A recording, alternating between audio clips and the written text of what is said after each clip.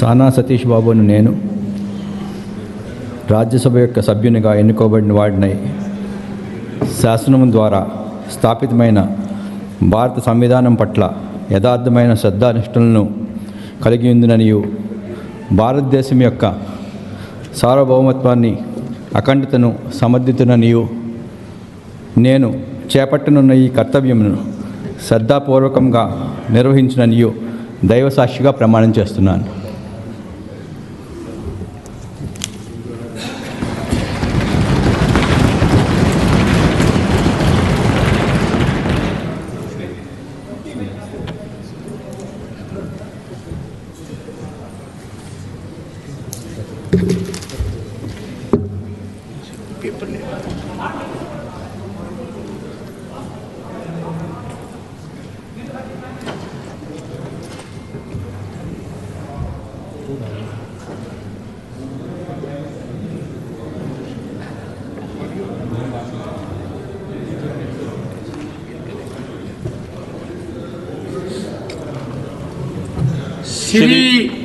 श्री मस्तान राव यादव बीड़ा,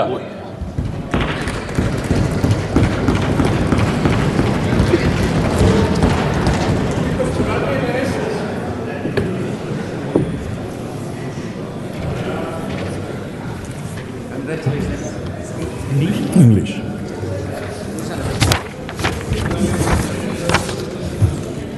I, Bida Mastan Rao Yadav, having been elected a member of the Council of States, do swear in the name of God that I will bear true faith and allegiance to the Constitution of India as by law established, that I will uphold the sovereignty and integrity of India, and that I will faithfully discharge the duty upon which I am about to enter.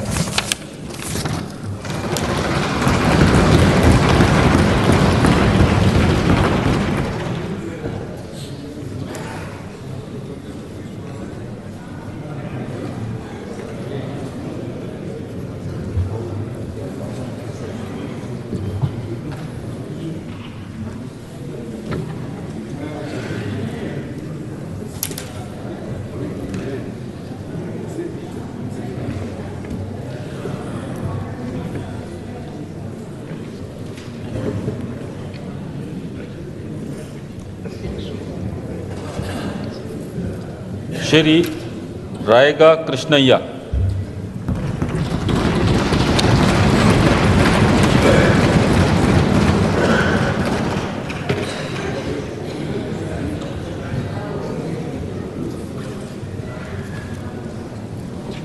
He is my friend, sir, who has been snatched away, sir. This will not go on record.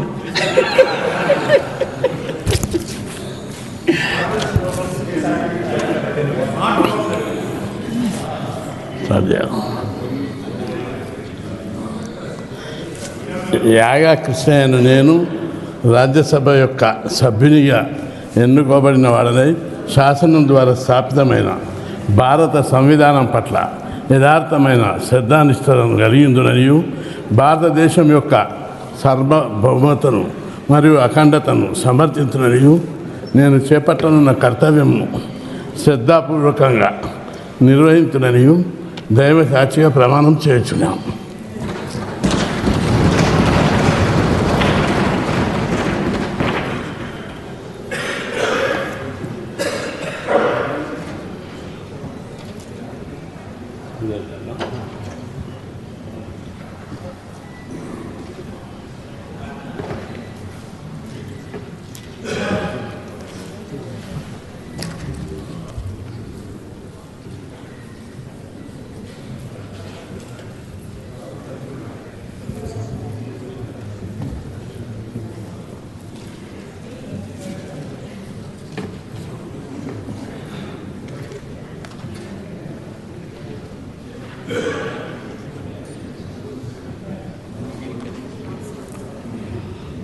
Haryana Shrimati Rekha Sharma,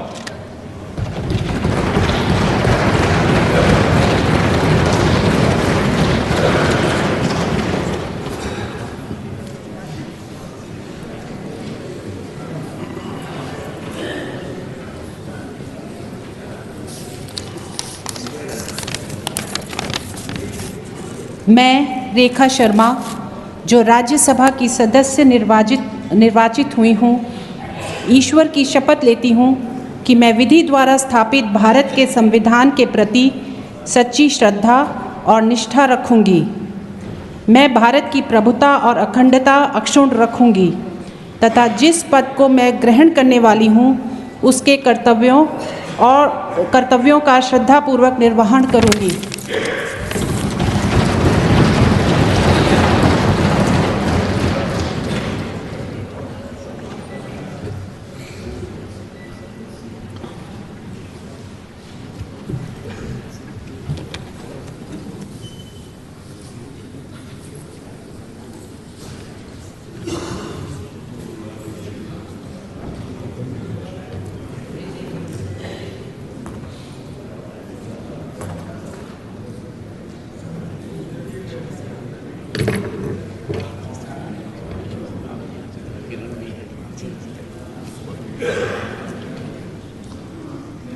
Odisha Shri Sujit Kumar.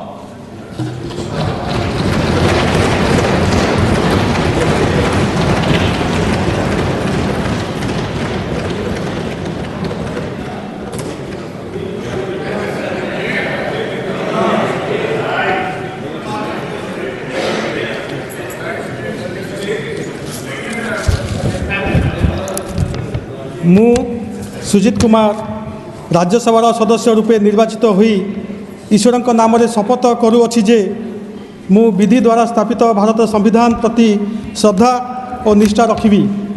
मु भारतर सार्वभौमत्व और अखंडता अक्षुण्ण रखिबी एवं मु जो पद ग्रहण करने को जाऊँगी ताहार कर्तव्य श्रद्धापूर्वक निर्वाह करी। जय जगन्नाथ, जय हिंद।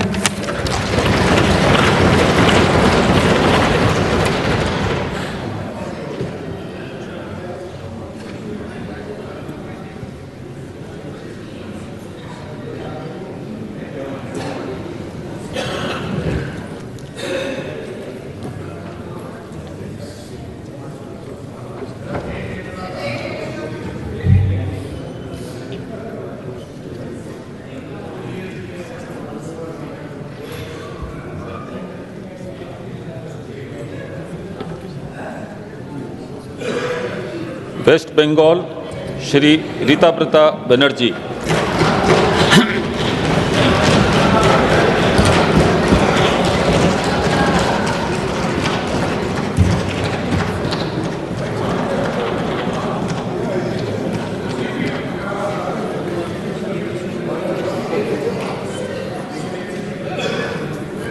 আমি ঋতব্রত ব্যানার্জি রাজ্যসভায় সদস্য নির্বাচিত হইয়া সত্যনিষ্ঠার সহিত প্রতিজ্ঞা করিতেছি যে বিধি দ্বারা স্থাপিত ভারতের সংবিধানের প্রতি আমি অকৃত্রিম নিষ্ঠা ও আনুগত্য পোষণ করিব। আমি ভারতের সার্বভৌমত্ব ও অখণ্ডতা রক্ষা করিব এবং যে কর্তব্যভার আমি গ্রহণ করিতে উদ্যত হইয়াছি তাহা নিষ্ঠাপূর্বক নির্বাহ করিব। জয় Bangla.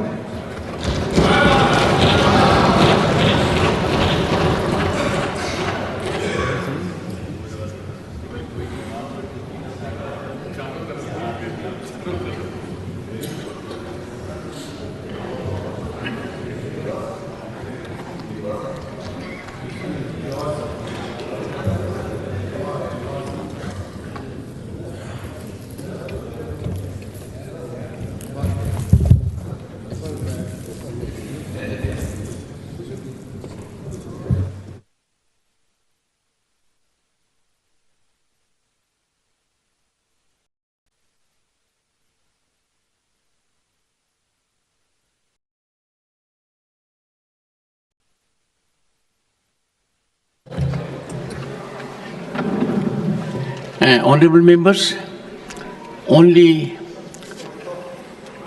the text of the oath spoken will go on record. Obituary references. Honorable members, I refer with profound sorrow to the passing away of former members of this august house, Shri Gopal Vyas and Dr. K. Malai Sami. Shri Gopal Vyas passed away on the 7th of November 2024. He served as a member of this House, representing the state of Chhattisgarh from 2006 to 2012. Born on 15th February 1932 in Nagpur district of Rajasthan, Nagaur district of Rajasthan, Shri Gopal Vyas was an electrical engineer by profession and played a key role in the expansion of Bhilai steel plant, Chhattisgarh. He also practiced as an advocate for a brief time at Raipur. Shri Vyas is also remembered for his contributions to the scholarly world through his numerous articles as well as the well-received book Sansad Ke Jharoke Se, published in 2010. In the passing away of Shri Gopal Vyas, the country has lost a passionate engineer, a prolific writer, and an able parliamentarian. Dr. K. Malaisamy passed away on the 6th of November 2024. He served as a member of this House, representing the state of Tamil Nadu from 2004 to 2010. Born on 1st June 1937 in Shivganga district of Tamil Nadu, Shri Malaisamy served in the prestigious Indian administrative service for over 3 decades and held several important offices, including that of Home Secretary, Government of Tamil Nadu, and State Election Commissioner of Tamil Nadu. Shri Malaisamy also served as a member of the 13th Lok Sabha, 1999 to 2004. Known for his oratorical skills, Shri Malaisamy's speeches were well received and highly praised. So is his contribution to Tamil literature. He has also authored a few books. In the passing away of Dr. K. Malaisamy, the country has lost an able administrator, an excellent orator, and an able parliamentarian. We deeply mourn the passing away of Shri Gopal Vyas and Dr. K. Malaisamy. We'll observe silence for a minute.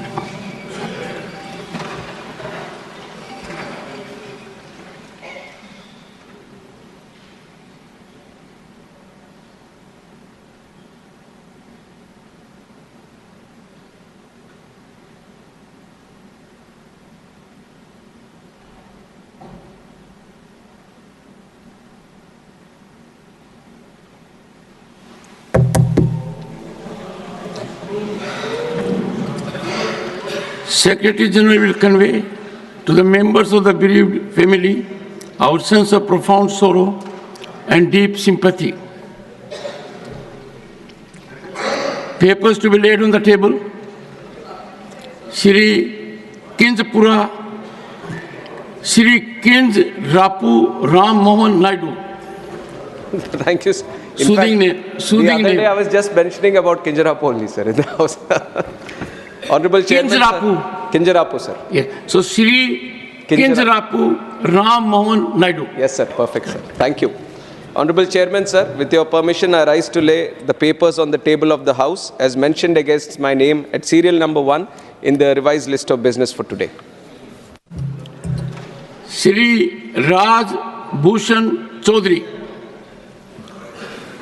आदरणीय सभापति महोदय, मैं आपकी अनुमति से आज की कार्यसूची की क्रम संख्या 2 पर अपने सहकर्मी श्रीपद नायक जी के नाम के सामने सूचीबद्ध दस्तावेजों को सदन के पटल पर रखता हूं। Shri Kiran Rijiju. Sir, on behalf of my colleague Srimati Shobha Karanlaje, I rise to lay on the papers on the table of the House mentioned against her name at serial number 3 in today's list of business. Shri Satish Chandra Dubey. माननीय सभापति महोदय, आपकी अनुमति से मैं आज की कार्यवाही में मेरे नाम के सामने क्रम संख्या 4 पर उल्लिखित कागजातों को सभा पटल पर रखता हूं। Shri Sanjay Seth. With your kind permission, I rise to lay on the table of the House a copy of English and Hindi each of the papers mentioned against my name at serial number 5 in today's list of business. Shri Tokhan Sahu. माननीय सभापति महोदय, आपकी अनुमति से मैं आज की कार्यसूची में क्रम संख्या 6 पर मेरे नाम के समक्ष सूचीबद्ध कागजों की एक प्रति हिंदी व अंग्रेजी सभा पटल पर रखता हूं। श्री राजभूषण चौधरी। आदरणीय सभापति महोदय, मैं आज की कार्य व्यवहार की सूची के क्रम संख्या 7 में अपने नाम के सामने उल्लिखित कागजात सभा पटल पर रखता हूं। श्री मुरलीधर मोहोल। माननीय सभापति महोदय, मैं आपकी अनुमति से आज की कार्यसूची में क्रम संख्या 8 पर मेरे नाम के सामने उल्लिखित कागजात सदन के पटल पर रखता हूं। Laying of CAG report, Shri Satish Chandra Dubey. आदरणीय सभापति महोदय, मैं आपकी अनुमति से मैं आज की कार्यवाही में मेरे सहयोगी माननीय पंकज चौधरी जी वित्त राज्य मंत्री के नाम के सम्मुख उल्लिखित कागजातों को सभा पटल पर रखता हूं। Reports of the department related parliamentary standing committee on chemicals and fertilizers, Shri Akhilesh Prasad Singh. With your permission, sir, I rise to lay the Hindi and English versions of the 6 action taken statements of the Standing Committee on Chemical and Fertilizers as listed against my name at serial number 4 in today's list of business. Statements of the department related parliamentary standing committee on chemicals and fertilizers, Shri Akhilesh Prasad Singh. Sir, I lay the papers on the... Statements of the department related parliamentary standing committee on coal, mines and steel, Shri Deepak Prakash. Each of the final action taken statement on the 32nd, 33rd, 34th, 35th, 41st, 42nd, 43rd, 44th and 45th action taken reports, Hindi and English version of the Standing Committee on Coal, Mines and as listed against my name in today's list of business. Reports of the department related parliamentary standing committee on consumer affairs, food and public distribution, Shrimati Ranjit Ranjan. धन्यवाद अध्यक्ष जी, मैं आपके माध्यम से मैं आज की कार्यसूची में मेरे नाम के समक्ष यथा सूचीबद्ध उपभोक्ता मामले, खाद्य और सार्वजनिक वितरण संबंधी स्थायी समिति के 5वें और 6ठे प्रतिवेदनों की एक प्रति अंग्रेजी और हिंदी संस्करण सभा पटल पर रखती हूँ। Reports of the department related parliamentary standing committee on labor, textiles and skill development, Shri Naresh Bansal. माननीय सभापति जी, मैं आपकी अनुमति से श्रम, वस्त्र, कौशल विकास संबंधी संसदीय स्थायी समिति के श्रम और रोजगार मंत्रालय के अनुदान मांगे 24-25 के संबंध में पहला प्रतिवेदन, वस्त्र मंत्रालय की अनुदान मांगे 24-25 के संबंध में दूसरा प्रतिवेदन और कौशल विकास और उद्यमता मंत्रालय की अनुदान मांगे 24-25 के संबंध में तीसरा प्रतिवेदन हिंदी और अंग्रेजी में एक प्रति सदन के पटल पर रखता हूँ। Honorable members, I have to inform members that a communication has been received from Shri Sibu Soren, member stating that he is unable to attend the sittings of the current 266th session of Rajya Sabha from 25th November to 20th December 2024 due to medical ground. Does he have the permission of the House for remaining absent from 25th November to 20th December 2024 during the current 266th session of the Rajya Sabha? Permission to remain absent is granted. We wish him well, speedy recovery. Honorable members, I have received 2 notices under Rule 267. As the House had already decided that these 2 days will be devoted for discussion on Constitution, I appeal to the members not to press them. Thank you. Honorable members, today we commence a 2-day commemoration of a defining moment in our nation's history, the 75th anniversary of our Constitution's adoption on November 26, 1949. This milestone invites us not to just celebrate, but to deeply reflect on our journey and chart our path forward. This Constitution has been the bedrock of the world's largest democracy, testament to the profound wisdom of its architects and the resilience of our democratic spirit. Let our deliberations in this House over the next 2 days reflect the gravity of this occasion. May our discussions strengthen the bond between our parliamentary institutions that seek to serve 1.4 billion people, fructifying their expectations and aspirations. As we look ahead to 2047, when India marks centenary of its independence, let our debates illuminate the path forward towards our vision of Viksit Bharat. Now, Srimati Nirmala Sitharaman to raise the discussion on the glorious journey of 75 years of the Constitution of India.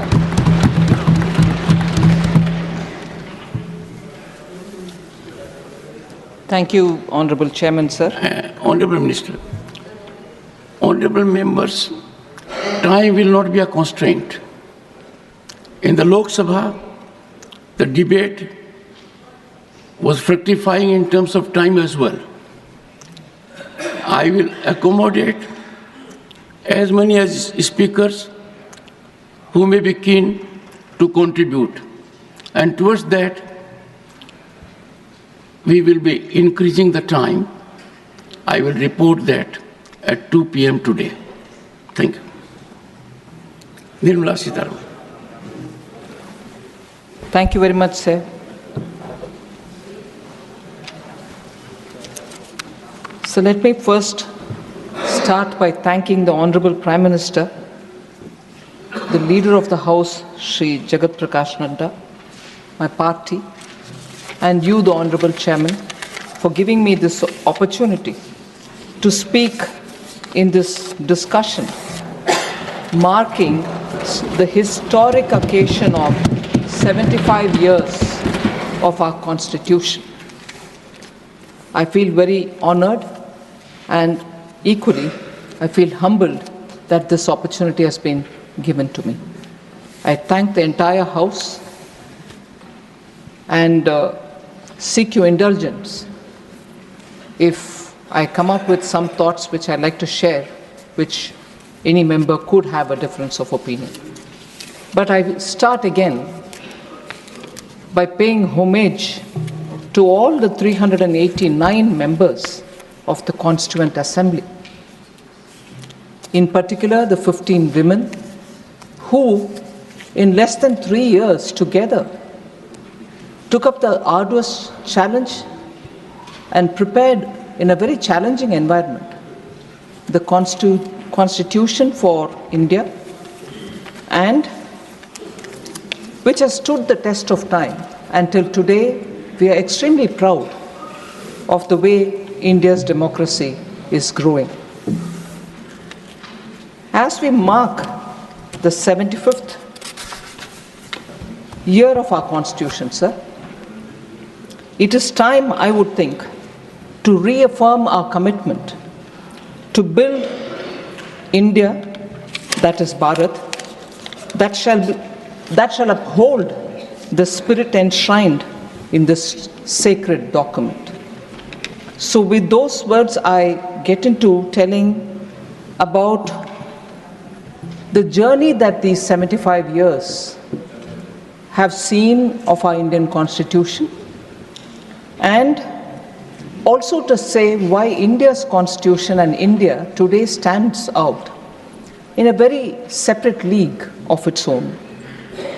Sir, let me just remind, and I'm sure very many members of this House will know, that post-Second World War, nearly 50 countries, in fact over 50 countries, had become independent and they had their constitution written, but many have changed their constitutions, not just amended them, but literally changed the entire feature of their constitution.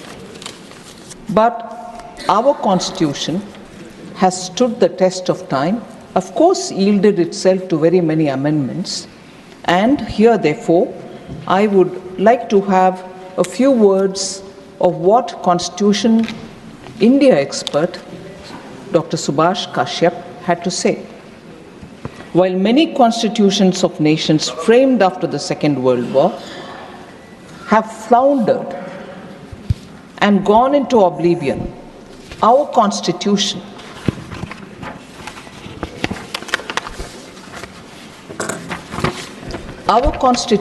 successfully faced many crises and survived. This itself is evidence of its resilience, dynamism, and growth potential.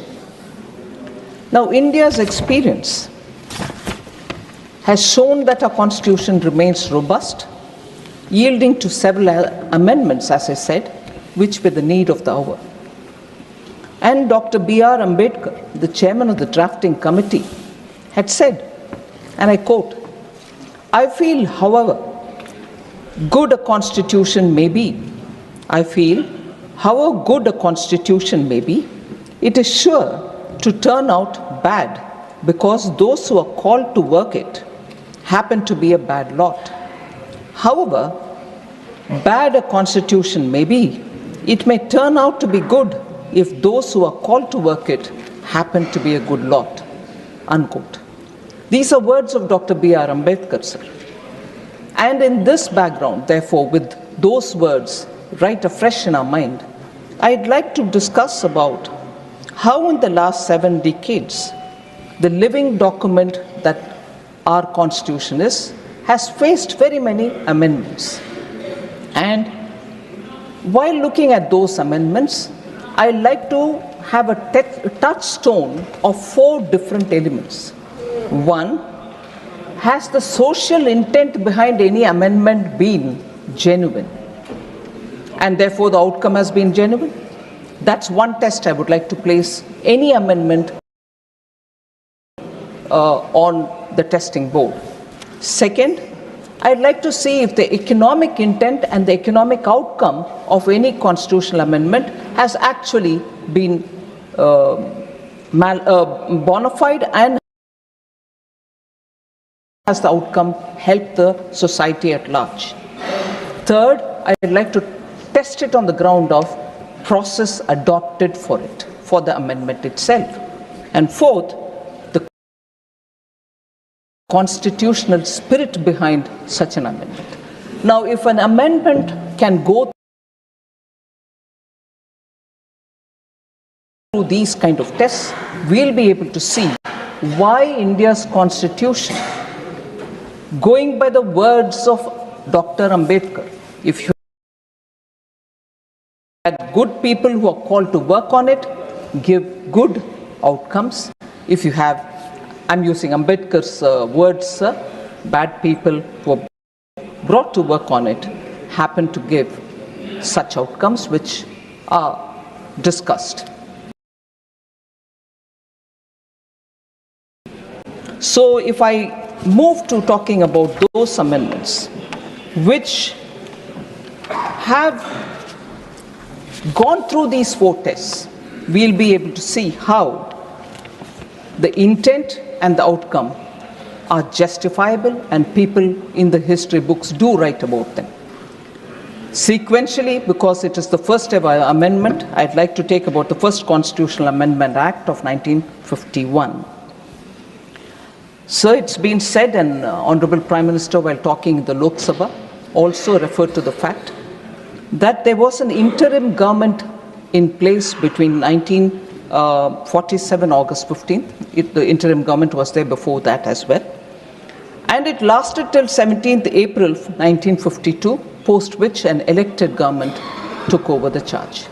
But during 1951, when the amendment for the first Constitutional Amendment Act was passed, it was an interim government and not elected government of India post 1947.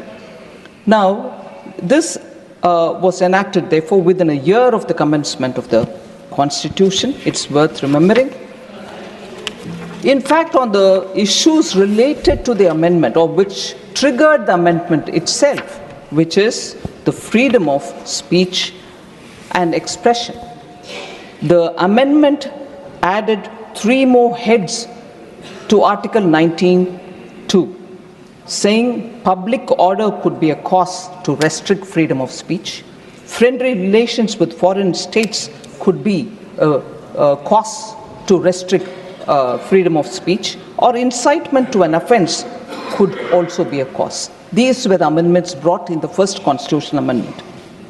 Sir, the Supreme Court of India, even in 1950, 1 year before this amendment, had passed 2 landmark judgments that paved the way for freedom of press under Article 19(1)(a). The Supreme Court had ruled in favor of the communist magazine Crossroads, and the RSS's organizational magazine Organizer. The Supreme Court had ruled in favor of them in 1950. Many high courts also upheld the freedom of expression of our citizens and ruled in their favor.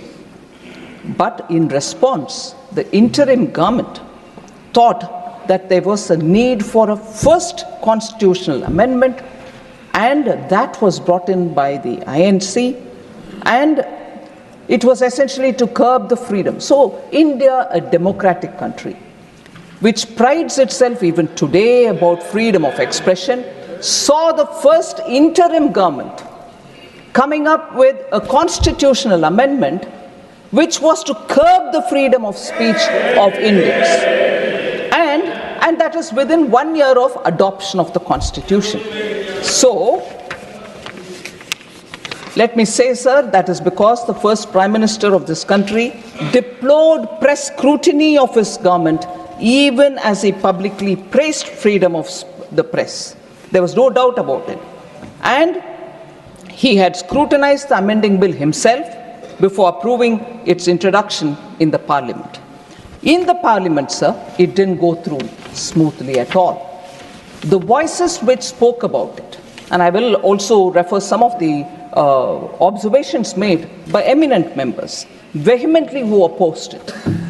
Sri Shyama Prasad Mukherjee said, you can pass a law, I'm quoting, sir, you can pass a law and say that the entire task of framing, interpreting, and working the Constitution will be left in the hands of Pandit Jawaharlal Nehru, assisted by such people whom he may desire to consult.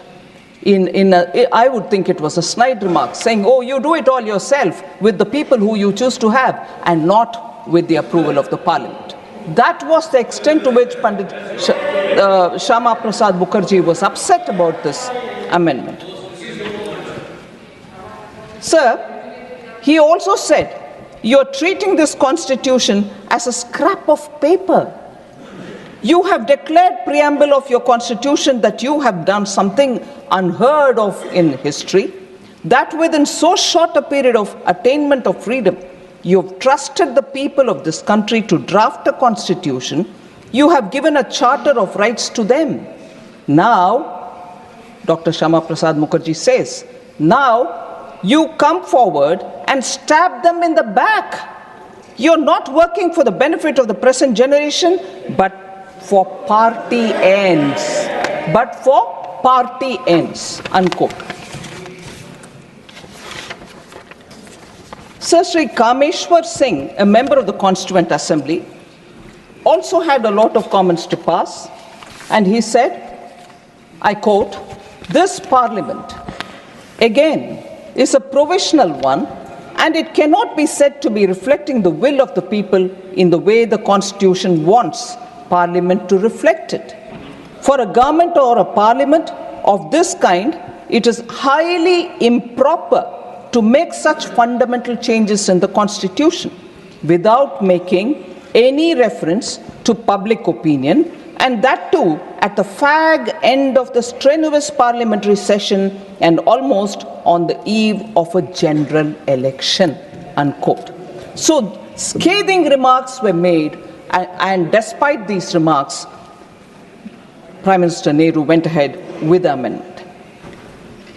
Kameshwar Singh again goes about to say, do they not show, I quote, do they not show utter disregard for the Constitution when they attempt to amend amend it simply because some of the laws have been criticized and found invalid by the judiciary. Today we hear comments from the Indian National Congress about how the current government is questioning the judiciary. This comment coming from a member of the Constituent Assembly itself says, prior to the First Amendment to the Constitution, which curtailed freedom of expression. The Prime Minister, he furthers, the Prime Minister, I'm constrained to say, that is Sri Kameshwar Singh, the Prime Minister, I'm constrained to say, is creating a bad precedent by sowing the seed of executive despotism, and playing with the supremacy of the Constitution for party advantages, unquote. So there was no doubt this amendment was more raised for the sake of the party or the Prime Minister and the government's image, rather than assuring what the Constituent Assembly had suggested as the Constitution which was going to be adopted. An amendment bill was passed, the Press Objectionable Matter Act, on 23rd October 1951. We know, therefore, the amendment, the intent, the four tests that I was talking about: social impact and intent, economic impact and intent, the constitutional spirit, and the process adopted for the amendment, all of which are questionable, but nevertheless that amendment was undertaken, and we heard how that amendment till today affects the freedom of speech of this country. Now, it is not as if this 1951 amendment happened all in a sudden. Prior to the amendment and post the amendment, we've had recorded action taken by those government that day, that particular government, in curtailing the freedom of speech. So the act was just waiting to happen, because even before it they started it, and even after that they were continuing. What are the examples, sir? Majrooh Sultanpuri and Balraj Sahani were both jailed in 1949 itself. For what mistakes, sir? During one of the meetings organized for the mill workers in 1949, Majrooh Sultanpuri recited a poem that was written against Jawaharlal Nehru, and therefore he had to go to the jail. Sir, he refused to render an apology for the same and was jailed therefore in 1949 along with Balraj Sahni, eminent actor of those days. So that is the level of tolerance, and today we hold our constitution in our hand, go about it and say freedom of speech. There is sense of fear in the country. Majrooh Sultanpuri didn't feel it, Balraj Sahni didn't feel it, but the history repeats when it comes to the Congress party. Sir, Congress's record of curtailing freedom of speech didn't confine it with these two people.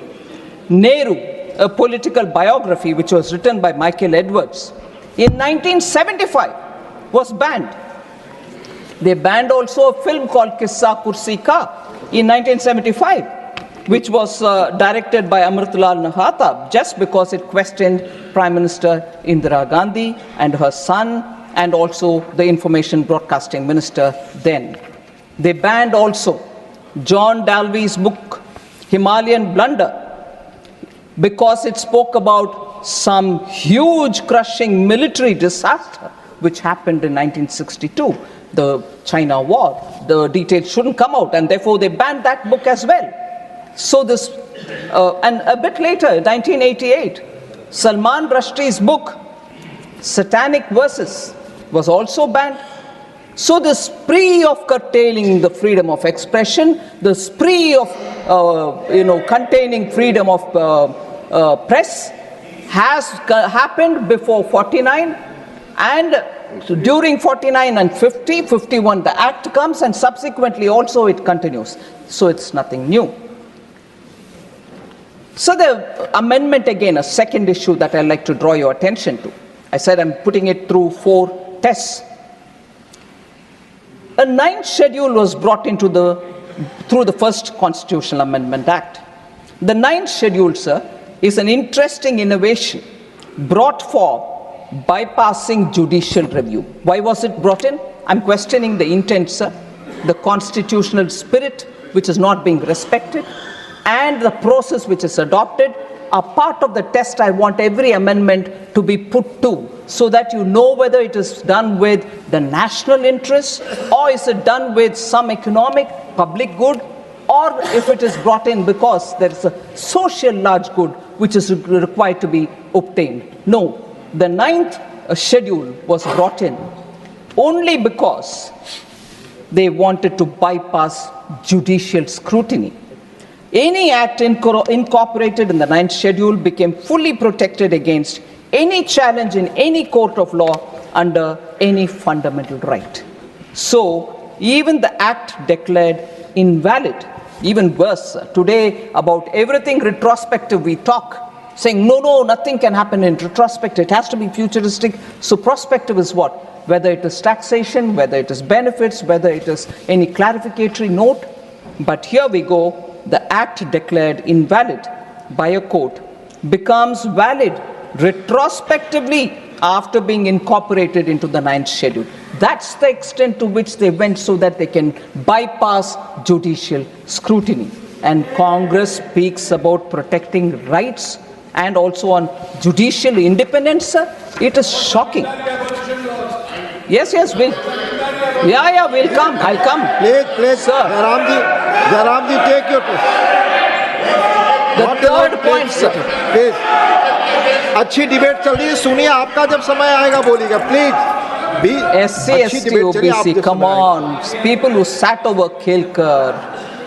Sir, the next instance which I would like to put through is amendment being enacted to, again, the judiciary was held in contempt. They had to be committed judiciary, or else they were not respected at all. Another example, sir. Constitutional amendment was brought in to nullify a judgment that arose in the case of Mrs. Indira Gandhi versus Raj Narayan, wherein the order of the Allahabad High Court setting aside the election of Indira Gandhi was challenged. So, during the pendency of this case in the Supreme Court, the Congress party enacted the 39th Constitutional Amendment Act in 1975. Again, earlier there is a Supreme Court and many other high courts have given clearance, but even then we'll curb freedom of speech, 1951, the First Amendment. Here, a case is pending. Mrs. Indira Gandhi's case is being heard in the court, Allahabad High Court. But no, we are in a hurry. What if the court comes against me? So I come up with a amendment, 39th Constitutional Amendment Act, 1975. Again, valid retrospectively, which added Article 392A to the Constitution. What did it say? It said elections to the President, Vice President, Prime Minister and Lok Sabha Speaker cannot be challenged in any court in the country, and it can be done only before a parliamentary committee. Imagine the extent to which, for a person to save her chair, इसीलिए किस्सा कुर्सी का was banned. कुर्सी बचाने के लिए court का verdict आने से पहले ही हम जाकर के अमेंडमेंट करेंगे पार्लियामेंट में. यही है इनके इतने दूर तक जाने वाले विषय, कानून को दुरुपयोग करना, कॉन्स्टिट्यूशनल अमेंडमेंट करवाना देश के हित में नहीं है, प्रोसेस सही नहीं होता, इससे आर्थिक सुधार कुछ होने वाले नहीं है या सामाजिक सुधार भी कुछ होने वाले नहीं है, व्यक्तिगत और परिवारवाद के लिए ही अमेंडमेंट हुआ है. सर, मैं दूसरी और एक उदाहरण देना चाहती हूँ. एक और उदाहरण देना चाहती हूं जिससे सामाजिक सुधार के लिए अगर कोर्ट से एक ऑर्डर आता है उसको भी, क्योंकि हमारे राजनीति के लिए वो उचित नहीं है, इसीलिए सामाजिक न्याय दिलाने वाले कोर्ट के आदेश के खिलाफ आकर के अमेंडमेंट कानून को करते हो हाउस में. इससे बढ़िया उदाहरण नहीं मिलेगा सर शाहबानू बेगम केस में, जहां सुप्रीम कोर्ट ने उस महिला को न्याय दिलाने के लिए एलिमनी देने के लिए, डाइवर्स के बाद जो पैसा मिलना चाहिए वो दिलाने के लिए कोर्ट से जो आदेश आए, the Congress party passed the Muslim Women Protection of Rights on Divorce Act 1986, which denied, it's very important, it denied Muslim women their right to alimony. सामाजिक न्याय, महिला के लिए न्याय मिलना नहीं चाहिए, चाहे वो कोर्ट में से आता है या कुछ और जगह से आता है, हम कानून से उनको नकार देंगे। महिला सम्मान नारी शक्ति बंधन अधिनियम ले आने वाले हमारे पार्टी इधर है। इस सदन में पहला कानून जो पास हुआ वो reservation for women sir, whereas the small benefit a widowed woman would have, a divorced Muslim woman would have got, was also defeated by this act. The constitutional amendment which the Congress party brought in 1986. So my test again, sir, neither samajik nyay, nor arthik nyay, nor the process, nor the constitutional spirit, nothing of this was respected. And each time the Congress brazenly, only to help the family, the dynasty, kept amending the constitution, and this is how far they went, even if it affects any particular women who desperately needed the benefit. Sir, I'll come again to one more, the emergency, where that one important touchstone, the process, was completely violated. On 18th December 1976, the then President gave his assent to the Constitution 42nd Amendment Act. During the emergency, when the term of the Lok Sabha was extended without proper justification, they invoked the law to say Parliament has to be in session for 5 years, but we needed to have one extra year, so the act was extended. The Lok Sabha term was extended. And in that extended term, when the entire opposition was put to jail, there was nobody there, and entire opposition was in the jail, then comes constitutional amendment, sir. The process, the touchstone that we need to have, is the process valid? That was a total invalidated process, and therefore I would think this is a blatant abuse which the country majorly agreed on. Sir, only 5 members opposed the bill in the Lok Sabha. There was none in the opposition in the Rajya Sabha to oppose it. Imagine, constitutional amendment being passed, entire opposition in the jail. In the Lok Sabha, only 5 people are there to oppose it, even some coming from their own party. And at the Rajya Sabha, no opposition. But constitutional amendment changing the preamble itself happens. The alteration of the preamble to include socialist and secular highlights the disrespect and disregard the Congress has for constitutional processes, principles, and institutions. Sir, the amendments were not about strengthening democracy, sir, but protecting those in power. Again, the process is used for strengthening the family. Sir, Baba Saheb Ambedkar had argued, and I quote, talking about whether the word secularism, talking about whether the word socialism should be included in the constitution. Baba Saheb Ambedkar argued, I quote, I do not see therefore why the constitution should tie down the people to live in a particular form and not leave it to the people themselves to decide it for themselves, unquote. And therefore, in the original constitution, the word socialism was not there, as much as the word secularism. So 21 MPs, all opposition, belonging to all opposition parties, were held in jail.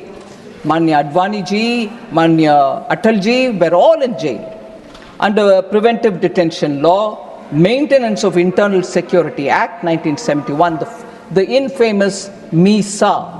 And I know of political leaders who have chosen to have their children named after MISA to remember those black days.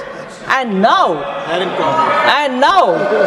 they wouldn't even mind having alliance with them. Sir, all these together turned the Constitution into a qualitatively different text from what it was originally as adopted in November 26. So I'd just like to come here for one observation. Opposition member, respected Jairam Rameshji, refers to the work of Granville Austin with a left-handed compliment saying, we read it, but does anyone in the ruling party read it? Sir, and he says, masterly book, yes, masterly book. He tells the full story of the amendment carried out till 1980. So I'm starting from 51, and I'm also going on that journey, talking about amendments, their purpose, their intent, their process. Now, since Jairam Ramesh has mentioned it, and there is some Granville Austin's line that I like to quote back to him. Sir, emergency, 42nd Amendment Act, the landmark Keshwananda Bharati case of 1973, the basic structure, doctrine, whole lot of things. In the words of that masterly Granville Austin, I quote, sir, the important constitutional development of the emergency, other than its very imposition, was the enactment of the 42nd Amendment. Austin says this. And he further says, coming in November 1976, the amendment demonstrates the progression of the Prime Minister, referring to Mrs. Indira Gandhi. I really quote again.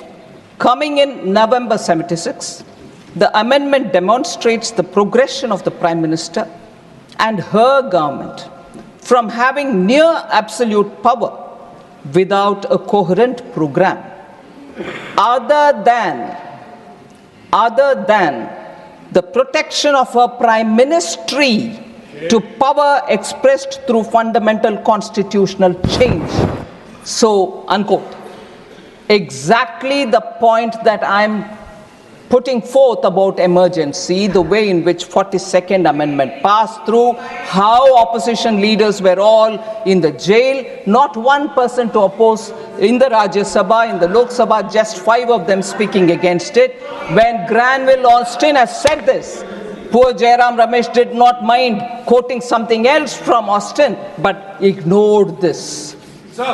Point proves. So the selective. Please आप बैठ जाएं। माननीय शक्ति सिंह जी, आप जगह लें please.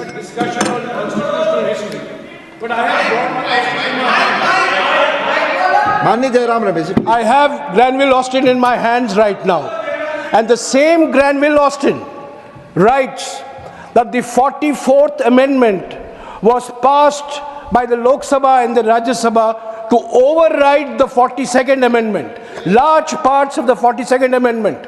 And who voted on the 7th of December 1978 to repeal parts of the 42nd Amendment? It was Indira Gandhi herself. So Indira Gandhi in 1978 voted to repeal the parts of the 42nd Amendment which she realized had resulted in her electoral loss. So it's not, don't read selectively. Thank you, Jairam Ramesh. Please, now Honorable Minister. Thank you, sir. Please. Thank you, sir. You have responded. You have responded, please. 1978.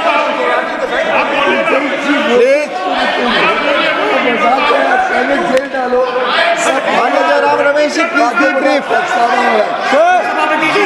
Maanyo Jairam Ramesh ji, please be brief. Sir, मैं आदरणीय रमेश जी का ज्ञानवर्धन करना चाहता हूं कि 1978 में Morarji Desai was the Prime Minister.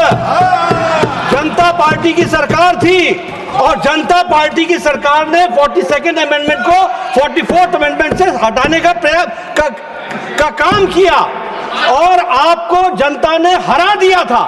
Shrimati Indira Gandhi was no more the Prime Minister, and when she was the Prime Minister, तब उन्होंने हर तरीके से प्रजातंत्र को रोकने का, गला घोटने का काम श्रीमती गांधी ने किया था। जयराम जी प्लीज, मुझे सुना नहीं, मुझे ठीक तरीके से उन्होंने सुना नहीं। मैंने कहा था 44th अमेंडमेंट आया 1978 में, मोरारजी भाई प्रधानमंत्री थे और 6 दिसंबर 1978 में लोकसभा में इंदिरा गांधी जी ने वोट किया 44th अमेंडमेंट के लिए। यही तो मैंने कहा था। ऑनरेबल मिनिस्टर प्लीज, माननीय मंत्री जी, सिर्फ माननीय मंत्री जी की बात रिकॉर्ड पे जाएगी please. Thank you very much, sir, and I fully accept Jairam Ramesh's observation. Obviously, Leader of the House was right in saying Morarji Desai was the Prime Minister, and during the voting, Srimati Indira Gandhi had said that, and she supported the changes in the changes to the 42nd Amendment. Very well. But the idea that I have right from the beginning said is, Der Aya Durust Aya is what the Hindi language gives me, but the fact remains, and I'm glad that she changed her mind. It was such an improper thing to do during an extended tenure of the parliament, and an improper thing, even worse, to do, putting the opposition and then seeking a constitutional amendment. So at least in 78, after a massive defeat, which of course later she overturned and won the election and came, that's a process, that's the electoral process. That is the electoral process, and electoral process does teach lessons.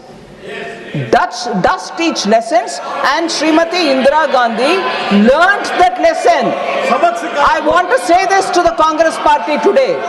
Srimati Indira Gandhi learned the lesson, and I'm happy Jairam Ramesh says that she stood up to support the amendment Morarji Desai and his government was bringing. But today's Congress, sir, I'll come to that.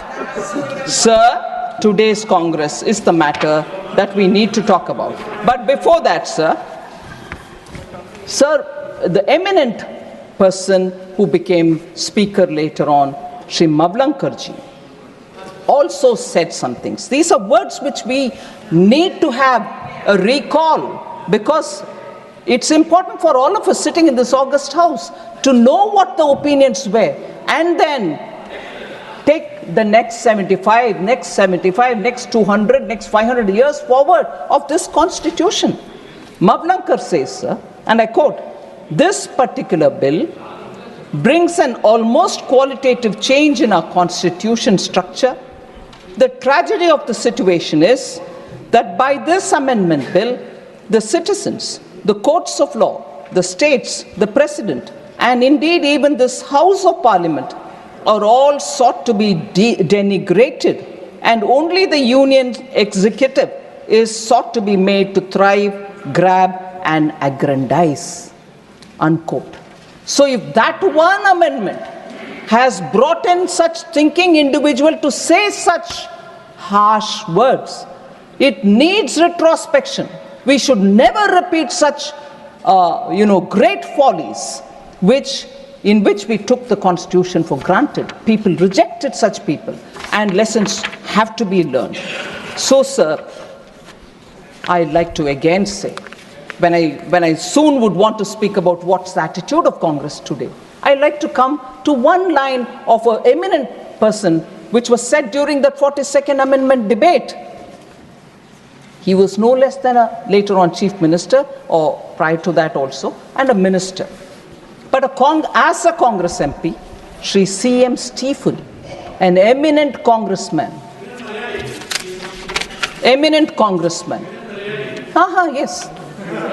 Yes, it might be useful to remember that also. I'll read the quote. It might be useful further.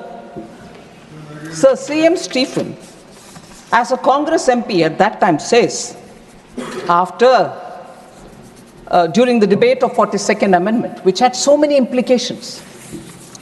So it brings me the shivers to read this line, but I'm reading it because we should know how we speak. Quote, sir, I quote, "Now the power of this parliament, through the 42nd Amendment that is declared to be out of bounds for any court." Shame. He says this. Now the power of this parliament is declared to be out of bounds for any court. It is left to the courts whether they should defy it. He continues, "I do not know whether they will have the temerity to do that. But if they do, that will be a bad day for the judiciary. The committee of the House is sitting with regard to the inquiry into the conduct of judges. We have got our methods, our machinery." Unquote. Sir, imagine if today one of our MPs would say, anywhere, would say this and say the temerity of the judges, the courts, but no, what we hear from Congress today, oh, you are undermining institutions, you have no respect to the Constitution, you that, you this. Look at this one statement, sir. And during emergency, passing the 42nd Amendment, the attitude of Gamand, the Gamandiya Gadbadhan, even today, but then they spoke that, passing the 42nd Amendment. The people of India didn't forgive this, and that's why they lost miserably. When she conceded to change the amendment, na? Sir, all right, don't beg for concessions like that. All right. Sir, what is today's INC, sir? In the budget session 2022, मैं ये गमंड बदला नहीं है, कम नहीं हुआ, उसको साबित करना चाहती हूँ. Budget session 2022, sir. I'm not taking the name of the Congress leader who's not in this house, but I'm sure this statement will obviously ring a bell to everybody. The judiciary, I quote, "The judiciary, the election commission, Pegasus, these are all instruments of destroying the voice of the Union of States," unquote. You heard CM Stephen then, and you just see the statements which are coming. Committed judiciary is what they wanted. The contempt for the judiciary and the constitutional bodies is not new now. And that term was used by one eminent congressman. And that eminent congressman, I'll take his name, sir, because I have to quote him, Shri Mohan Kumar Mangla. He had said that the government will appoint chief justices based on the government's assessment of their philosophy and outlook, telling the parliament in 1973, I quote, "Certainly, we as a government have a duty to take into consideration," I'm putting it in brackets, "certainly, we as a government have a duty to take the philosophy, the outlook of the judge in coming to the Constitution, in coming to the conclusion whether he should or should not lead the Supreme Court at this time." I repeat this quote, sir. "Certainly, we as a government have a duty to take the philosophy and the outlook of the judge in coming to the conclusion whether he should or should not lead the Supreme Court at this time," unquote.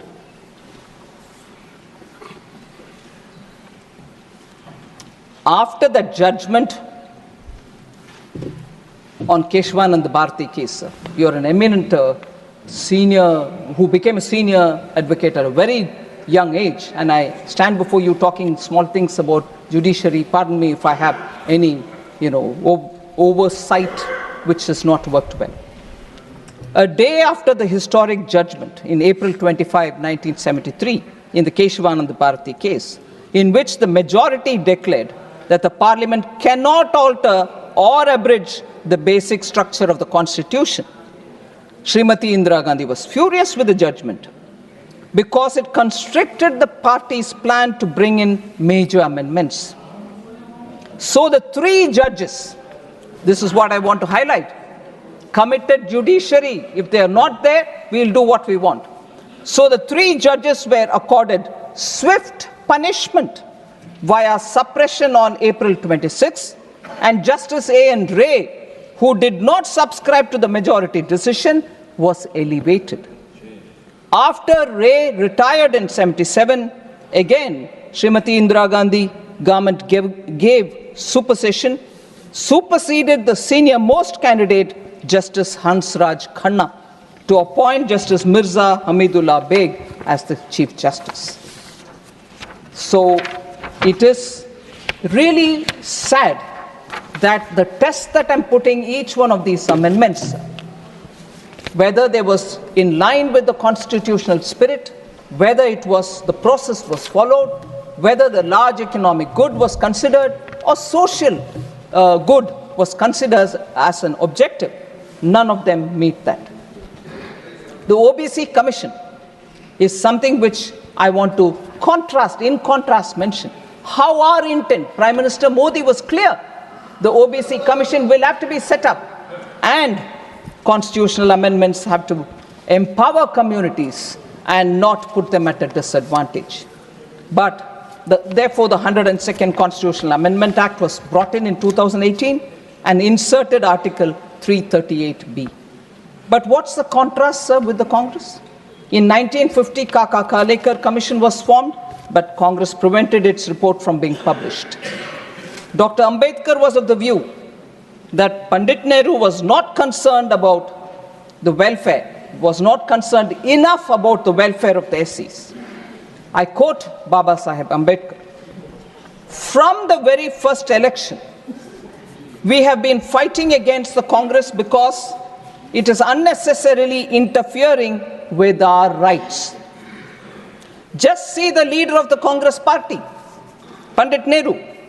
He has delivered 2,000 speeches during the last 20 years, but he has never spoken about the welfare of scheduled castes even once." This is Baba Saheb Ambedkar's words.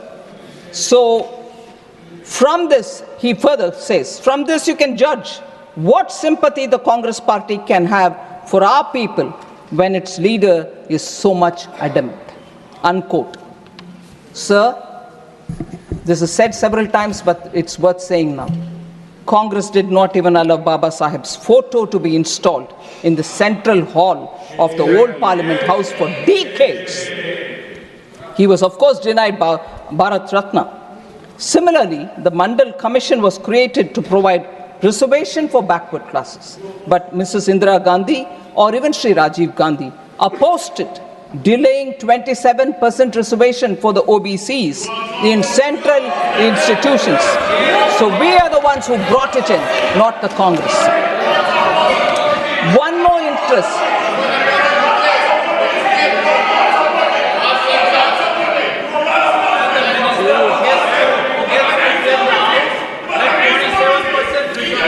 One more instance of how the GST, which was again a constitutional amendment which has to be brought in.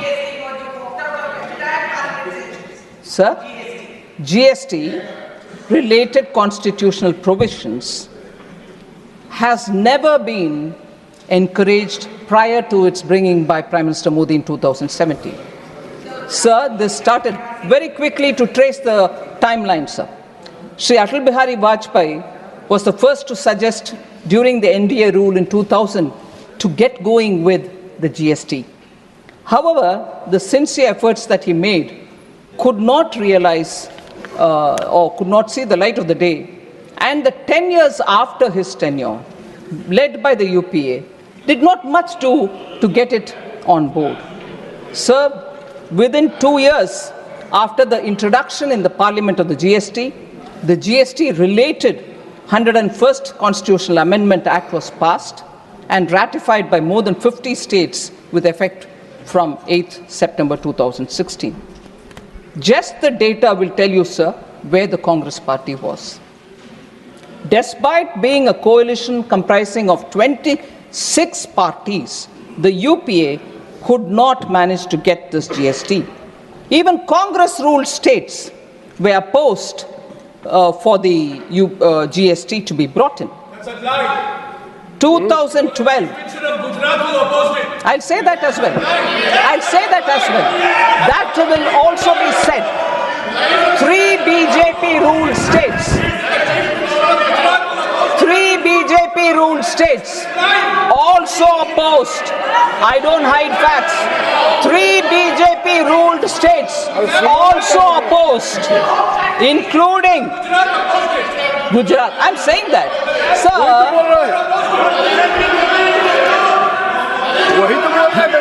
I'm saying it, sir. I'm saying it myself that Gujarat opposed it. I'm saying it myself. अरे नंबूत्री बात government को save नहीं कर पाया कांग्रेस से, आप क्या खड़े हो रहे हो? कम्युनिस्ट है, बैठ जाओ। Sir, 3 non-BJP ruled states, sir. So I don't. 3 non-BJP ruled states. I said about Gujarat, now I'm saying non-BJP ruled states, including Congress-ruled Maharashtra, opposed provisions of the UPA's GST. So if they want to first shout about Gujarat, I'm saying it myself. But please do shout about Maharashtra as well. No, they want to pretend they were all ready. They were not ready. Sir, Congress-led ruling UDF government, all right, in Kerala voiced severe concerns. Okay, sir, left front opposes, UDF opposes, Congress is part of the UDF, but no, they will never say that. One Gujarat is what they want to say. And I'll tell you why Gujarat had to oppose also. So, they could not bring the GST amendment. When we bring it, this is how they would like to shout about it. But I'm sorry, I'm not lying, sir. I'm sorry. I will have to demand a written apology from Shri Jairam Ramesh for accusing me of lying, which I never do. And whether it is parliamentary or unparliamentary, first of all, sir, the chair, I trust you will take care of that. But accusing me of lying is now very clear, runs in the Congress blood. Somebody had to go to the court to say sorry. When I was the defense minister, not only did they call Prime Minister Modi as a chore, but they kept calling me that I'm lying. And who had to go and apologize in the court? And now, I wouldn't mind seeing another member going and apologizing in the court, although the word said in the parliament is never taken to the court. Sir, all MPs in the House, when the GST was brought in, and this is also something which the Congress will have to gulp if they can. All MPs present in the House, including those of the Congress, had voted for the GST constitutional amendment, which was brought in by Prime Minister Modi. In fact,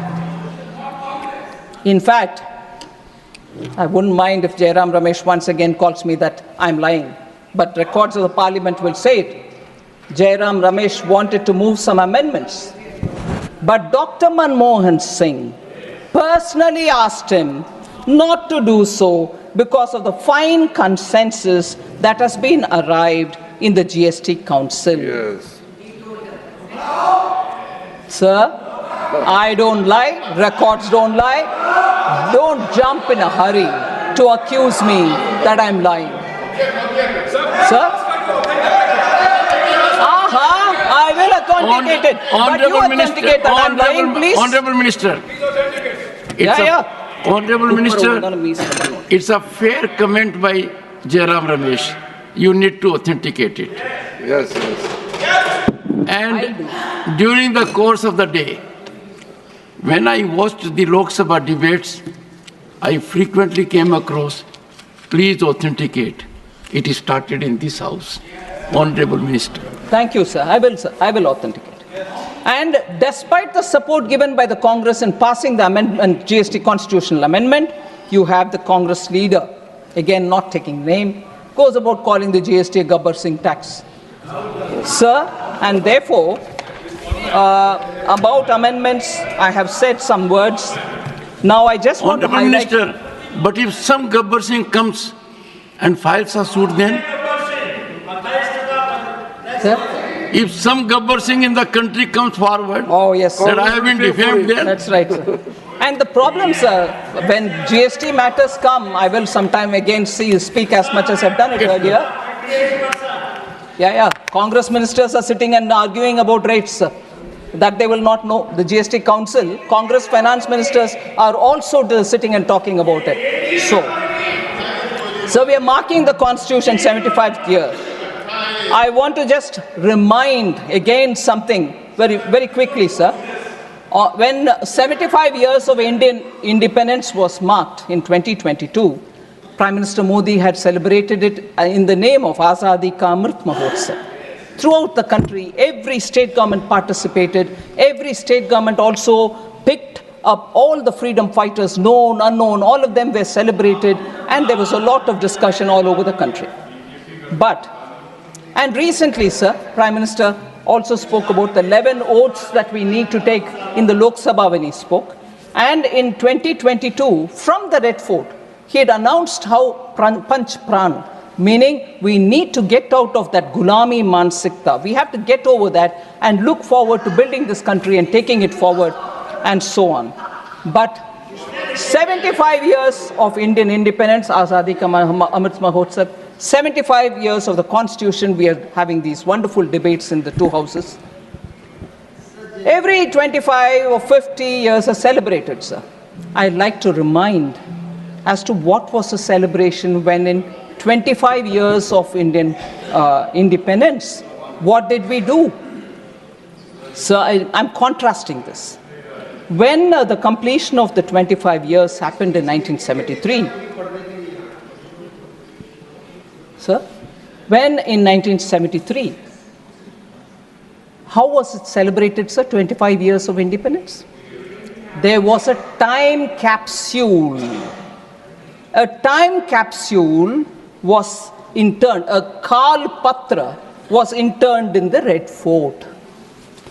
And at that time, the people were told, this time capsule will be seen only after 5,000 years.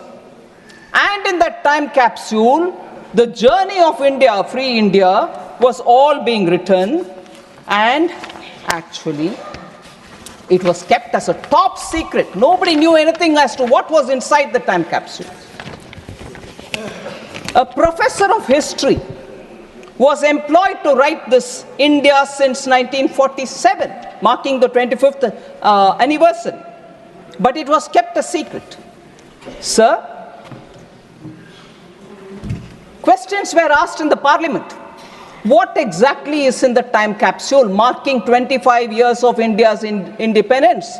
What actually went into that interned? It was a steel and copper made vacuum filled case into which the document was interned, and then it was put into the Red Fort. That one, sir, was kept a secret. When asked in the parliament, the then education minister apparently said,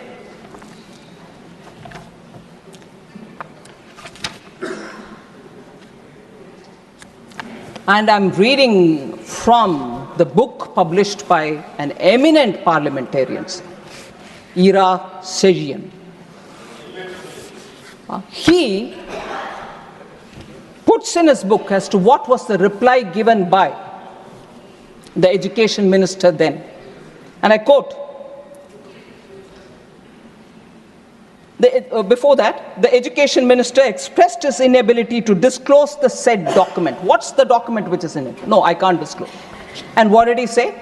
I quote, within the limitations of its compass, it was designed to preserve an authentic record of our time for posterity. Having regard to this concept, the question of contemporaneous publications or laying the text of the document on the table of the House does not arise, unquote. The education minister, while he put the time capsule to be preserved for 5,000 years, does not allow the parliament to know what was inside it. That is 1973, 2 years before the emergency was brought. This kind of an operation in stealth happened, marking 25 years of India's independence, and the parliament should not be informed. That was the line the education minister gives.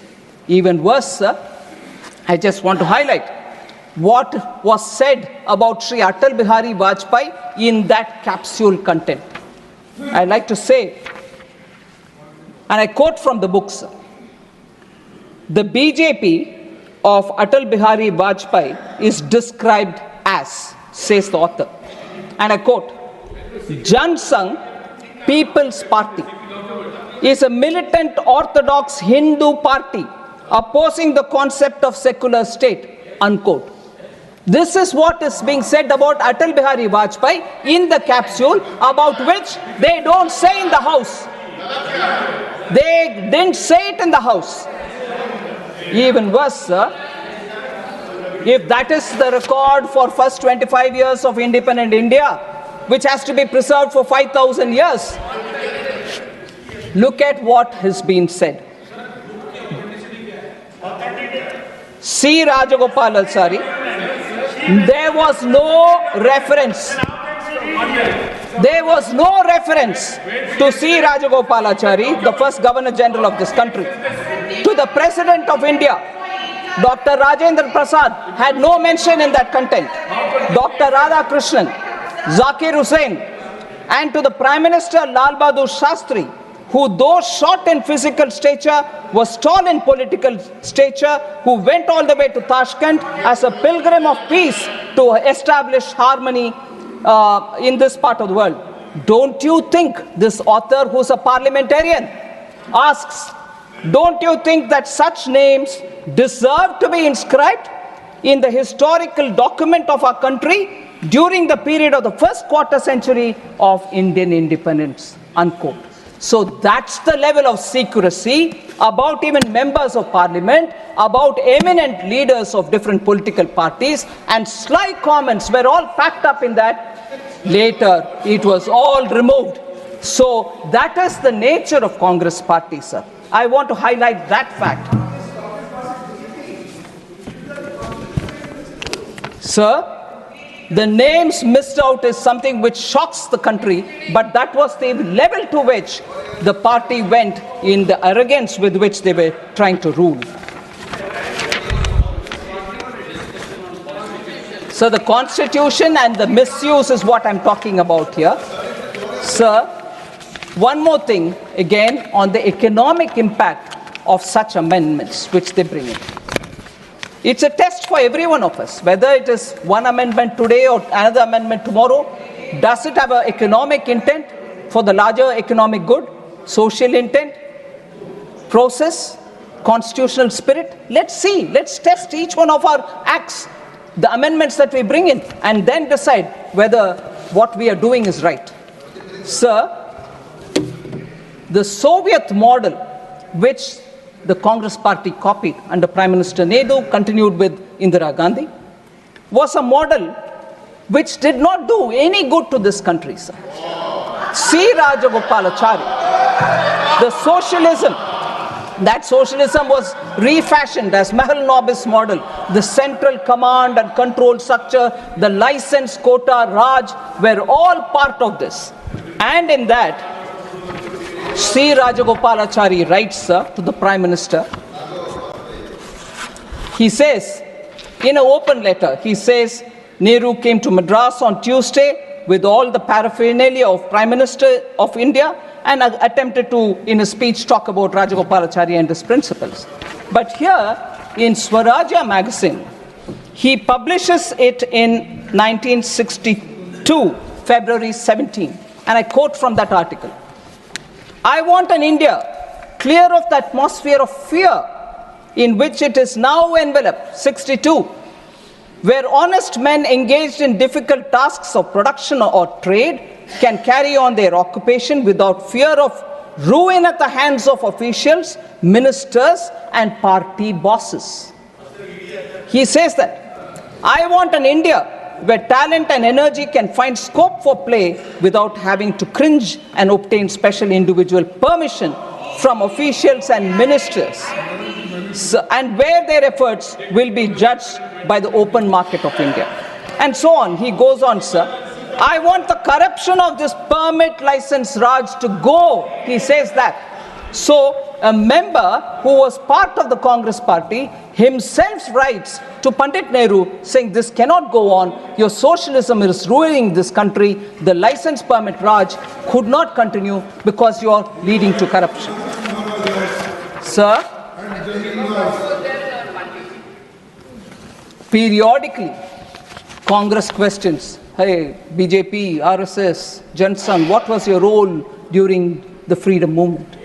We all know it and we've said it, but I want to ask the Congress, what is your role in the Arctic, India's economic freedom? What is India's economic growth? What is your effort in building economic strength of India? No wonder when we in 21 in our budget, if that is not true, sir, why in 1980 onwards the Congress party itself wants to dump license quota Raj, 91 they want to reform and then take the claim for it saying we are the ones we reformed. You didn't have to reform if it was so good. It was damaging the Indian economy and socialism was therefore brought into the Constitution's preamble through the 42nd Act only to Amendment Act, only to prove that they are doing right thing. Although that was not needed at all because the directive principle of state policy has enough and more. And that is where I want to bring this one particular important observation, sir. The Nehru Development Model written by Arvind Panagaria. Latest book. This will tell you, sir, from an academic perspective also, how the socialism, the control Raj, the license quota Raj of the Congress's 50 years of rule ruined our economy. Though the country did come to terms with its mistake and changed course in 1991, by then it had lost 4 precious decades. Moreover, the history built over these decades continued to haunt its development efforts even after the change of course. For one thing, the base income remained low. Given that the opportunity to grow rapidly had been missed in early decades. Therefore, even an acceleration in growth to 7 to 8% range on a sustained basis could not deliver genuine prosperity for another few decades. Moreover, 4 decades of patronage of socialist ideas and policies came to hardwire Indian politicians, bureaucrats, intellectuals, and even business people in ways that made a swift march to a market economy politically challenging. That's the reality of the policy of the Congress party, which they themselves came, we've reformed the country. They baggaged the country in 50 years, and later they wanted to claim that they are reforming and bringing prosperity to this country, which is not true. So therefore, sir, when Prime Minister Modi gives a call that Arctic, first of all, sir, with all this socialism, 42nd Amendment to changing the preamble, the much promised Garibi Hatao has not delivered by them. If it's not been delivered by them, what did that socialism do to us? So when Prime Minister Modi says Vikasit Bharat 2047, we all should have to work together to make sure that that is done with all of our responsibilities intact and such changes to the Constitution which they brought, which has only brought in decay for the Indian economy. I will not get into the details. Another paper from 2009, sir. Cato Institute Center for Global Liberty and Prosperity. Yeah, we are discussing the Constitution and the mistakes done by the Congress party, as a result of which the Indian economy is suffering, sir. Socialism kills. The human cost of delayed economic reform in India, sir. I'll authenticate this and give it to you to show how Congress party's attempts have only weakened the Indian economy. Sir, we changed that by clearly saying that the budget will now very clearly focus on the Indian economy, and as a result of which we will see a lot of economic growth. I'm not getting into the detail of the budget speech 2021, sir, paragraph 86. Those interested can see the thing. Sir, I'll come to this point about the Constituent Assembly, financial inclusion, economic justice. That is why I argued first, saying this declaration in the preamble, bringing socialism, was not warranted at all. There's enough and more said in the directive principle of state's policy. Directive principle of state policy is adequate for us to do all the social, economic justice related activity. But no, the Congress party was doing it for their political agenda rather than for the larger good.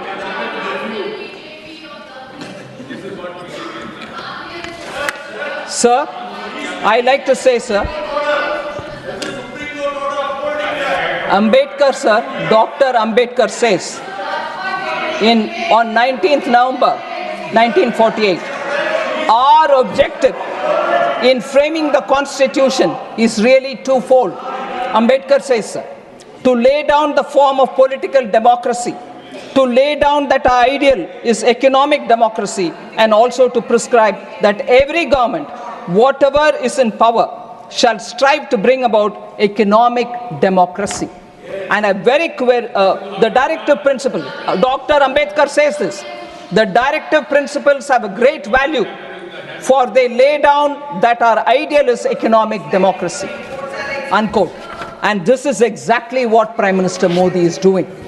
54 crore citizens who once had no means are now being given extraordinary connection to banking.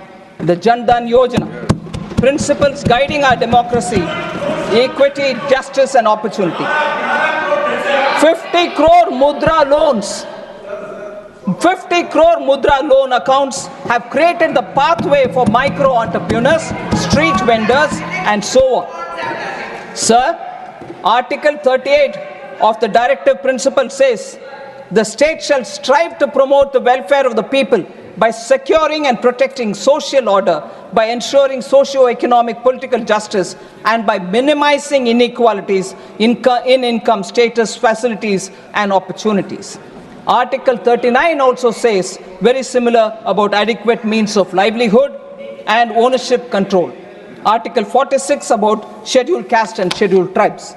So I just want to highlight how, because of the specific actions taken by our government, you find 1969, I go back, sir, for a minute. Mrs. Indira Gandhi on the bank nationalization said, the political situation in our country demands, quote, that banking facilities should be extended in an increasing measure to backward areas, to agriculture, to small-scale industry, and so on. And perhaps banking operations should be informed by a larger social purpose, unquote. But in spite of introducing socialism into the preamble, they did not achieve any of what Mrs. Indira Gandhi justified for bringing nationalization of the banks. They paid only lip service, sir. By 2011, census data reveals that less than 60% of Indian households had access to banking service. Bank accounts, sir, zero balance accounts were only 10.3 crores. By contrast, sir, 54 crore Jan Dhan accounts have been opened since 2014. 56% of the accounts belong to women. Similarly, pensions, insurance, and so on, sir. PM Mudra, 50 crore sanctioned accounts, 68% are women. Stand Up India, 1 crore SC/ST women borrowers, 30,000 crore has been distributed, 2.5 lakh people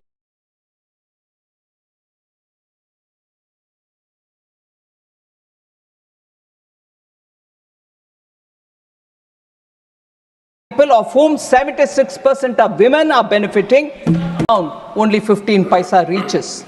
By bringing in technology and using DBT, Prime Minister Modi made sure that accounts will receive, the beneficiaries will receive their money directly into their account. 1 rupee means 1 rupee will reach them, and this has helped save 3.48 lakh crores of taxpayers' money. These are very important to say that directive principle of state policy, which has even more things for all of us to do, can bring in poverty alleviation, but not the Nara Garibi Hatao, which delivered nothing on poverty. So lastly, I'll pay my respects to the women who were part of the constitution makers. As I said, 15 out of 385 members were women. I would think you will indulge me when I read the names of these 50 women. Ammu Swaminathan, Annie Mascarenhas, Dakshayani Velayudan, Begum Aizaz Razul, Durgabai Deshmukh, Hansa Jivraj Mehta, Kamla Chaudhary, Leela Roy, Malti Chaudhary, Purnima Banerjee, Rajkumari Amrit Kaur, Renuka Ray, Sarojini Naidu, Sucheta Kriplani, and Vijayalakshmi Pandit were the prominent women who were part of the Constituent Assembly. Sir.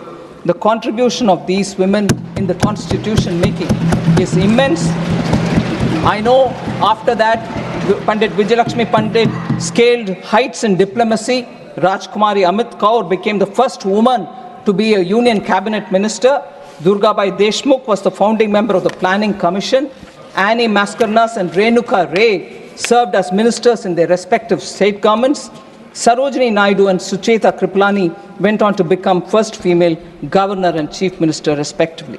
So I also appreciate the immense role played by the All India Women's Congress, who have done extremely good work, Women's Conference, All India Women's Conference. And these women were all celebrated during Azadi Ka Amrit Mahotsav, which we celebrated from 2022. The last observation I'd like to make, sir, it is very interesting that in this House, the first act that we passed is the reservation for women, which was the new act passed in the new parliament. I'd like to reiterate that Bharatiya Janata Party, my party, has always been committed for women and women's participation in politics. Even as early as 1994, in Vadodara National Convention, the BJP very clearly passed that seats must be reserved for women in both parliament and state assemblies. In 1994, sir. Then in 1998, BJP reiterated its commitment for women reservation by introducing it in the Lok Sabha. July 2003, BJP in its national executive in Raipur also passed a resolution to give reservation. 2007, BJP National Executive approved 33% reservation for women. 2008 again, BJP amended its constitution so that its own office bearers will have 33% reservation for women, and I'm glad to say that I'm one of the beneficiaries of that reservation. And BJP has consistently supported women's reservation. In Rajya Sabha 2010, sir, I remember late Shri Arun Jaitley supported passionately to pass that, and in Rajya Sabha it was passed. But curiously, why that didn't go to the Lok Sabha, no one knows. And in the Lok Sabha, I think it was for reasons better known, but what was said in the public was some of the alliance partners were not favoring, and therefore the Indian National Congress did not have the courage to take it into the Lok Sabha at that time. BJP's Sankalp Patra of 2014 supported women's reservation. And again, Sankalp Patra before the 2019 election also very clearly supported. But I want to highlight the fact, sir, that in 84-89, Shri Rajiv Gandhi had 426 members in the Lok Sabha and 159 members in the Rajya Sabha. They did not have the conviction to pass the women's reservation bill at that time. Very clearly, they have been anti-women always. Shahbanu case is a very clear example. Sir, I would highlight the fact that although the credit is being taken for the Panchayat Reservation Act by Shri Rahul Gandhi and the dynasty, it was not him. It was P.V. Narasimha Rao who brought it and passed it on. But even then, it was only a lip service because no financial powers were given. Now, Honorable H.D. Deve Gowda ji, who former Prime Minister, is not here, but in 1996, there was during his time, the reservation bill was brought in. Nothing was supported by Congress at that time. Atal Bihari Vajpayee ji in 98, in 99, in 2002, 2003 brought it. No, the Congress wouldn't support. But the Congress's memory is very weak that they didn't support any of the bill all the time, whether it was Deve Gowda ji or whether it was Atal Bihari Vajpayee ji. And then in 2008, even Dr. Manmohan Singh faltered. They managed to pass it in Rajya Sabha, which I said a minute ago, but did not go to the Lok Sabha for fear of their alliance partners threatening to walk out of the alliance, and they didn't want to lose power, but they wanted to save their kursi only, and therefore did not do justice to the women. Whereas Prime Minister Modi and BJP from the beginning stood by women, made the first change in the party and brought the reservation bill here, and therefore if anybody is committed to the Constitution, it is BJP, Prime Minister Modi and this government. And therefore, people who are walking with the book in their hand, Constitution, sometimes not knowing that inside there are Kora Kagas, nothing printed. They're not even opening it to see whether it is there. But they're walking around with this book, should know that they are the ones who repeatedly have failed the cause of the Constitution of India. Thank you very much. Honorable members, to accommodate members willing to participate in the discussion and ensure sufficient time, if the House agrees, the lunch hour may be skipped today and tomorrow.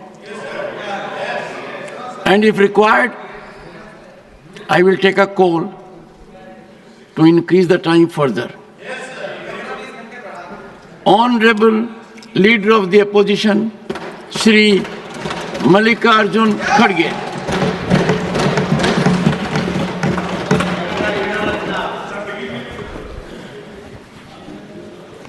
Sir,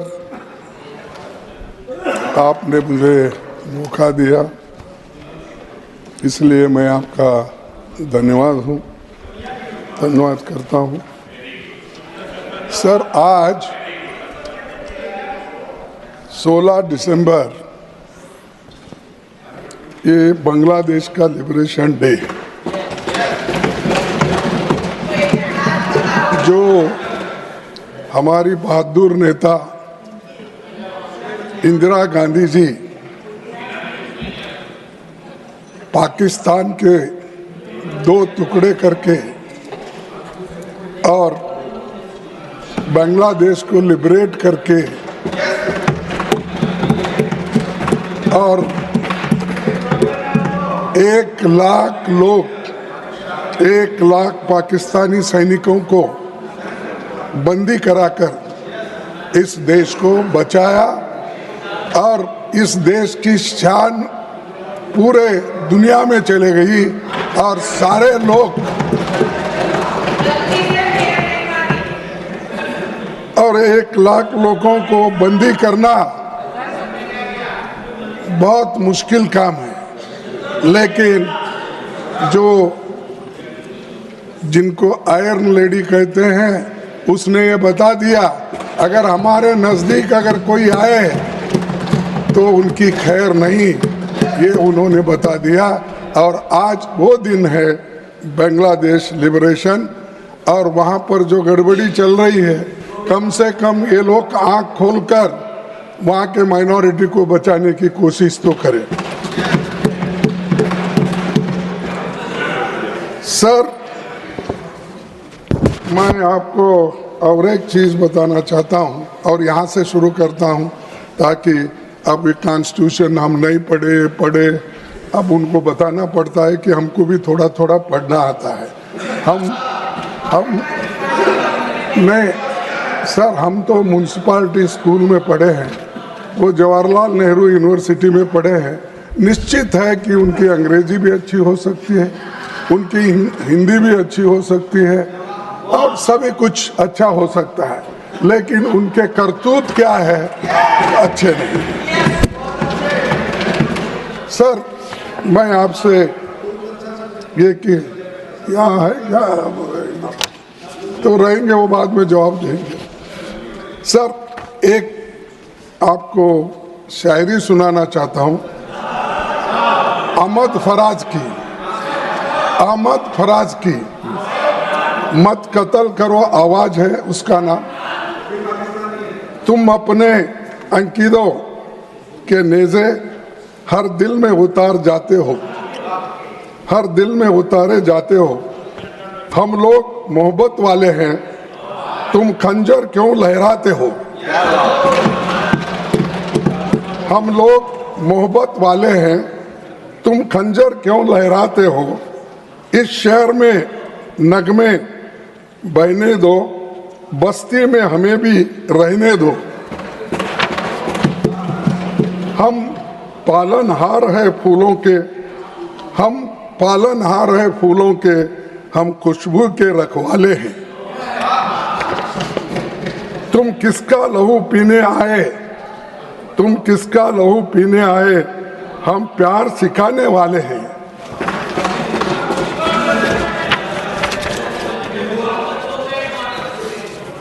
इस शहर में फिर क्या देखोगे, इस शहर में फिर क्या देखोगे, जब हर यहाँ मर जाएगा, जब तेग पे लय कट जाएगी, जब शेर सफर कर जाएगा, जब कत्ल हुआ सूर साजों का, जब काल पड़ा आवाज़ों का, जब शहर खंडर बन जाएगा, जब शहर खंडर बन जाएगा, फिर किस पर संग उठाओगे, संग यानी पत्थर, फिर किस पर संग उठाओगे। अपने चेहरे आईनों में जब देखोगे डर जाओगे। तो मैं ये इसलिए कह रहा हूँ, आज की स्थिति, आज की परिस्थिति जो है, हमको बताना पड़ता है कि कैसा इस संविधान के तहत हुकूमत चलाने वाले लोग कोट करके आगे का, पीछे का, बीच में का सब बोलते रहते हैं। तो उन्होंने बहुत आपत्ति उठाई सोशलिज्म पे। मैं यहाँ से शुरू करूँगा कि ये जो है संविधान में जो प्रियम्बल में लिखा है और जिन लोगों ने कॉन्स्टिट्यूंट असेंबली में लिखा है और इसको सर्वसम्मति से जो पास हुआ है उस पर भी आपत्ति जता रहे हैं। तो आप ही सोचिए ये कॉन्स्टिट्यूशन के फेवर में है क्या अगेंस्ट में है। मैं देखूं, अब उनको मालूम है, we the people of India having solemnly resolved to constitute India into a sovereign, socialist, secular, democratic republic, and to secure all citizens justice, social, economic, and political, liberty of thought, expression, belief, faith, and worship, equality of status and of opportunity, and to promote among them all fraternity, assuring the dignity of the individual and the unity of integrity of the nation. Sir, ये तो संविधान में नवंबर 26th day of November 1949 में ये हमने स्वीकार किया है। जब हमने ये स्वीकार किया है, इसके तहत हमको चलना चाहिए, हमको इम्प्लीमेंट करना चाहिए। सिर्फ एक दूसरे के खामियां निकाल के अगर आप बोलते जाएंगे तो तुमने 5000 सालों में कैसी तकलीफ हम लोगों को दी है, मुझे भी ये बोलना पड़ता है। मैं लाया हूं, आपकी मंशा क्या थी। ये संविधान जो बने वो मनुस्मृति के तहत बने, मनुस्मृति के जो कानून होते हैं, हाँ, कानून होते हैं वो जो बनाए हैं, तो उसके तहत करना चाहिए था। ये जनसंघ की मंशा थी, ये आरएसएस की मंशा थी, ये आपकी मंशा थी। और आप सोशलिज्म की बात करते हो। अरे जो लोग इनइक्वालिटी पे फेथ है आपका, ये पढ़ो, ये आपका भी, मैं तो पढ़ के आपको लिखा हूं इसमें, नहीं पढ़े बोल के आप मत समझना। जो जो हम ये पत्ते लगाया हूं वो एक एक अगर पेज पढ़ेंगे तो आपके रोंगटे उठ जाएंगे। अगर आपके पास कुछ खत, हाँ, अरे एड्रेस उनको अच्छा, उनको आपको देखना भी अच्छा नहीं लगता। चलो तो सर ये क्या लिखा है मैं आपको ये प्रेजेंट कीजिए। और ऐसे लोग जो लोग झंडे से नफरत करते हैं, जो लोग हमारे अशोक चक्र से नफरत करते हैं, जो लोग संविधान से नफरत करते हैं, और ये लोग आज हमको पाठ पढ़ा रहे हैं। ये क्या है? अरे आपने तो साहब ये संविधान जब बना,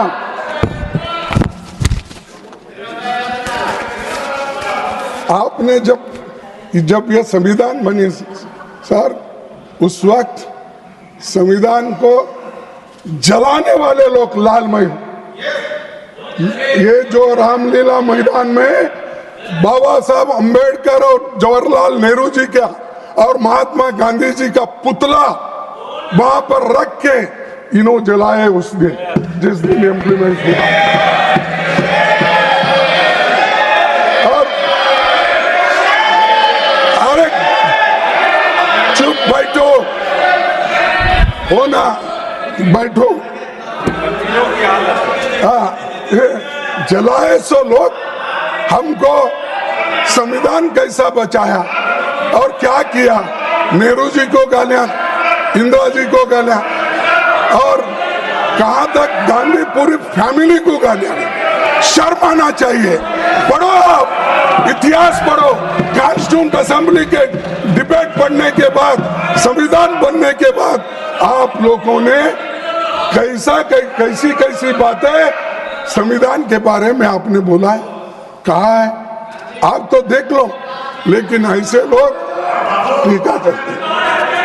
सर और एक मैं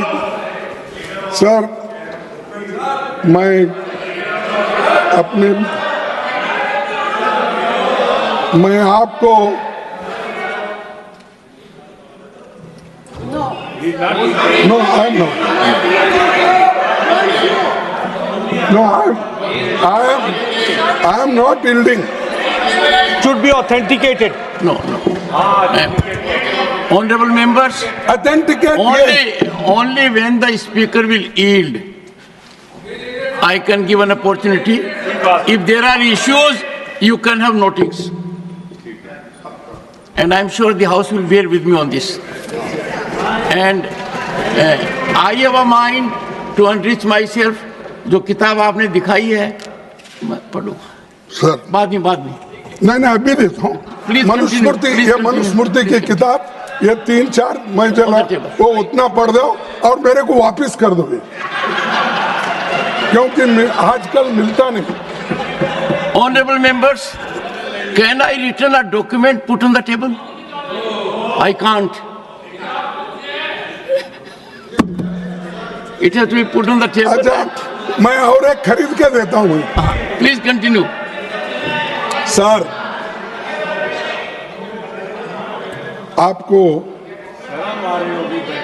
7 दिसंबर 2022 का दिन याद दिलाना चाहता हूँ।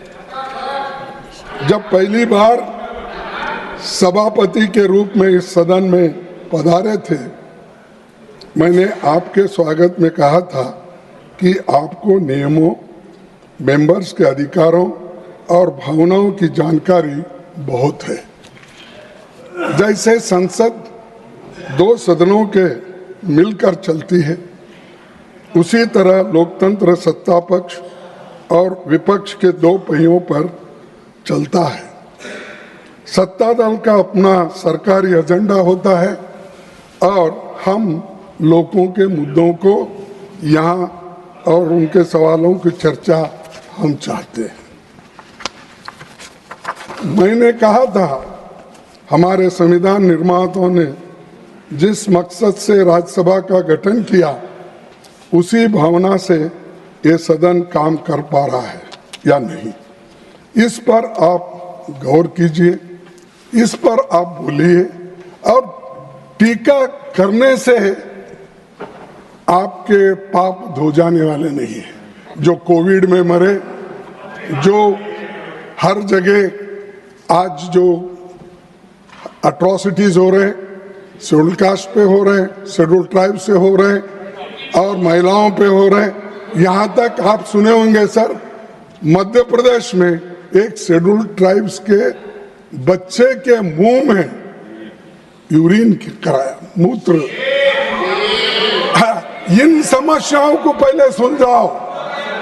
लोगों को जो हमारे को जो बुद्धि दे रहे हैं ना, अपनी गवर्नेंस को सुधारो, वो छोड़कर आप मनमाने बोल रहे हैं। सर, आपका शुक्रिया भी हम अदा करते हैं इसलिए कि संविधान के स्वीकार कर जाने के बाद 75 साल में आप जो चर्चा के लिए 2 दिन टाइम दिए और हमको टाइम भी अलॉटमेंट किए, लेकिन थोड़ा एक आधा घंटा 1 घंटा ज़्यादा भी हो तो हमारे लोग बोलने दो, क्योंकि जब तक आपने तो बोला है पहले ही, तो आपका धन्यवाद करता हूँ।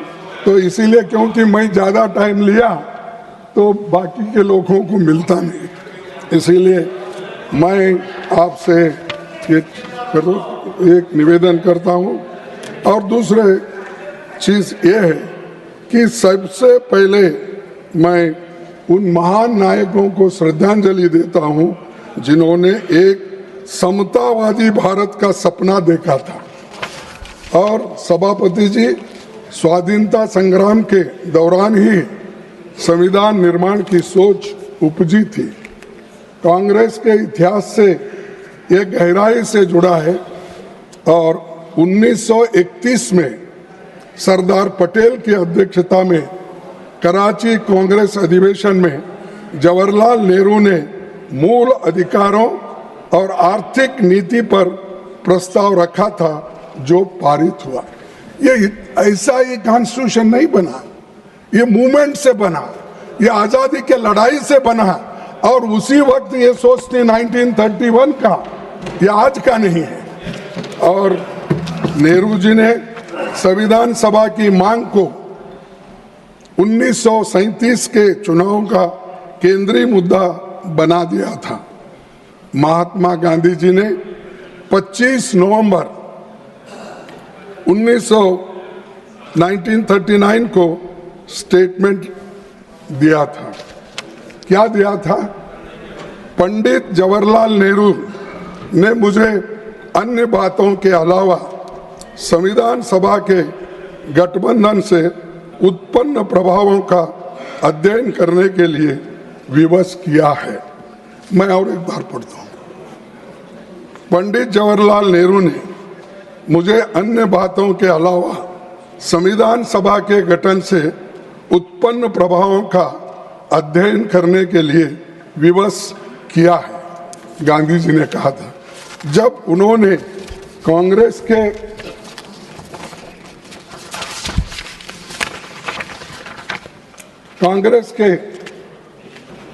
सभापति जी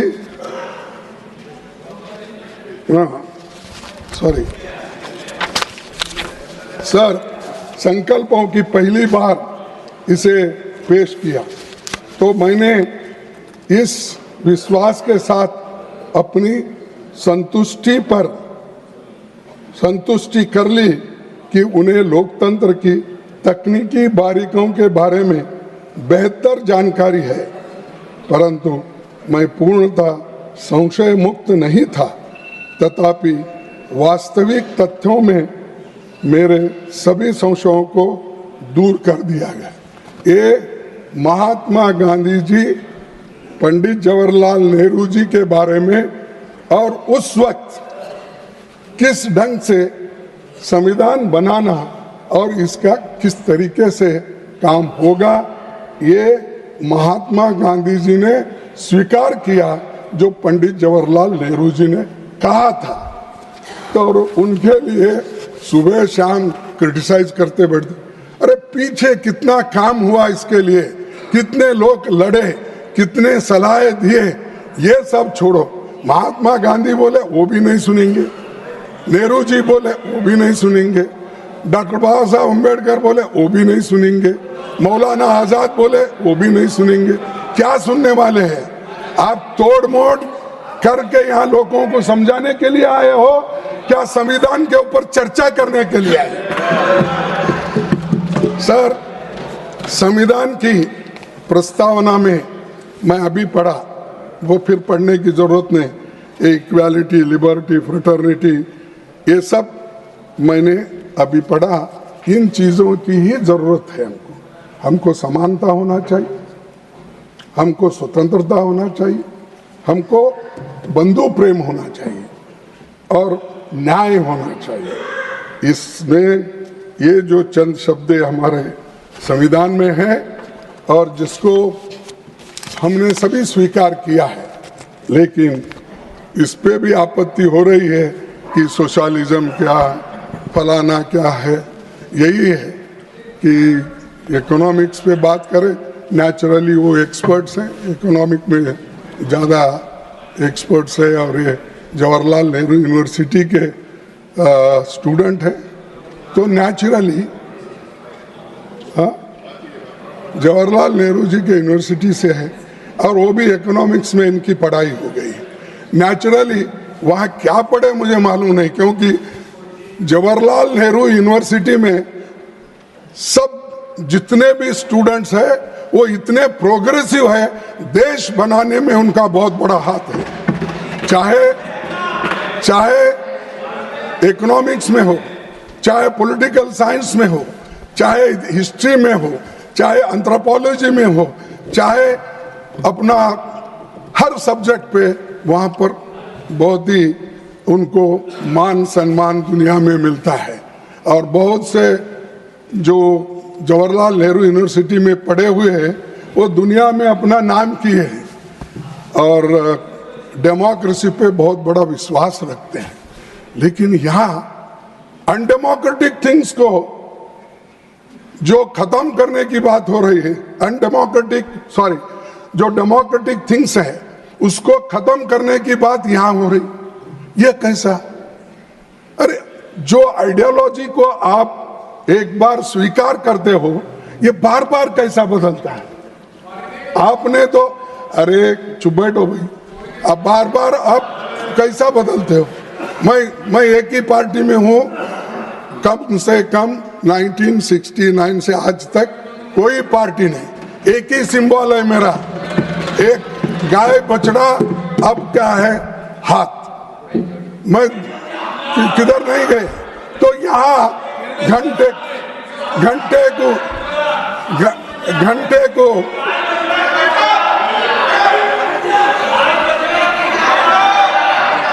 सर जरा इनको चुप रहने का भी बोलिए, क्योंकि मैं तो चुप बैठा था जब निर्मला सीतारामन जी बात कर रही थी। कुछ नहीं सर,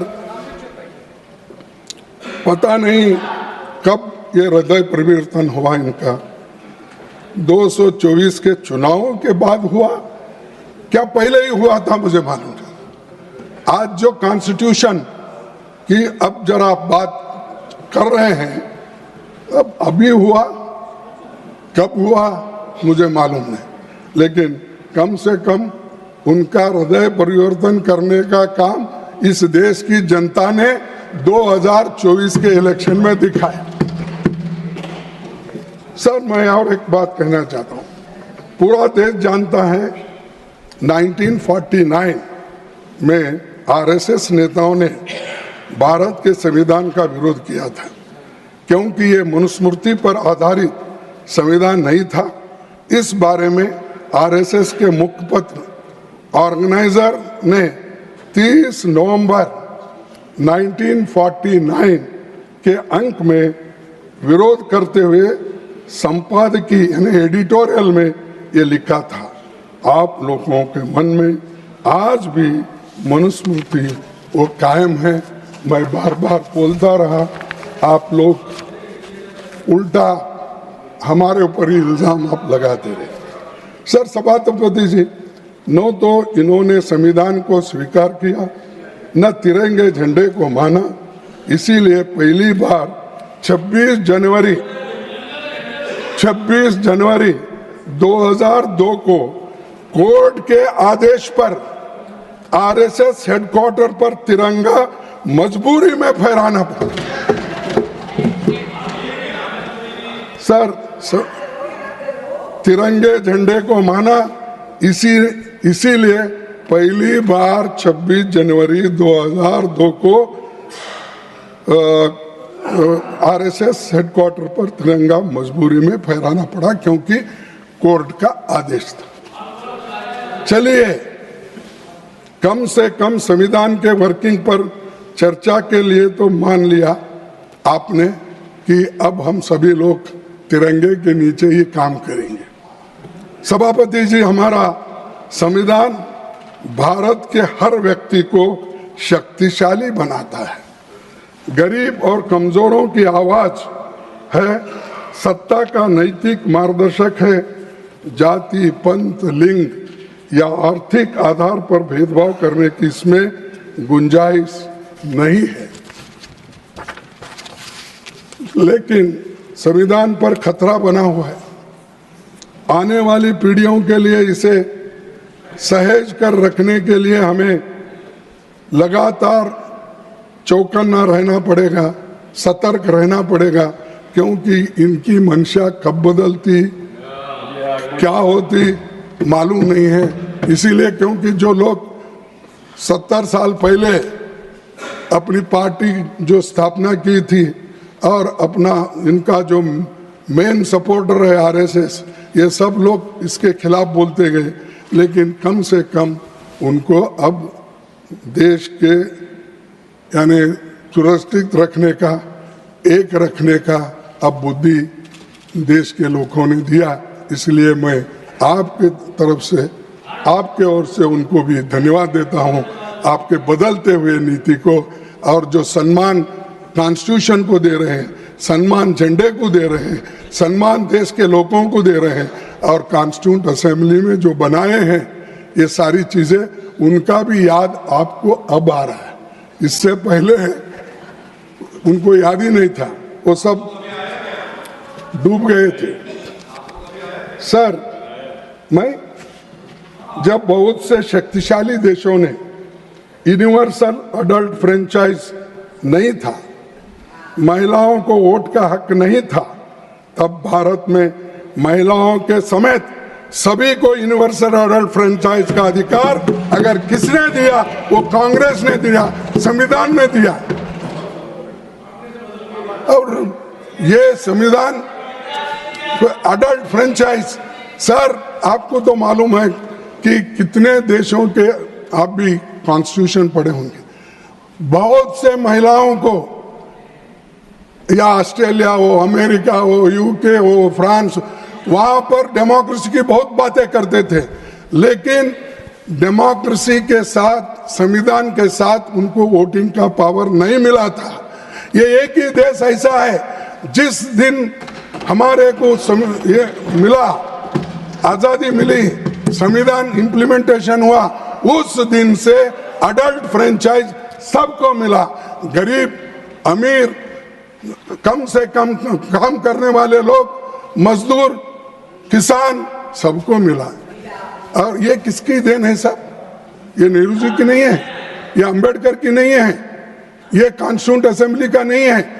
और वहां पर जो कॉन्स्टिट्यूंट असेंबली में इनके मेंबर थे, वो सब चिल्लाते रहते थे। मैं पूरा वो डॉक्यूमेंट्री देखा हूं, आप भी देखिए, 10 घंटे का डॉक्यूमेंट्री है कॉन्स्टिट्यूंट असेंबली का। अगर आप देखेंगे तो आपको पता चलेगा कौन कौन क्या क्या किस उस वक्त बोले हैं, किस क्लॉज पे किसने क्या बात रखी है, किस आर्टिकल पे कितने बहस हो गए।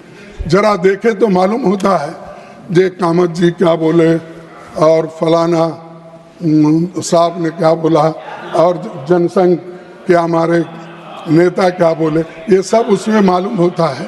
तो इसीलिए आप जरा वो देख लीजिए, उनको दिखाइए, तो बहुत बड़ा, वो भी राज्यसभा की देन है, क्योंकि वो डॉक्यूमेंट उन्होंने ही बनाया। और उसके बाद वो भी देखिए कि पंडित जवाहरलाल नेहरू जी का डिस्कवरी ऑफ इंडिया, वो भी एक 40 घंटे का है। तो वो भी एक बार देखे तो आपको मालूम होता है दुनिया में पहले कैसी थी, हिंदुस्तान कैसा था, बाद में हम किस ढंग से इतने सिविलाइज्ड होकर काम कर रहे हैं, और क्या वो सामाजिक समानता थी, ये सारी चीजें उसमें आप देखेंगे। ऑर्गेनाइजर में 51-52 के चुनावों के दौरान यूनिवर्सल अडल्ट फ्रेंचाइज के खिलाफ लिखा गया। ये तो सही है ना? अच्छा, पंडित नेहरू ये बोले साहब, उन्होंने कहा अडल्ट फ्रेंचाइज के बारे में 51-52 को उन्होंने बोला, ये कहा Pandit Nehru would live to confess the failure of universal adult franchise in India. Shall I read? Pandit Nehru would live to confess the failure of universal adult franchise in India. यानी universal adult franchise को, जो महिलाओं को voting मिलता था, जो शूद्रों को voting मिलता था, जो गरीब लोगों को मिलता था, इसके बारे में अपोज अगर कोई करे, वो आरएसएस के लोग करे, ये लोग जनसंघ के लोग करे, और आज हमको पाठ पढ़ाते हो। और मैं ये कहना चाहता हूं, और उन्होंने कहा कि ये सत्यानाश होने का खुद पंडित जवाहरलाल नेहरू जी देखेंगे। अरे आप सब अडल्ट फ्रेंचाइज में ही वोट देकर आए, दिए या नहीं? और आप ले रहे हैं वोट भी उसी के वजह से। तो मेरे को कहना ये है कि जो बातें आप अच्छी बातें पंडित जवाहरलाल नेहरू जी की थी और गांधी जी की थी और दूसरे नेताओं, वो सब छुपा छुपा के कट एंड पेस्ट, जो अच्छा लगता है वो पढ़े। और यहाँ मैं जो हमारे प्रधानमंत्री जी वहाँ लोकसभा में जो कहे थे, मैं उनका भी पूरा स्पीच देखा, लेकिन वो टिप्पणी यहाँ नहीं कर रहा। और राजनाथ सिंह जी का वो भी देखने के बाद मुझे ऐसे महसूस हुआ कि वो जो भी कोट वहाँ कर रहे थे, सब कोट जो कॉन्स्टिट्यूंट असेंबली में बाबा साहब अम्बेडकर ने जो बोला था और दूसरे नेता वही कोट किए, इनकी दिल की बात बाहर नहीं आई। वो खुद इस संविधान को चाहते या नहीं चाहते, हमको क्रिटिसाइज करने के लिए, टीका करने के लिए कौन से पैराज, कौन से शब्द प्रयोग करना, उतने उठा के वो बोलते गए। लेकिन आपने क्या किया वो बोला ही नहीं। आप देश के लिए क्या किया बोला नहीं। आप कितने बार जेल गए बोले नहीं। आप कितना पीड़ा देश के लिए आपने सहन किया ये कहा नहीं। अरे देश के लिए जो लोग लड़े नहीं, उनको आजादी का महत्व क्या मालूम है और संविधान का क्या मालूम है? जो पसीना बहाए, घर छोड़ के चले गए, विद्या अपूर्व करके रहे, और ऐसे लोग आज उनके बारे में, वो स्वर्गवासी होने के बाद आप उनकी बात करते हो।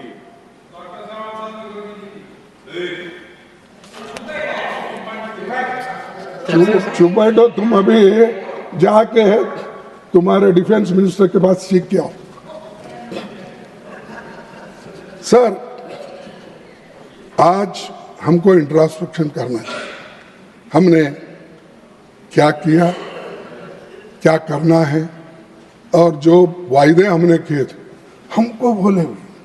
वो प्राइम मिनिस्टर का स्पीच पढ़ा मैं, तो हमको सिखा रहे थे ये जुमले वाले हैं और ये झूठ बोलते हैं, ऐसा बोल के उन्होंने, अरे भाई झूठे नंबर 1 तो आप ही है। 15 लाख दे तो बोले सर अभी इंतजार कर रहा है, नहीं मिल रहा है। हाँ, और वो लोगों को 2 करोड़ रोजगार देने का बात, वो झूठ है सच है? और किसानों को एमएसपी डबल करने का सर मिला? आपका मतलब असत्य, असत्य, झूठी डिलीटेड। देखो साहब, ये असत्य है, घोर असत्य है, घोर असत्य है। तो ये चीजें पर झूठ नहीं है।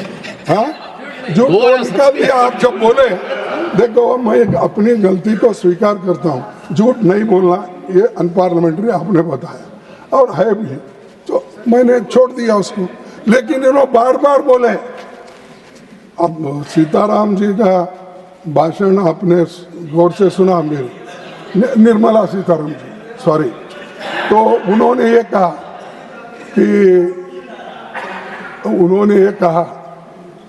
It is a lie, lie parliamentary, untruth, truth, ये शब्द यूज कर, लेकिन उनको अलाउ कर दिया, मेरे को ठोक दिया।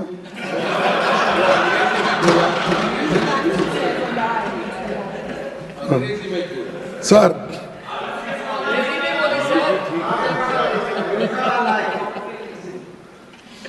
और एक बात वहां पर बोले कि खुद उन्होंने ऐसे स्लोगन दिए और सब वो जुमले, हमारे को वो जुमलों का इल्जाम हमारे ऊपर लगा रहे हैं। तो वो ये जुमले वाले लोग देश को भ्रमित कर रहे हैं और असत्य बातें बोलकर लोगों को धोखा दे रहे हैं। और फिर बात तो यहाँ पर आकर ऐसा बोल देते हैं कि वो क्या हमारे पास बोलते हैं कन्नड़ा में, झूठ 100 बार बोल के, नहीं सॉरी, असत्य 100 बार अगर बोलते गए तो उसको वो सत्य के इसमें हो सकता है। वैसा ये गोबेल्स से भी ज्यादा, गोबेल्स जो झूठ उन्होंने असत्य बातें करते थे, उससे भी 100 गुना ये लोग करते हैं। और फिर ऊपर से लोगों को, हमको कहते हैं इनने आपने क्या किया, इमरजेंसी में क्या किया, फलाने में क्या किया। नेहरू जी ने कितने बार बोलता हूँ, नेहरू जी ने कैसा किया, क्यों करना पड़ा पहला अमेंडमेंट और किस वजह से हुआ, वो बोलूंगा। सर, मोदी साहब का तो 1 घंटा 50 मिनट भाषण हो गया, हमारे फाइनेंस मिनिस्टर का 1 घंटा 10 मिनट हो गया, तो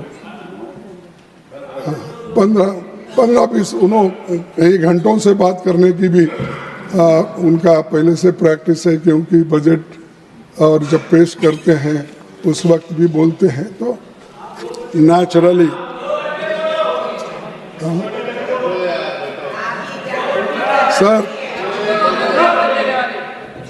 सर पीएम या तो अतीत में रहते हैं या कल्पना लोक में। ऐसा लगता है कि वर्तमान उनकी डिक्शनरी में नहीं है। बेहतर होता कि तो वो बता देते कि 11 साल में ऐसा कौन सा काम किया है जिससे हमारा लोकतंत्र और संविधान मजबूत हुआ। डिमोनेटाइजेशन हो, दूसरे हो, सब खत्म करने की बात ही करें, गरीबों को आर्थिक दृष्टि से कुचले। ऐसे लोग हमको पाठ पढ़ा रहे हैं कि आर्थिक मजबूती हमने की। अगर सोशलिज्म की बात करते उसको भी टीका आपने किया। मैडम, अगर सभापति जी, अगर सोशलिज्म ये जो है लैंड रिफॉर्म्स नहीं आता, बैंक नेशनलाइजेशन नहीं होता, फूड सिक्योरिटी एक्ट नहीं आता, नरेगा नहीं आता, तो आज गरीब मरते थे। और कोविड में आपको जो आश्रय मिला वो नरेगा से मिला, वो फूड सिक्योरिटी से मिला, और कंपलसरी एजुकेशन एक्ट के तहत जो बच्चों को आज पढ़ाई हो रही, ये है काम। ये नहीं बाद में किस भाषा पे भी ठोको, भाषण करते हो, लेकिन उसका परिणाम क्या है? कुछ नहीं। और ये बात हमेशा वो करते हैं, तो जिससे हमारा लोकतंत्र और संविधान मजबूत हुआ है। और प्रधानमंत्री जी के एक बार फिर सदन और देश के गुमराह करने की कोशिश की और कहा ये जरा सुनिए साहब, 1947 से 1952 के बीच में कोई इलेक्टेड सरकार नहीं थी और वो गैर कानूनी संशोधन ला रहे थे, ये मोदी साहब का कहना है। तो मोदी साहब के लिए मैं उनकी याददाश्त के लिए रिपीट कर रहा हूँ, क्योंकि देश की आज़ादी में ना उन्होंने हिस्सा लिए ना मैं हिस्सा लिया। नेहरू जी लिए और महात्मा गांधी जी लिए, सरदार पटेल लिए, ये लोगों ने जो किया काम उस पर टिप्पणी करने का हमको कोई अधिकार नहीं। और दूसरा, उन्होंने नेहरू जी, पटेल जी, बाबा साहब खुद अपने श्याम प्रसाद मुखर्जी की क्रेडिबिलिटी पर हमला हुआ, वो हमला बोले क्योंकि ऐसे लोगों के बात कर रहे थे जिनको उन्होंने कभी सुना नहीं, कभी देखा नहीं, उनके साथ कभी लड़े नहीं। तो नेहरू जी के खिलाफ नफरत में आप इतना बह गए कि आपने संविधान सभा, अंतरिम सरकार और अंतरिम संसद सब पर सवाल खड़ा कर दिया और इसमें सभी में श्याम प्रसाद मुखर्जी भी थे।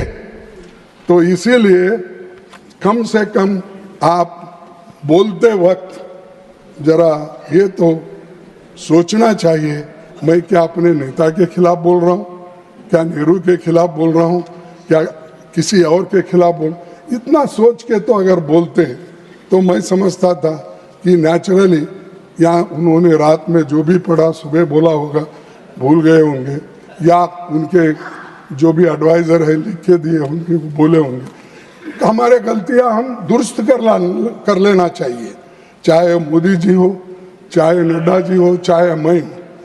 हम अपनी गलती को स्वीकार नहीं करेंगे तब तक आपकी बातों में कोई वजन नहीं रहेगा। दूसरी चीज, प्रधानमंत्री ने ये भी कहा 1951 में जब चुनी सरकार नहीं थी, नेहरू जी ने अध्यादेश लाकर संविधान को बदला।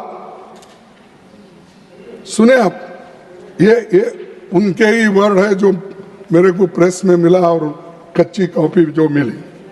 तो मैं उनसे पूछना चाहता हूं क्यों लाया गया। प्रधानमंत्री जी शायद भूल गए कि संविधान का पहला संशोधन प्रोविजनल पार्लियामेंट ने किया था, प्रोविजनल पार्लियामेंट ने किया था, जिसके सदस्य संविधान सभा के ही सदस्य थे, इंक्लूडिंग हमारे श्यामा प्रसाद मुखर्जी।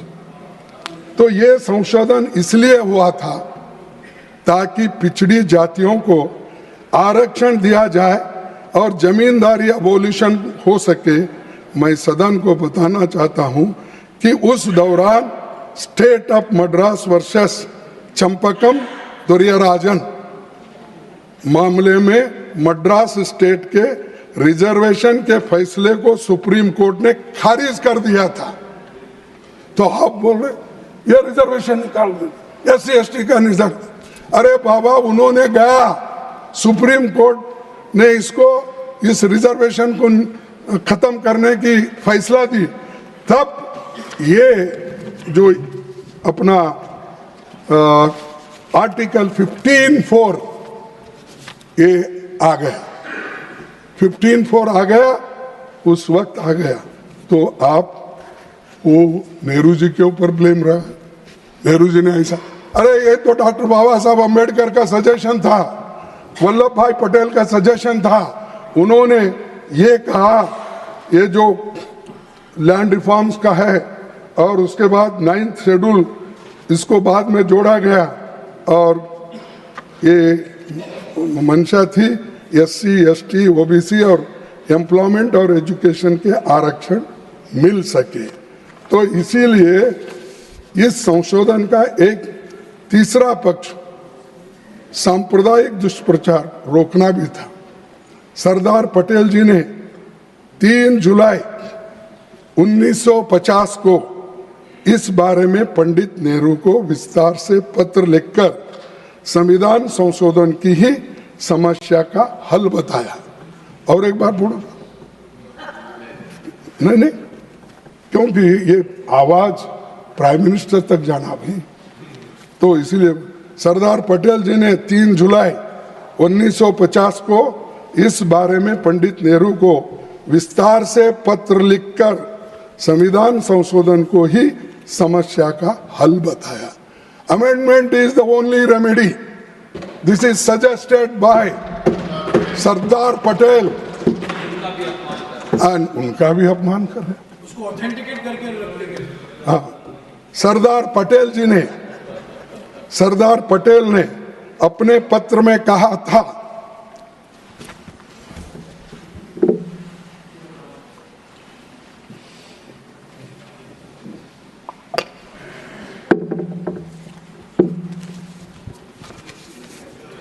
सरदार पटेल ने अपने पत्र में कहा था, as you say, we have involved ourselves in so many legal and constitutional difficulties that we do not know how to overcome them.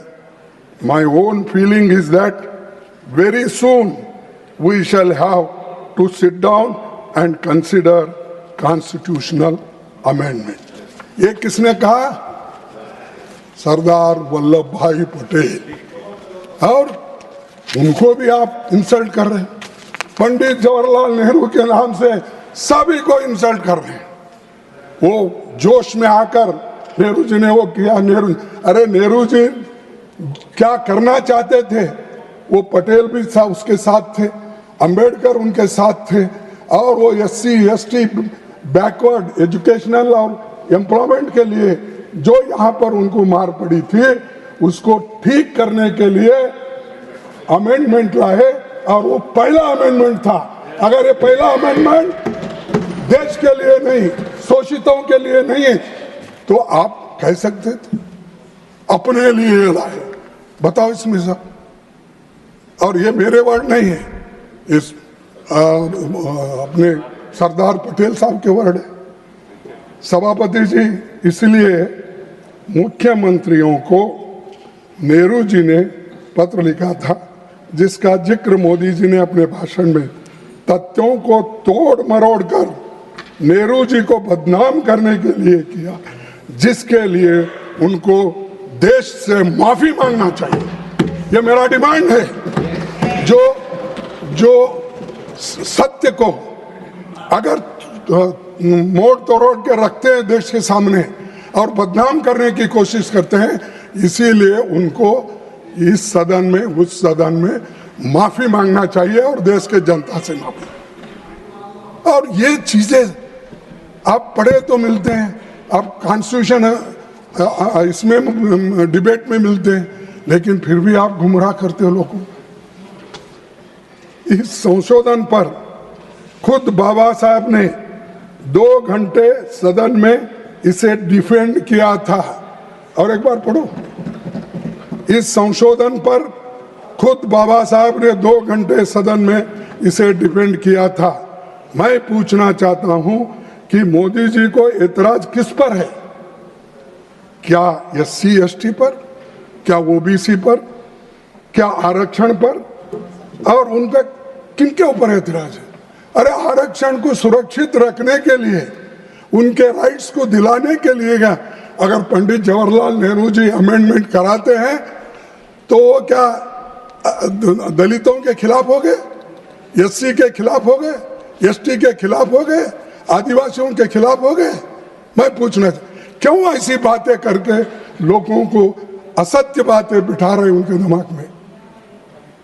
आप प्राइम मिनिस्टर हो सकते हैं, आपकी इज्जत करेंगे आपका कुछ, लेकिन ऐसी असत्य बातें जनता के बीच अगर लेके गए, इससे बहुत बड़ा देश को नुकसान होगा।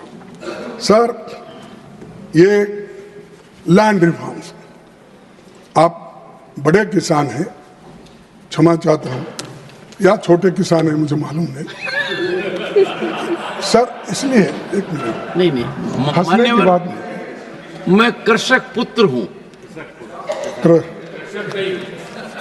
यानी आप कृषक नहीं हैं, ठीक है, ठीक है, तो मैं तो बस वकील शुरू किया था। मोदी जी के ऐतराज किस पर है? या वो गरीब किसानों को जमीन का मालिक का हक मिलने पर उनके ऐतराज है? क्योंकि लैंड रिफॉर्म्स जो आना, उसके लिए भी गरीबों के तरफ से वो लड़ रहे थे और सरदार पटेल से नाराजगी है। हम कहते हैं कि बीजेपी आरक्षण के विरोधी है और इसीलिए वे कास्ट सेंसस के खिलाफ है। सर, सभापति जी, देश के स्वाधीनता आंदोलन के बारे में मोदी जी को ज़्यादा पता नहीं है, इसीलिए क्योंकि वो इस विषय पे जाना नहीं चाहते, जो उन्होंने उस सफ़र में शामिल ही नहीं हुए थे, तो उसकी बात तो रहेगी। अरे मैं खुद अपने को भी बोल लिया, आपके पिताजी थे अभी, तो 1946 के कैबिनेट मिशन प्लान के तहत कांग्रेस ने एग्जीक्यूटिव काउंसिल में नेहरू जी को वाइस प्रेसिडेंट बनाया था, इसीलिए उन्होंने 1947 में अंतरिम सरकार का नेतृत्व किया। देश का पहला आम चुनाव 51-52 में हुआ, जिसमें नेहरू जी प्रधानमंत्री बने। तब सरदार पटेल जी इस दुनिया में उस वक्त नहीं थे। इसके बाद 1964 तक लगातार नेहरू जी प्रधानमंत्री बने रहे। मोदी जी जैसों के लिए ही सरदार पटेल ने 14 नवंबर, सर इधर जरा ध्यान से, मोदी जी जैसे सरदार पटेल ने 14 नवंबर 1949 को नेहरू जी के जन्मदिन पर लिखे बधाई पत्र मैं पढ़ता हूं, आपकी इजाजत हो। कुछ स्वार्थ प्रेरित लोगों ने हमारे विषय में भ्रांतियां फैलाने की कोशिश की है और कुछ भोले व्यक्ति उन पर विश्वास भी कर लेते हैं। ये जो है, ये खुद वल्लभ भाई पटेल जी ने लिखा है, लेकिन वास्तव में हम लोग आजीवन सहकारियों और बंधुओं की भांति साथ काम करते हैं। अवसर की मांग के अनुसार हमने परस्पर एक दूसरे के दृष्टिकोण को अनुसार अपने को बदलता है और एक दूसरे के मतभेदों का भी सम्मान किया है, जैसा कि गहरा विश्वास होने पर ही किया जाता है। ये सरदार वल्लभ भाई पटेल जी का उन्होंने लिखा हुआ पत्र है उनके जन्मदिन पर, लेकिन आज उनमें झगड़ा लगाने की कोशिश करते हैं। वल्लभ भाई पटेल नहीं चाहते थे, नेहरू जी वैसे थे। अरे वो उनके खुद के भाषण पढ़ो ना, उन्होंने क्या लिखा है लेटर वो पढ़ो, गांधी जी क्या बोले वो पढ़ो, लेकिन वो पढ़ना छोड़ के सब सुनी जो आरएसएस ट्रेनिंग में वो देते हैं वही आते। यहाँ पर बोलने से फायदा नहीं है, यहाँ संविधान की बात करो और जिनको आप टीका टिप्पणी करते हो उन नेहरू जी का पत्र देखिए, वल्लभ भाई जी का पत्र देखिए, महात्मा गांधी जी का पत्र देखिए। संविधान बनाने के लिए उन्होंने आखिरी में कैसा फैसला लिया, ये सब देखने के बाद अगर कुछ कहते तो मैं कहूँगा बहुत हमको ज्ञान दे रहे हैं, हम कोई छोटे मोटे स्कूलों में पढ़ के आए, बहुत बड़ा ज्ञान हमको यहाँ मिल रहा है, ऐसा सोचेंगे। लेकिन वो सब छोड़ के टीका कर रहे हैं और मैं आपके सामने पूरा सही डॉक्यूमेंट पेश कर रहा हूं। सर, सभापति जी, रक्षा मंत्री जी ने लोकसभा में बोलते हुए कांग्रेस पर संविधान बनाने के श्रेय को लेकर कटाक्ष किया। किसका क्या श्रेय बनता है? बाबा साहब ने खुद कहा है, जिसमें मैं कोट करूंगा, the task of the drafting committee would have been a very difficult one if this constituent assembly has been merely a motley crowd. There would have been nothing but chaos. This possibility of chaos was reduced to nil by the existence of Congress party inside the assembly, which brought into its proceedings a sense of order and discipline. ये बाबा साहब ने, ये बाबा साहब अंबेडकर ने कहा और लोगों ने सुना और ये नमूद हुआ है कॉन्स्टिट्यूंट असेंबली के डिबेट में और उन्होंने ये ओपनली, अब वो भी टीका कर, बाबा साहब का सम्मान नहीं दे, बाबा साहब, अरे तुम तो बिगिनिंग से ही उनका सम्मान नहीं कर रहे। ये तो उन्होंने खुद कॉन्स्टिट्यूंट असेंबली में उन्होंने कहा, अरे तुम तो उनके खिलाफ थे। सर, मैं बीच में मेरे को याद आया, बोल सकता हूँ सर, जब संविधान में तिरंगा झंडा और नहीं, ये जब यहाँ पर स्वीकृत हो गई, जब तिरंगा और कॉन्स्टिट्यूशन ये सब, तो मुंबई के रेलवे स्टेशन पर बीजेपी वालों ने और ये अपना हिंदू महासभा वालों और आरएसएस वालों ने जाकर उन्होंने सैफरीन झंडा दिखाया। तो बाबा साहब अंबेडकर ने कहा, बाबा साहब, अरे जनसंघ भाई, अरे तुम्हारा पहला अवतार, जैसा हमारे धर्म में 10 अवतार होते हैं, तुम्हारा वो दूसरा अवतार और पहला अवतार, तो छोड़ दीजिए उसको। सर, उनको झंडा दी, तब डॉक्टर बाबा साहब अंबेडकर ने कहा, क्या मैं ये सैफरीन झंडे के लिए, इसको देखने के लिए मैं आया हूँ? मेरा झंडा अलग है, तिरंगा झंडा, और ये देश का झंडा ही रहेगा, ये काम नहीं चलेगा, प्लीज हटो बोल के उनको हटकर आगे चले। और ये बॉम्बे रेलवे स्टेशन पर घटना घटी और आज ये बोलते हैं कि अंबेडकर नेहरू जी के खिलाफ थे और संविधान बनाते वक्त उनको सम्मान नहीं।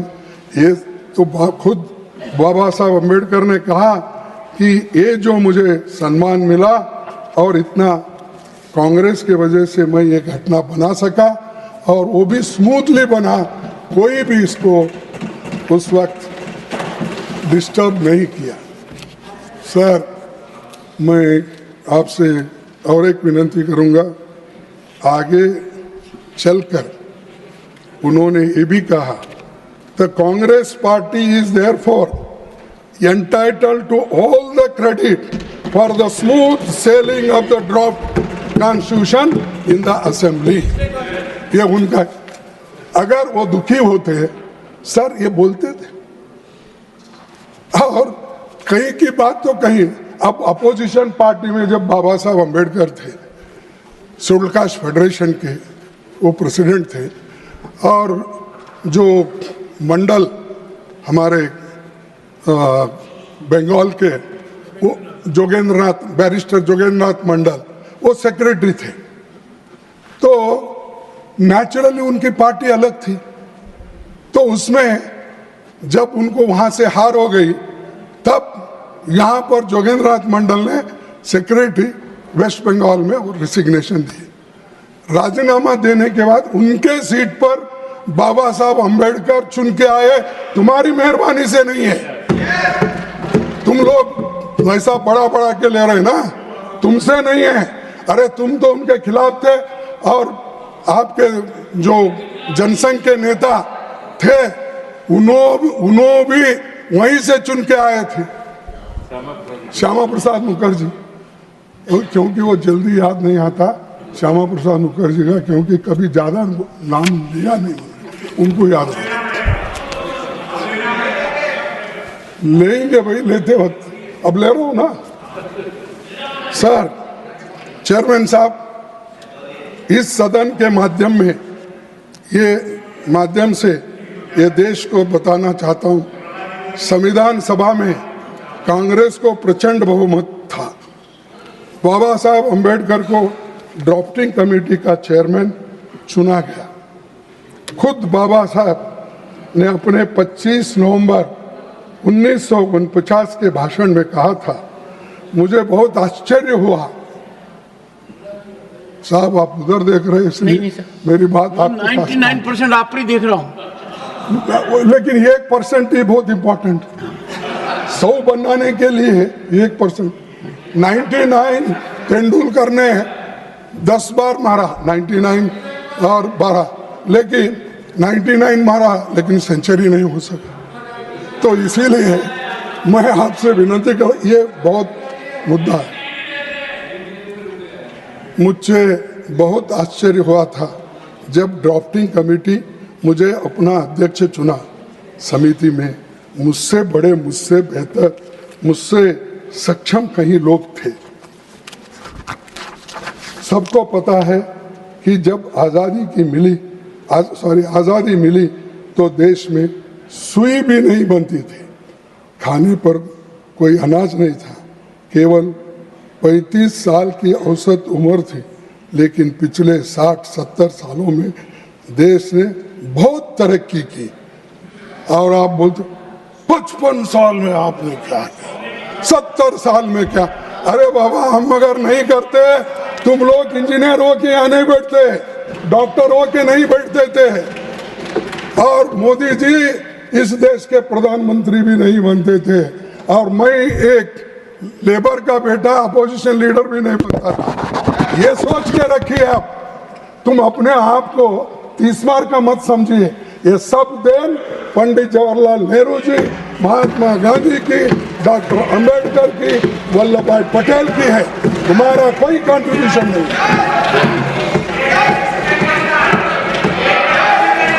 नेहरू जी आधुनिक भारत की नींव रखी। सर,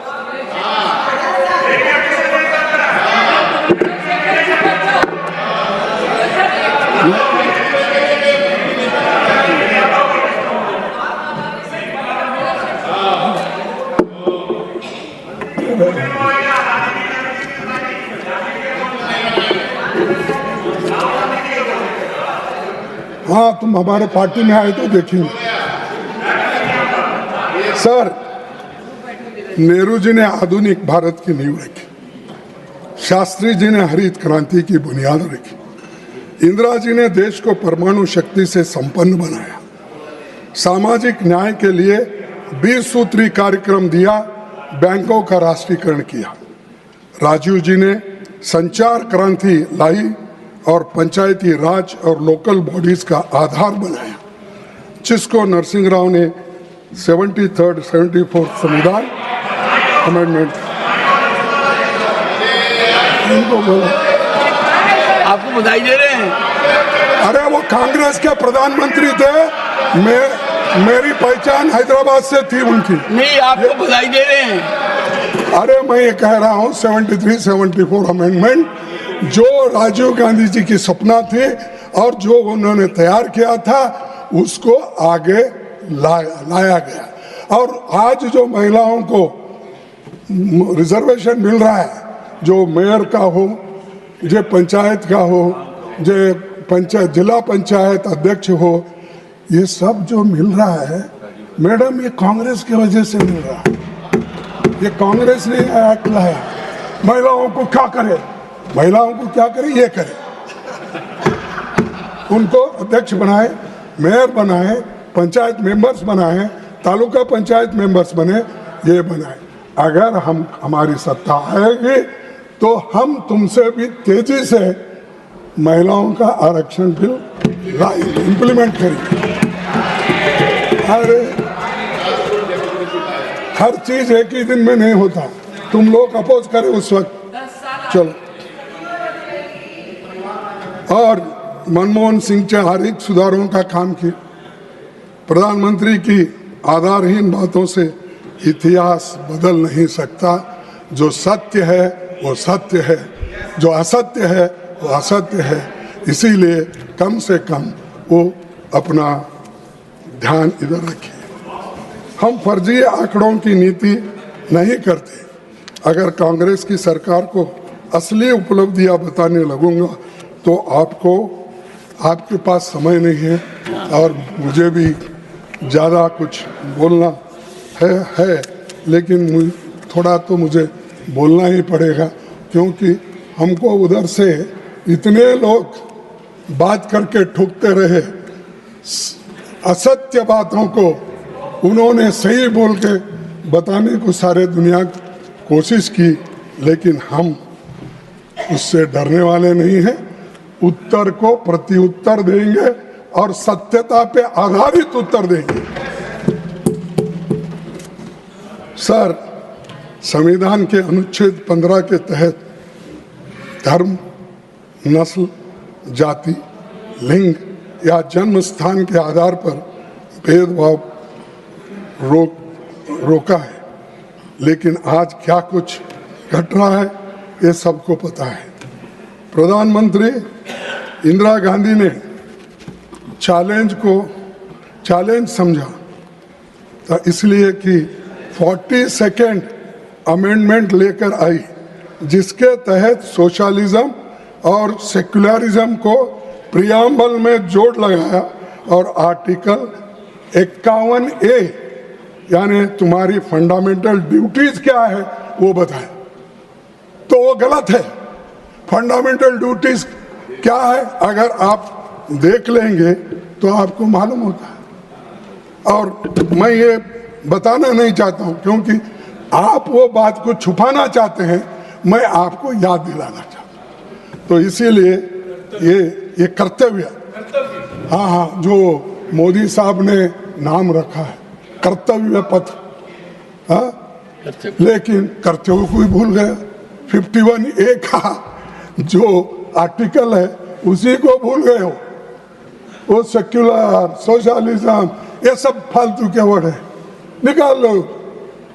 ये कर्तव्य पथ में गड़बड़ी हो रही। इसीलिए मैं आपसे निवेदन करूंगा कि कम से कम जब कभी वो आपके पास आएंगे, ज़्यादा तो इधर नहीं आते, कहीं मिले तो भी आप कह सकते हैं जरा संविधान के तहत चलो। लोग राज्यसभा में बोल रहे हैं, मुझे बड़ा दिक्कत होता है इसका उत्तर देना, इसीलिए आप ये कीजिए। सर, और एक बात मैं बोलूँ, सुप्रीम कोर्ट ने सोशलिज्म और सेक्युलरिज्म को संविधान के बेसिक स्ट्रक्चर का हिस्सा माना और जजमेंट आफ्टर जजमेंट ने इसे सही ठहरा दिया। तो रिसेंटली उसको तो मानते ना। हम बोले ठीक है, चीफ जस्टिस बोल रहे हैं जज ये सही है कह रहे सो, लेकिन दुनिया सही कह सकती है, लेकिन मोदी साहब कभी इसको मानेंगे नहीं। वो अपनी ही बात करेंगे, वो जो बोलते हैं वही सही। तो इसलिए आज आप भले ही राजनीति करने के लिए प्रधानमंत्री कोसने का मौका नहीं छोड़ते, खास करके जो शहीद इस देश के लिए हो उनका नाम लेकर बात करते हैं। और इमरजेंसी की बात तो बहुत बार हो गई। अब जब से इलेक्शन से पहले भी इमरजेंसी की बात, इलेक्शन आने के बाद भी हुई, फिर उसके बाद में एक इलेक्शन में भी, दूसरे इलेक्शन में भी, तीसरे इलेक्शन में भी हुई, सदन में भी हुई, यही बात करते रहते हो। लेकिन उसका तो उन्होंने उत्तर दिया, जो गलती हो गई गलती हुई है, लेकिन इसके लिए हमको सुधारना है। तो इन्होंने कितना टीका किया, उन्होंने सहन किया, आपने उसको सदन से बाहर निकाला और इंदिरा गांधी जी 1980 में थम्पिंग मेजॉरिटी से चुन के आए, थम्पिंग मेजॉरिटी से। सिर्फ 2 साल में कहाँ गया तुम्हारा? ये जो टीका टिप्पणी को उत्तर लोगों नहीं देते ना, चुनाव करके ही होता। तो ये चुनाव आया और जनता का निर्णय हुआ। ये अदालत में तो आपने निकाल दिया, ठीक है, उन्होंने भी मांग गए, लेकिन उसके 2 साल बाद उन्होंने थम्पिंग मेजॉरिटी से आके फिर तो ये अरे भाई, सो इसीलिए उन्होंने गलत बताया और उनको सत्ता से बाहर भी रहना पड़ा। लेकिन आज उनको सभी लोग याद करते हैं और इंदिरा जी को सभी लोग मानते हैं। ये लोग, बहुत से लोग वोटिंग को गए होंगे, अब हमारे लोग भी उधर गए हैं, बाहर के भी गए हैं। ये संगम है सर, सामने वाले रोड पर बैठे। हाँ, संगम, ये सामने वाले बैठे तो ठीक है, तो पहले, लेकिन सेकंड, थर्ड, फोर्थ पे जो बैठे हैं ना, वो सब या इधर से उधर गए, उधर से इधर आ गए, या हर पार्टी से वहां गया, क्योंकि ईडी मशीन, सीबीआई। जयराम जी कह रहे हैं कुछ। हाँ, जयराम जी कुछ कह रहे हैं आपको। हाँ, तो हर लोग यहाँ, वो एक वॉशिंग मशीन बड़ी खरीदी है। कौन? हमारे शाह साहब, इतना बड़ी वॉशिंग मशीन करे, आदमी अंदर जा सकता है और क्लीन होके बाहर आता है, अंदर जाके क्लीन होके बाहर आता है। और वो जाके इतना जोर से चिल्लाता है, अरे यहाँ खाया पिया रहा, राज किया, कोई सब कुछ बना। वही यहाँ पर हमको बुद्धि पढ़ाते हैं और उल्टा बयान देते हैं। तो ऐसे लोग इस देश में हैं, ऐसे लोग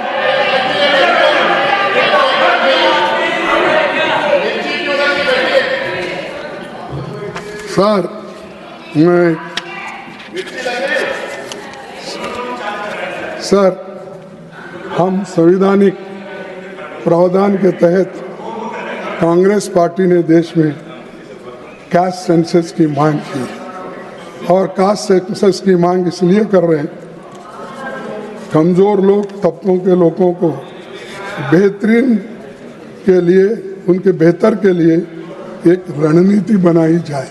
इसीलिए आप, ये जो हमारा माइंड है, ये किसी को खुश करने के लिए नहीं। और ऐसा होता है पॉलिटिक्स में, आज मेरे साथ वोट देते हैं, कल दूसरों को देते हैं।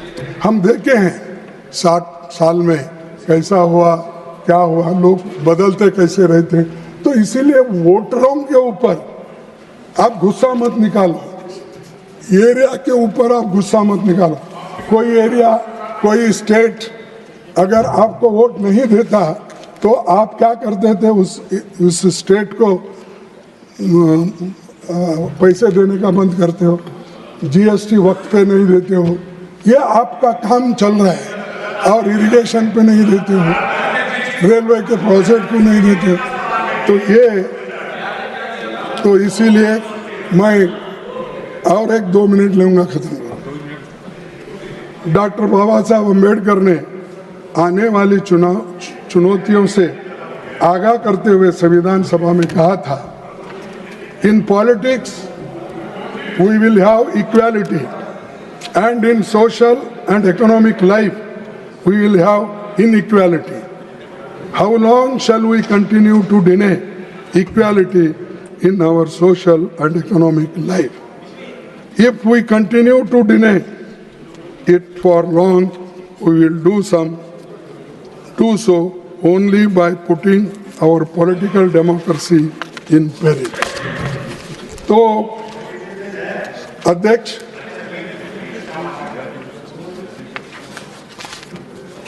सर, और गरीब बनते जा रहा है, अमीर बनते जा रहा है। और 5% इस देश के लोग 62% संपत्ति उनके पास, 1% लोगों के पास आज 3% संपत्ति है, सॉरी 50% लोगों के पास। तो ये सारी चीजें, आपकी इकोनॉमी किधर गई? क्यों इसको कम करने में आप लोग काम नहीं कर रहे? ये मैं आपसे पूछना चाहता हूँ। और आप इतने सभी चीज़ें कॉन्स्टिट्यूशन के तहत करते हो तो ये क्यों नहीं किए, ये मेरा सवाल है। दूसरा और एक सवाल है सर, मणिपुर में लगातार हिंसा और अशांति जारी है।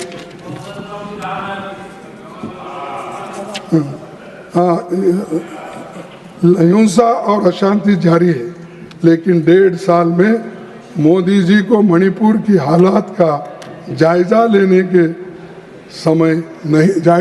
का समय नहीं मिला। वो पूरे दुनिया में फिर रहे हैं, देश में फिर रहे हैं, इलेक्शन के लिए हर जगह जाते हैं।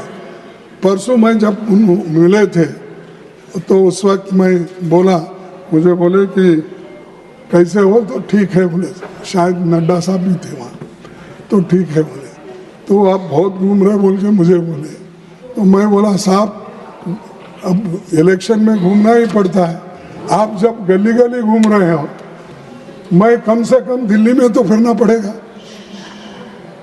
तो ये सब जगह जाने का मौका उनको मिलता है, लेकिन मणिपुर जाने के लिए वो तैयार नहीं है। राहुल गांधी खुद गए और वहां से पाद यात्रा निकाली और ऑल पार्टी वाले उसको सपोर्ट करें। जब वो निकलते हैं, आपको तो इतना संरक्षण है, आप क्यों नहीं जा रहे, क्यों इस समस्या को सुलझा रहे हैं? तो मैं आपसे ये बात करने, इसके लिए मैं बात कर रहा था। और ये अशांति कितने दिन चलेगी, कैसा चलेगा, तो ये आप मुझे बताना चाहिए। और इस देश को एक हमने रखा।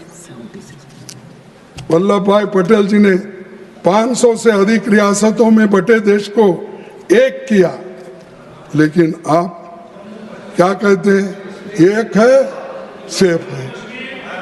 अरे एक है सेफ है, ये सेफ है देश, इसमें कोई अगर अंगार, इसमें अगर कोई अंगार डालेंगे तो वो लोग इसको फोड़ने का काम कर रहे हैं। तो इसीलिए मैं ज़्यादा आपका वक्त नहीं लेता। तो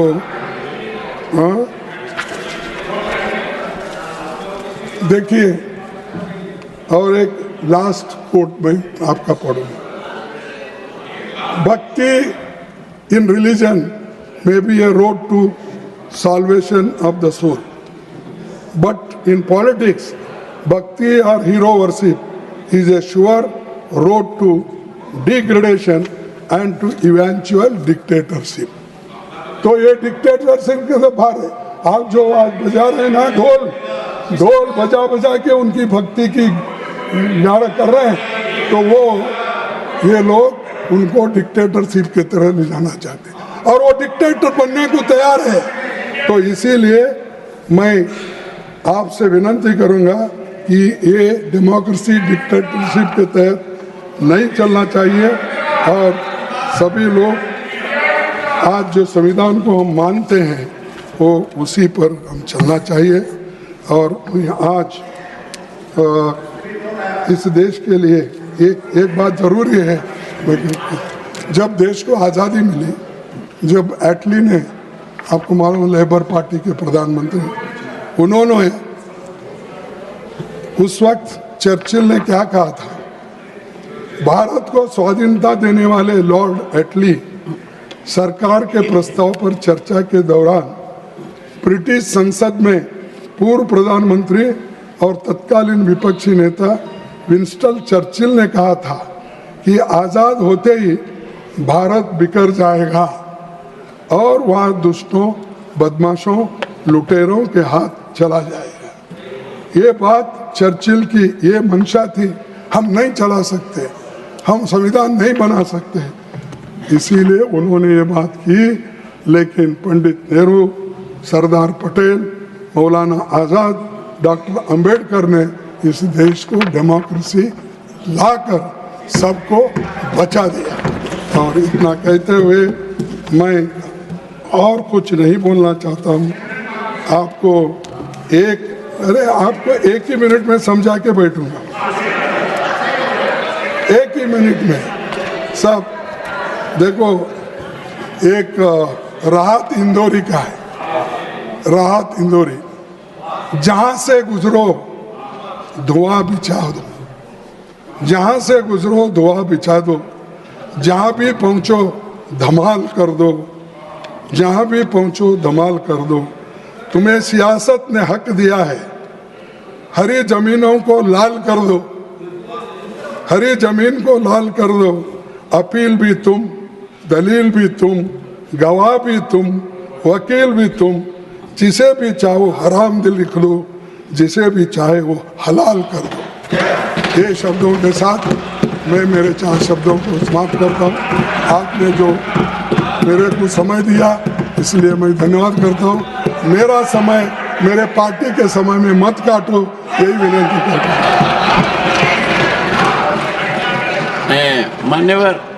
मान्यवर, आपने एक न्यायालय के आदेश की चर्चा की थी झंडे संबंधित, उसकी प्रतिलिपि सदन के पटल पर रखते हैं। देखिए क्या परफेक्ट टाइमिंग है। निर्मला जी ने 79 मिनट्स लिए, आपने भी 79 मिनट्स लिए। परफेक्ट है। Shri Saket Gokhale. Thank you so much, sir. Sir, on Saturday, Prime Minister Modi presented 11 resolutions. I call them 11 jumlas during his speech on the Constitution in the Lok Sabha. But the problem is that PM Modi needs to be reminded of the basics. So today and tomorrow, my party, All India Trinamool Congress, will remind PM Modi of the 9 key terms in the preamble of the Constitution of India, which his government has completely destroyed. These are: we the people of India, sovereign, socialist, secular, democratic, republic, justice, liberty and equality. Sir, I will speak today on justice for just 3 minutes because injustice has been the hallmark of the Modi government. Sir, I want to ask, how will PM Modi defend his record on justice to the following people? The 21 lakh Manrega workers of Bengal who have worked but haven't been paid since 3 years because Modi's government has withheld Bengal's dues. Why? Because his party lost the election. Bilkis Bano, whose rapists were forgiven and released by this government. Umar Khalid, Khalid Saifi, and numerous others who have spent years in jail only because they dared to criticize Modi and Shah. The 750 farmers who died outside the borders of Delhi only for protesting for their rights. Laws which were later taken back by the Prime Minister. The people of Manipur who today, as we speak, as I speak here, sir, are seeing their homes burn and their families die every day. Sir, I've had the personal privilege of experiencing justice under this government. I was locked up in a jail in Gujarat for 155 days in a case related to a tweet and a 500 rupee money laundering case. But then I found out what real justice means when my leader Mamta Banerjee sent me to this august House of Parliament where my oppressors have to see my face every day. So Mamta Banerjee understands justice and is committed to it. Social justice, as the preamble says, Mamta Banerjee brought schemes like Lokhir Bhandar and Kanyashri. That Lokhir Bhandar was brought a long time ago. अब ये copy कर रहे हैं लाड़की बहन. It was started by Mamta Banerjee. So social justice through measures like Aparajita Bill to give justice to women who face violence, but that has not yet been passed. I don't know why the finance minister was so embarrassed even after prompting when she said women's reservation bill, Hamari Sarkar ne 98 mein. Why didn't she mention that it was Honorable Mamta Banerjee who had brought the bill in 1998? Sir, our constitution guarantees social, economic and political justice to the people. Where is social justice when minorities are subjected to atrocities every day? And when the Prime Minister ran a poisonous communal campaign during the Lok Sabha elections? Where is economic justice when our youth have no jobs and families have no money left thanks to rising prices and inflation, the Honorable Finance Minister can at least do the least and reduce taxes on the middle class, sir. Where is political justice when opposition leaders are threatened using CBI and ED, and when the corrupt ones who go through the BJP washing machine become squeaky clean? So the PM loves to talk about previous governments and their record of 70 saal. I have to admit that our Prime Minister has been very successful on one front. Sir, हमारे यशस्वी प्रधानमंत्री नरेंद्र मोदी जी ने, the way he's destroyed the constitution in 10 years, previous governments couldn't do for 70 years. So Modi does not care about justice, but the people of India do. Which is why it was poetic justice when his party BJP was recently reduced to 240 seats in the Lok Sabha. People destroyed his arrogance and his party. And I want to from here, sir, with my hand on the Constitution, promise the Prime Minister that he will again be reminded of the meaning of justice, which is in our preamble, when his party BJP, which has deprived and defamed the people of Bengal, will be routed out again in 2026 under CM Mamata Banerjee. Thank you, sir. Thank you. Honorable Tiruchi Sivaji.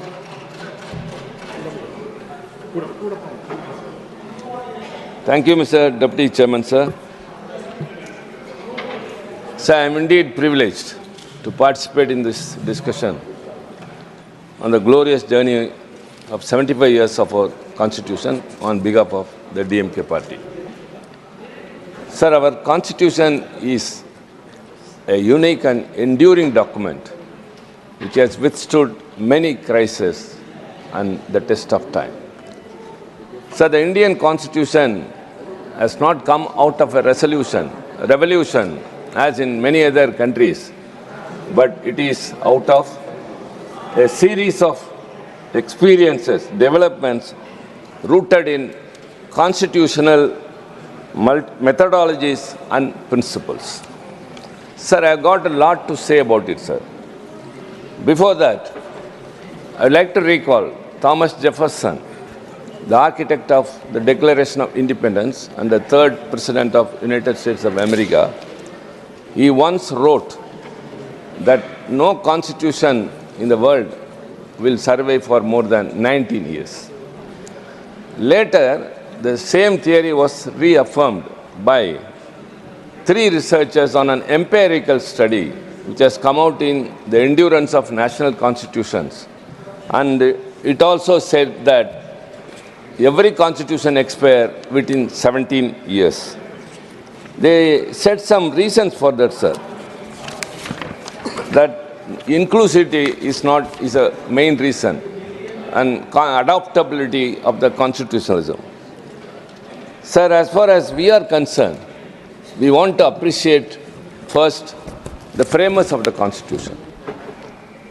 Sir, as the statement of Thomas Jefferson, or as which has been reaffirmed by researchers, sir, our Constitution has survived for more than 17 years and still it is robust and dynamic. What are the reasons for that, sir? The other constitutions have not debated as much as us. The American Constitution was debated and drafted within 4 months, and the South African was within 9 months. Whereas the Constituent Assembly of India, to draft the Constitution, sir, first the members were elected indirectly across the state, from the provincial states, from the princely states, and the provincial principal commissioners. It came to about 389, and later after the partition it came down to 299, and with that the Constituent Assembly started functioning. These are all very important facts, sir. We have to mention what is the reason for the robust nature of our Constitution. Sir, it held 11 sessions, sir, which ran up to 165 days, out of which 114 days were focused totally on the draft Constitution. 7,635 amendments were tabled and 2,473 amendments were moved. Whereas in other constitutions, in other nations' constitutions, amendments were not moved, sir.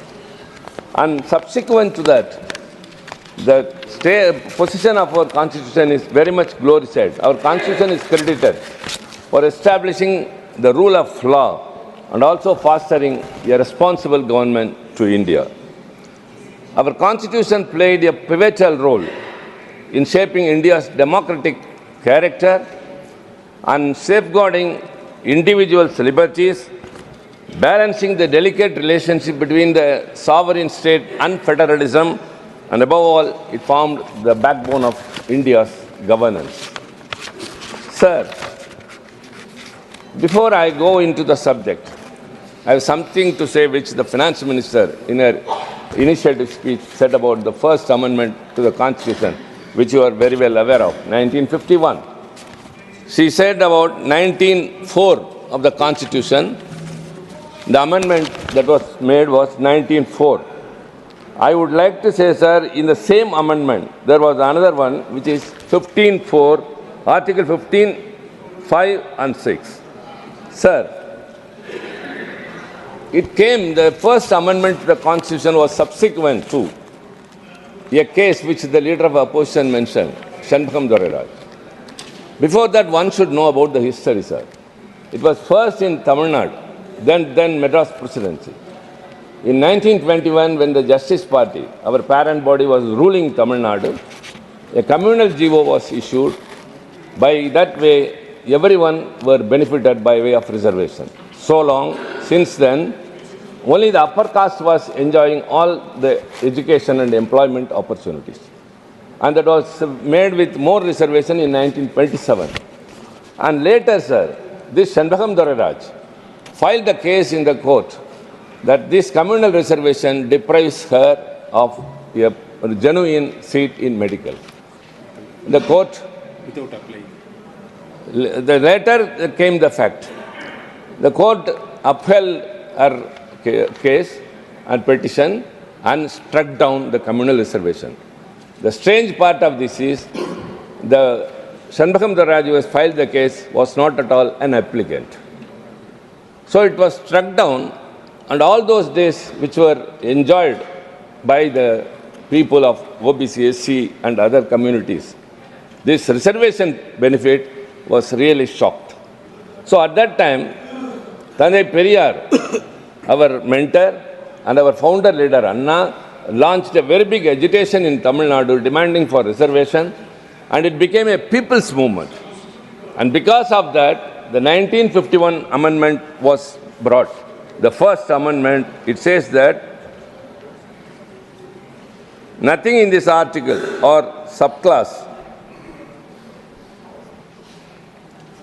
nothing in this article or in class 2 of the Article 29 shall prevent the state from making any special provision for the advancement of any socially and educationally backward classes of citizens or for the scheduled castes and the scheduled tribes.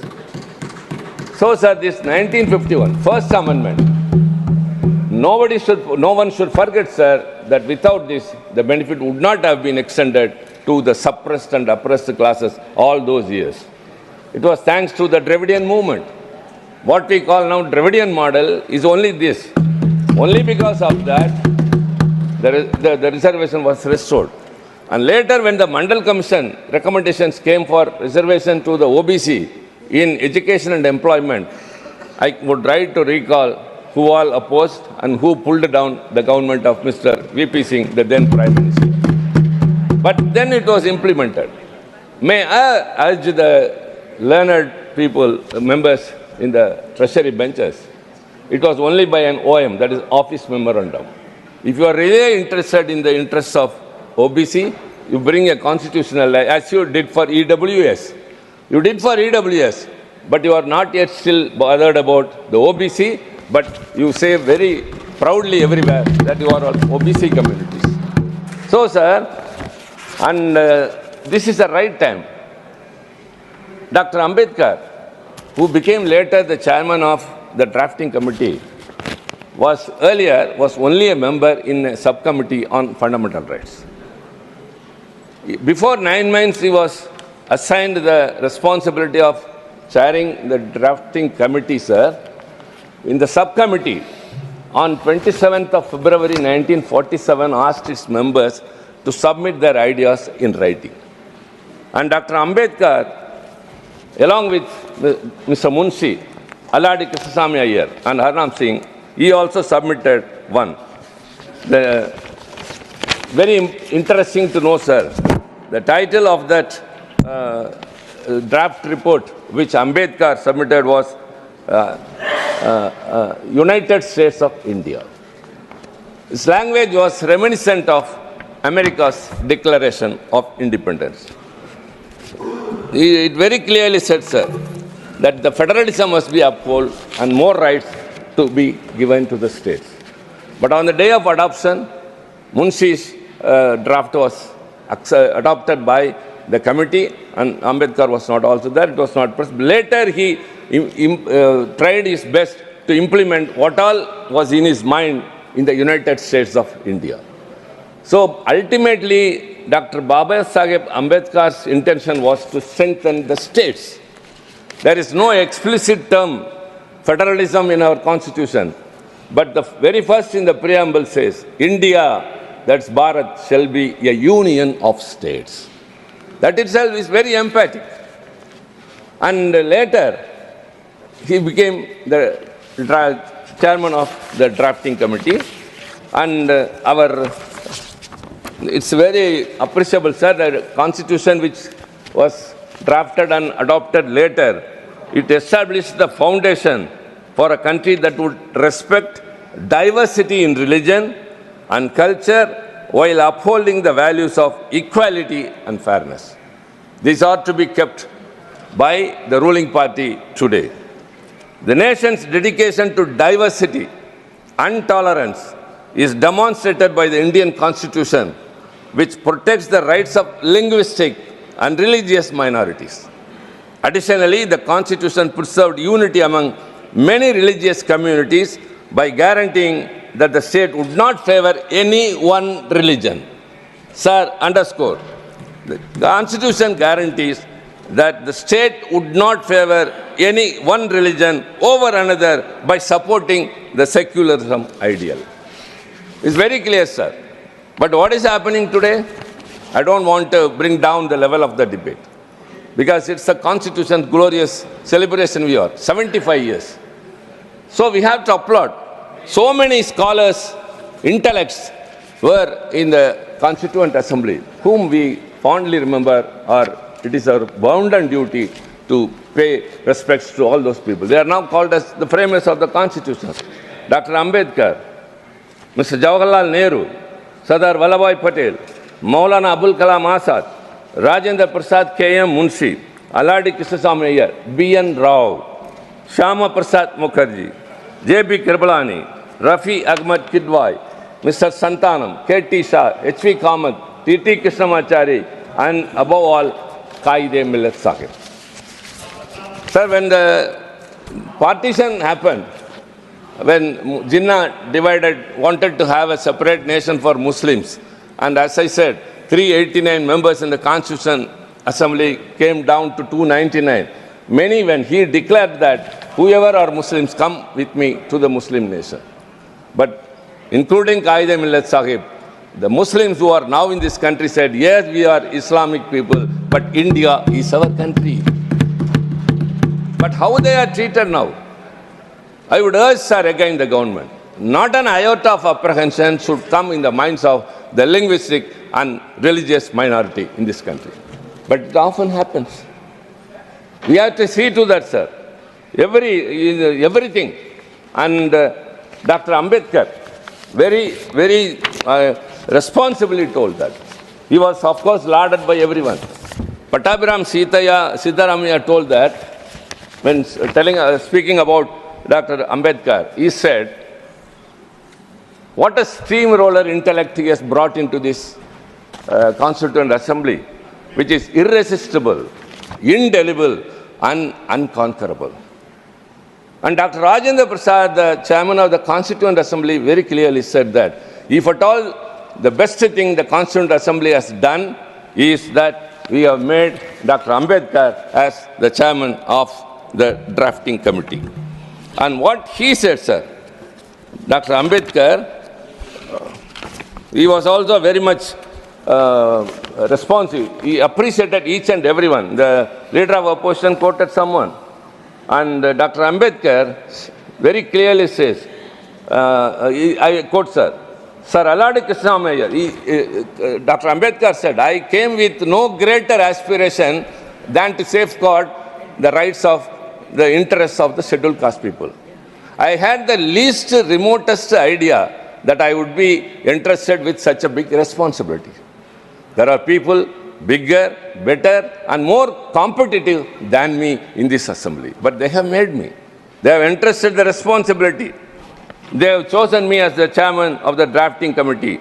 And he continues to say, sir, and he says very much about S.N. Mukherjee, Sundarnath Mukherjee. The West Bengal people should be happy about it.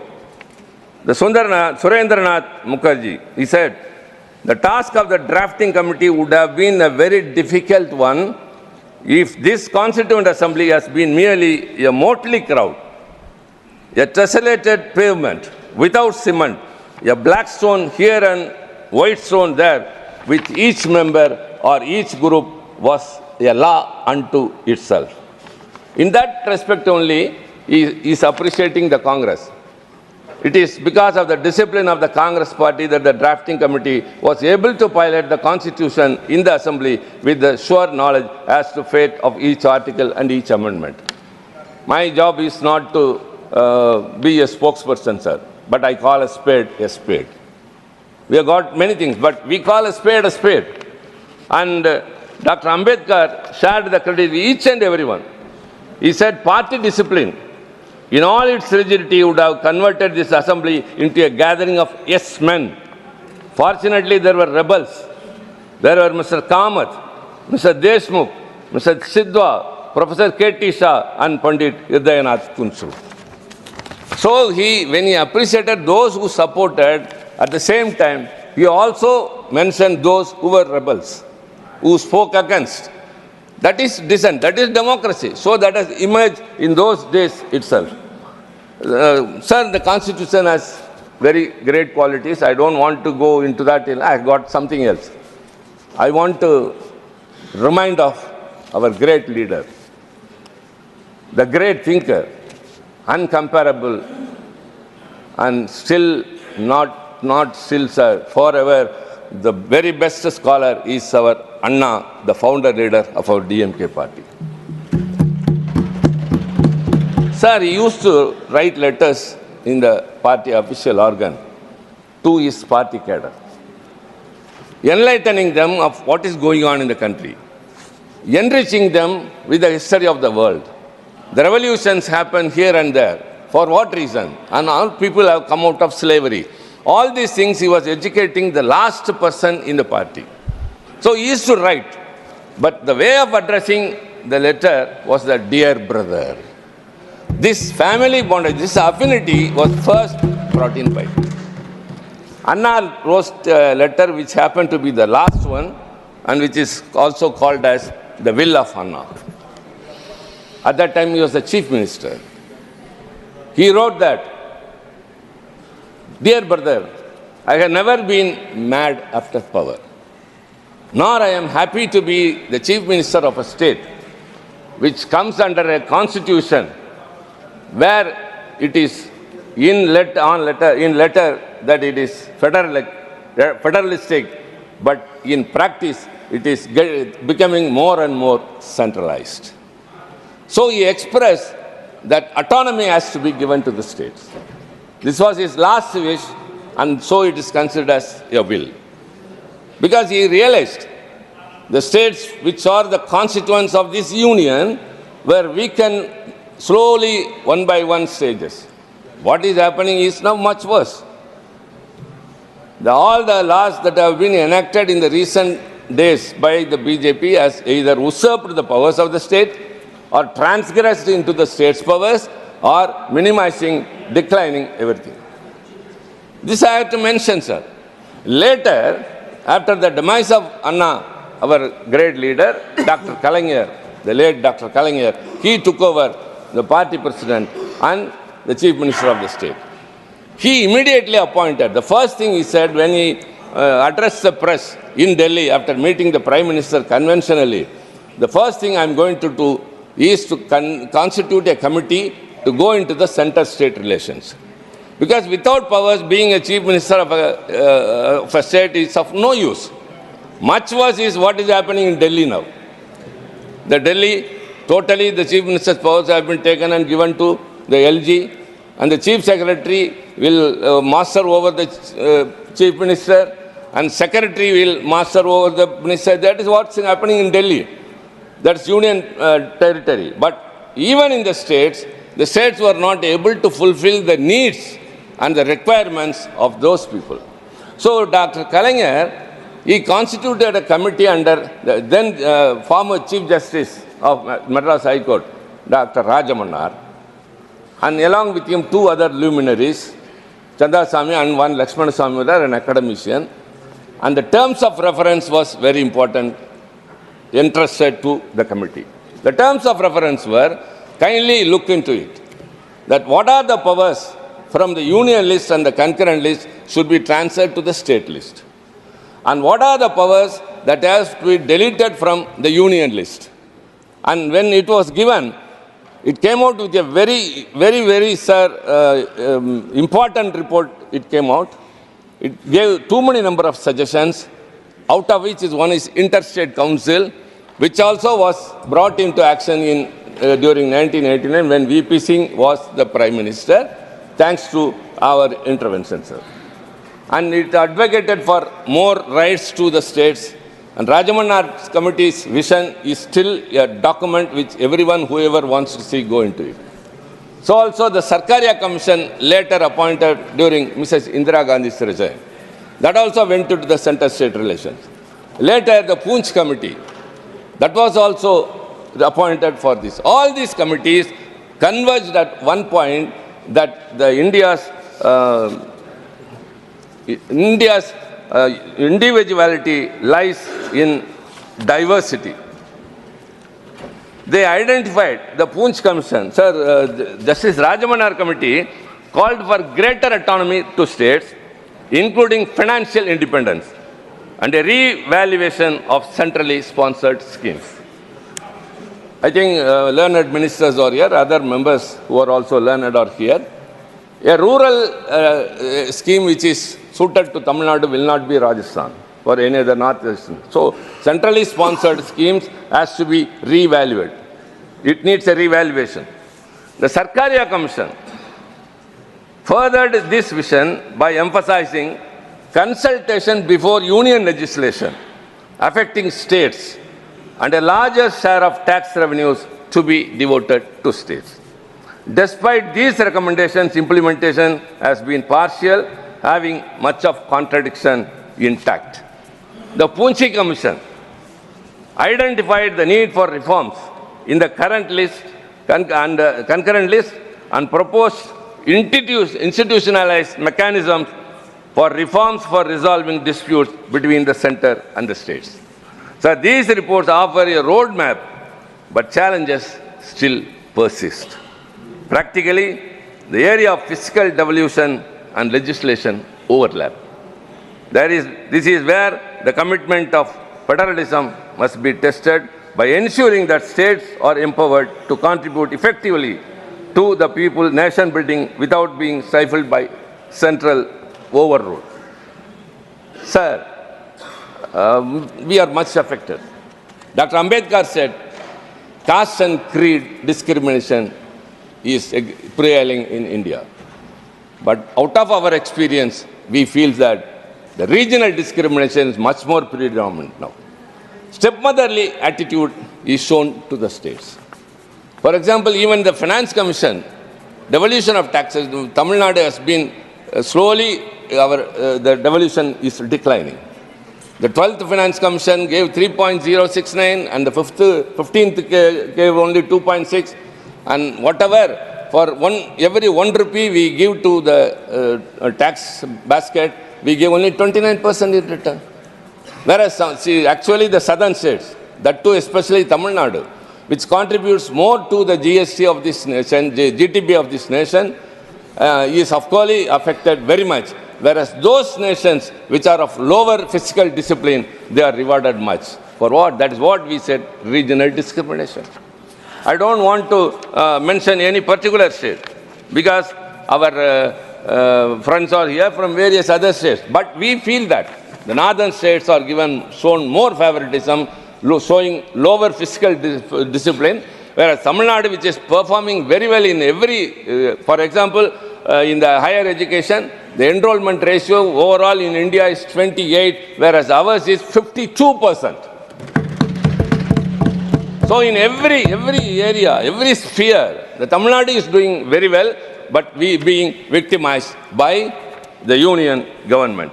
So also, sir, the borrowing restrictions imposed under Article 293 undermines the autonomy of the states, discourages fiscal discipline and stifles regional growth. In these situations, sir, we want to say that these things has to be revived. It's high time, sir. Even the very important is language policy, a sensitive issue that needs recalibration. Tamil Nadu's consistent opposition to the imposition of Hindi is not about rejecting a language, but about preserving its linguistic diversity. The two-language formula adopted in Tamil Nadu has fostered inclusivity without compromising on national unity. Sir, during the Constituent Assembly debates, though there was no subcommittee as like other things for language, but it happened to show that when many proposed for Hindi to continue. Before independence, the official language of India was only English. But later, after the independence, the Constituent Assembly, they debated it, and a section of the members supported Hindi, and a section of the members supported English. And when it came to equality, Dr. Rajendra Prasad, who was then the chairman, cast his vote, and by that, Hindi became the official language. And very importantly, article, the language.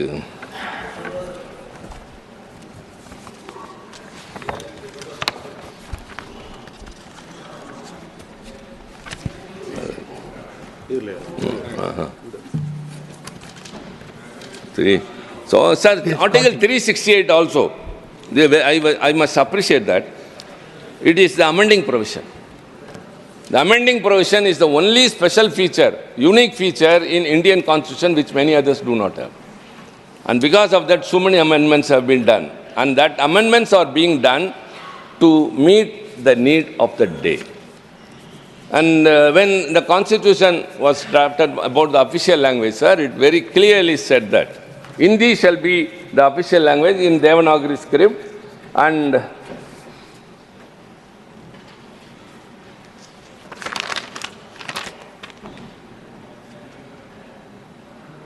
notwithstanding anything in this article, Parliament may be law provide for the use after the set period of 15 years, the English language or the Devanagari form of numerals.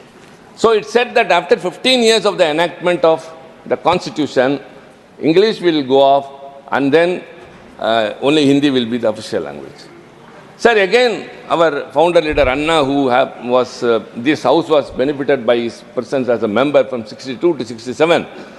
He spoke very much about the language policy, and the Official Languages Amendment Act 1963 came, and it declared that the official language, the English shall also be the official language, as long as the non-Hindi speaking people accept it. Sir, whereas this government is totally thrashing all those things, what the Constitution has assured, it is not enough that you celebrate a Constitution Day in the Central Hall, which you have deserted. And it is not enough if you have a debate in both the houses of Parliament. It must be not only in letter, in spirit also it must be. When it has been assured, India is a country of complexity. It is multilingual, multicultural, multi-regional, multi-religious. Whereas you want to bring everything one nation, one election, one nation, one ration card, one nation, all, everything. One. But only this Parliament divides the Lok Sabha and the Rajya Sabha. The central hall, which used to unite the members of both the houses, is now totally, we are deprived of that. A new member who has come to the Lok Sabha will go off after 5 years without having acquaintance between the Rajya Sabha members and the Lok Sabha members. Why, when you are trying to unite each and everything, why you are dividing the members of parliament from Lok Sabha and Rajya Sabha? That's what I say. It's not just celebrating the constitution. All the schemes which are implemented by this government are either in Hindi or in Sanskrit. Learned ministers, Puri is here, my dear brother Yadav is here. Kindly tell. Bhupender ji, you know better. It says that any bill or anything should be in English, the constitution says. But who authorized you to name the nomenclature of every scheme that you bring or every bill you bring, either in Hindi or in Sanskrit? We enter into the parliament. Now that we are accustomed, we are spelling out, pronouncing it, but we do not know the meaning. Makar Dwar. What is it? What is it? Wherever we go, we see only Sanskrit letters, we see only Hindi letters. See, India is a union of states, don't forget. Don't forget. In the 8th schedule of the Constitution, there are 22 languages, and all those languages should be respected. And no one language should dominate the other. The Tamil is the ancient language in this world. It's the hoary language.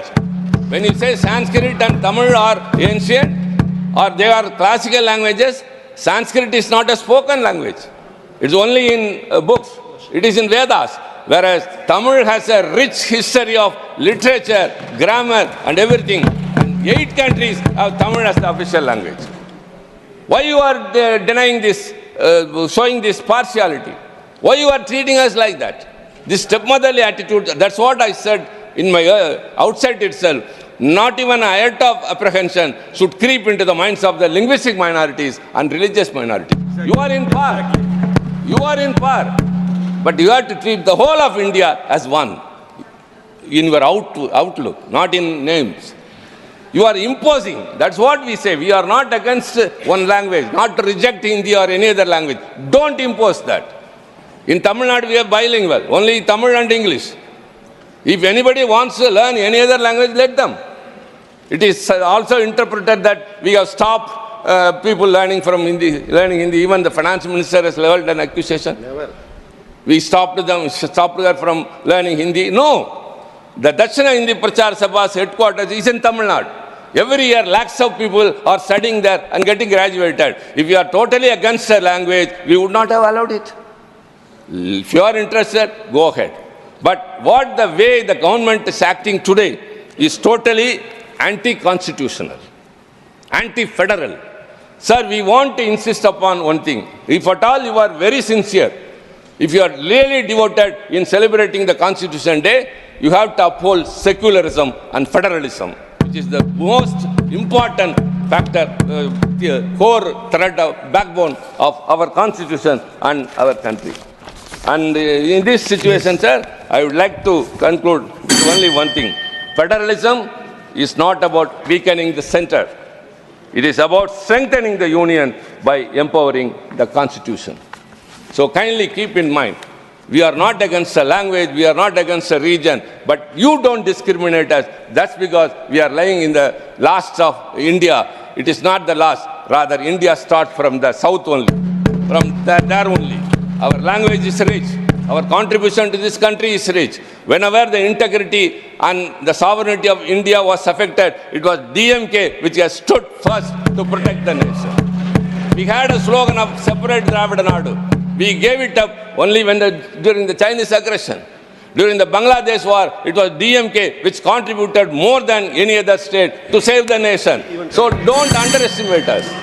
We have always been with us. So stop this attitude of stepmotherly treatment, and I would urge again, respect all languages, respect all religions, and tax devolution is very, very important. So with these words, sir, I thank you very much for giving this opportunity. Thank you. Thank you.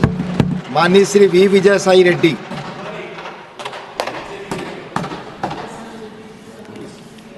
Thank you. Thank you, Deputy Chairman, sir. I'm quite opposite to you, sir, and center neutral. मेरा ध्यान आप ही पर है, आप please बोलें. Sir, we are neither that side nor this side, sir. Yes. No, not. Please address this. Under the towering leadership of Dr. B.R. Ambedkar and contributions made by the eminent Telugu members like Bhogaraj Pattabhi Sitaramaya, Moturi Satyanarayana, Durga Bhai Deshmukh, and N.G. Ranga. Sir, the Constitution has become a beacon of hope for an ordinary citizen. It empowered the individuals to demand accountability, guaranteed equality before law, and upheld the right of dissent. Sir, now the constitutional aspects and legal aspects will be spoken by my colleague Niranjan Reddy, and I would like to focus on the unconstitutional actions that are being undertaken by NDA partner Telugu Desam Party, sir. Sir, the subject is not Telugu Desam Party, but the constitution debate. Unconstitutional actions that are being undertaken by one of the alliance partners of NDA. Sir, this is about the constitution only, sir.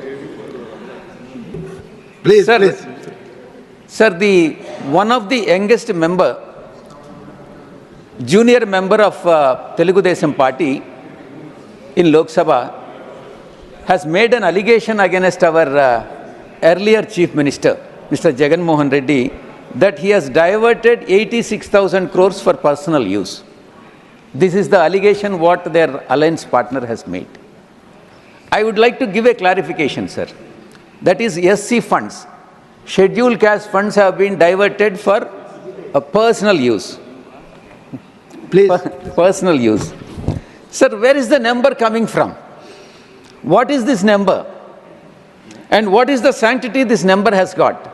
First of all, whether it is factually correct or not, that is to be inquired into, sir. How did she reach the figure of 86,000 crores? Sir, TDP in Lok Sabha, sir, his turn will come. Please. And he can speak whenever his turn comes, sir.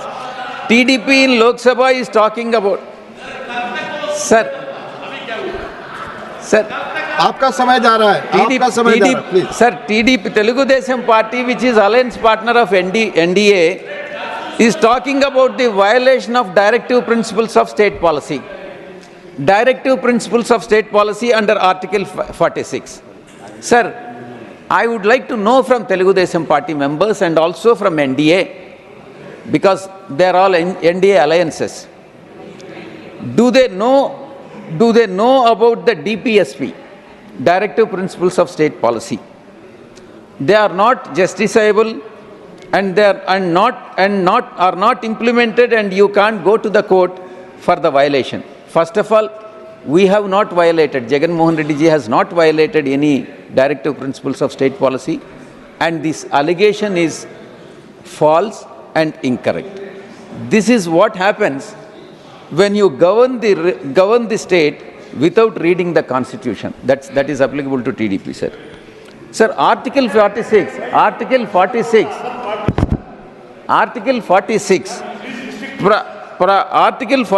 of the Constitution of India states that state must promote the educational and economic interest of the weaker sections of the people, especially scheduled caste and scheduled tribes. Sir, second point is protect these groups from the social injustice, from all forms of exploitation. This is what Article 46 says.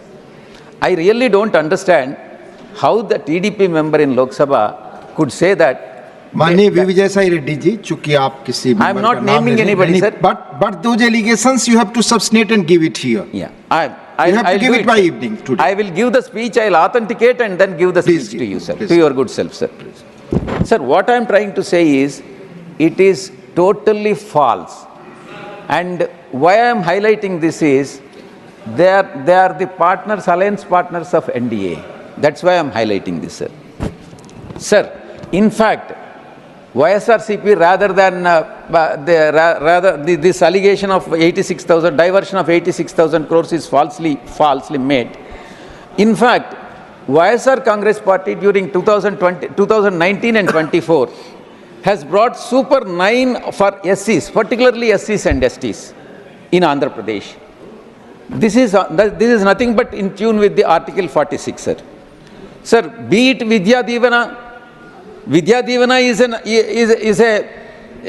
a welfare scheme wherein 60,000 SC students have been benefited. Sir, Vasati Divana is a scheme where 1.83 lakhs SC students have been benefited. Kalyanamastu is a scheme where 17,153 SC students, SC brides have been benefited. Free power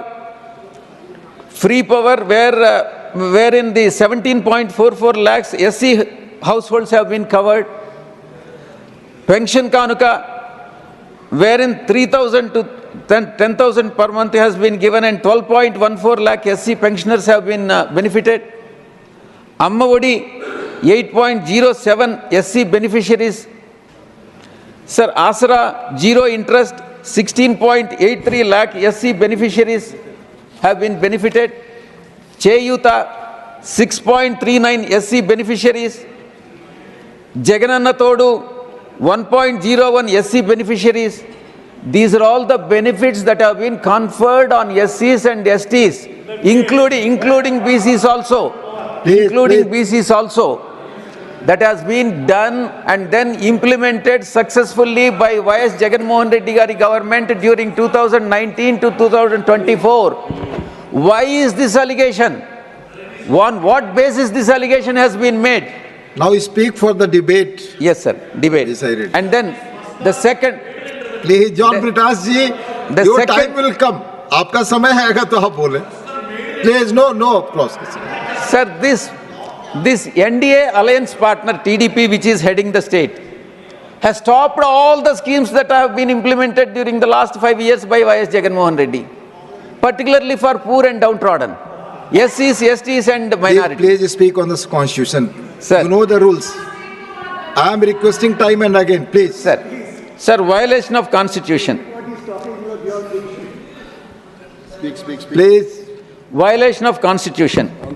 Sir, they say when the arrest has been legally made and the court has sent him to judicial custody, the erstwhile leader of opposition and the present chief minister of Andhra Pradesh, the court has sent him to judicial custody. It is not the government. Government has filed the case.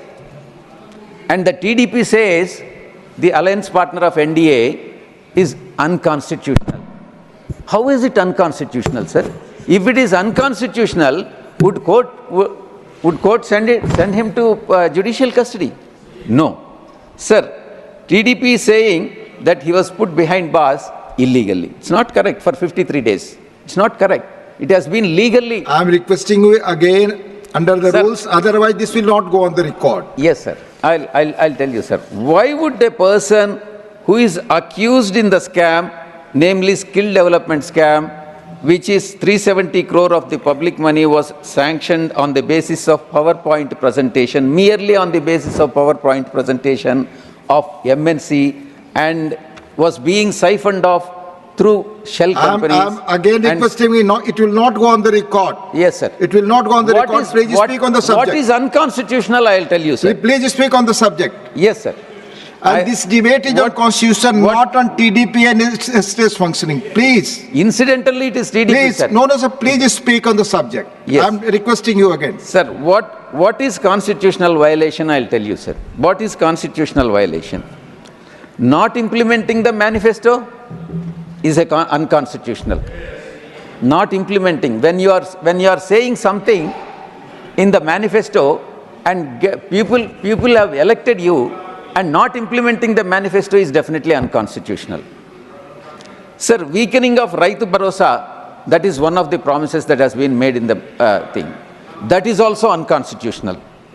Sir, ensuring foreign education only for the benefit of their relatives and not for the public. They have banned the English medium. Where is the necessity for banning the English medium? That is, the English medium is the medium. Please speak on the subject. I am requesting him time again. Please, Vijay Sai Reddy ji. Sir, putting every person, and what is happening, what is unconstitutional is, whoever tweets, whoever puts a posting, either in Twitter or Facebook, against TDP or NDA. Again, I am requesting you, Vijay Sai Reddy ji. And they will be implicated in the cases and they will be put behind the bar. It will not go on the record. It will not go on the record, Vijay Sai Reddy ji. You are losing your time. Please. Sir, doesn't matter, sir. I would like to expose it. Please. No, but not on the subject. On the subject only, please.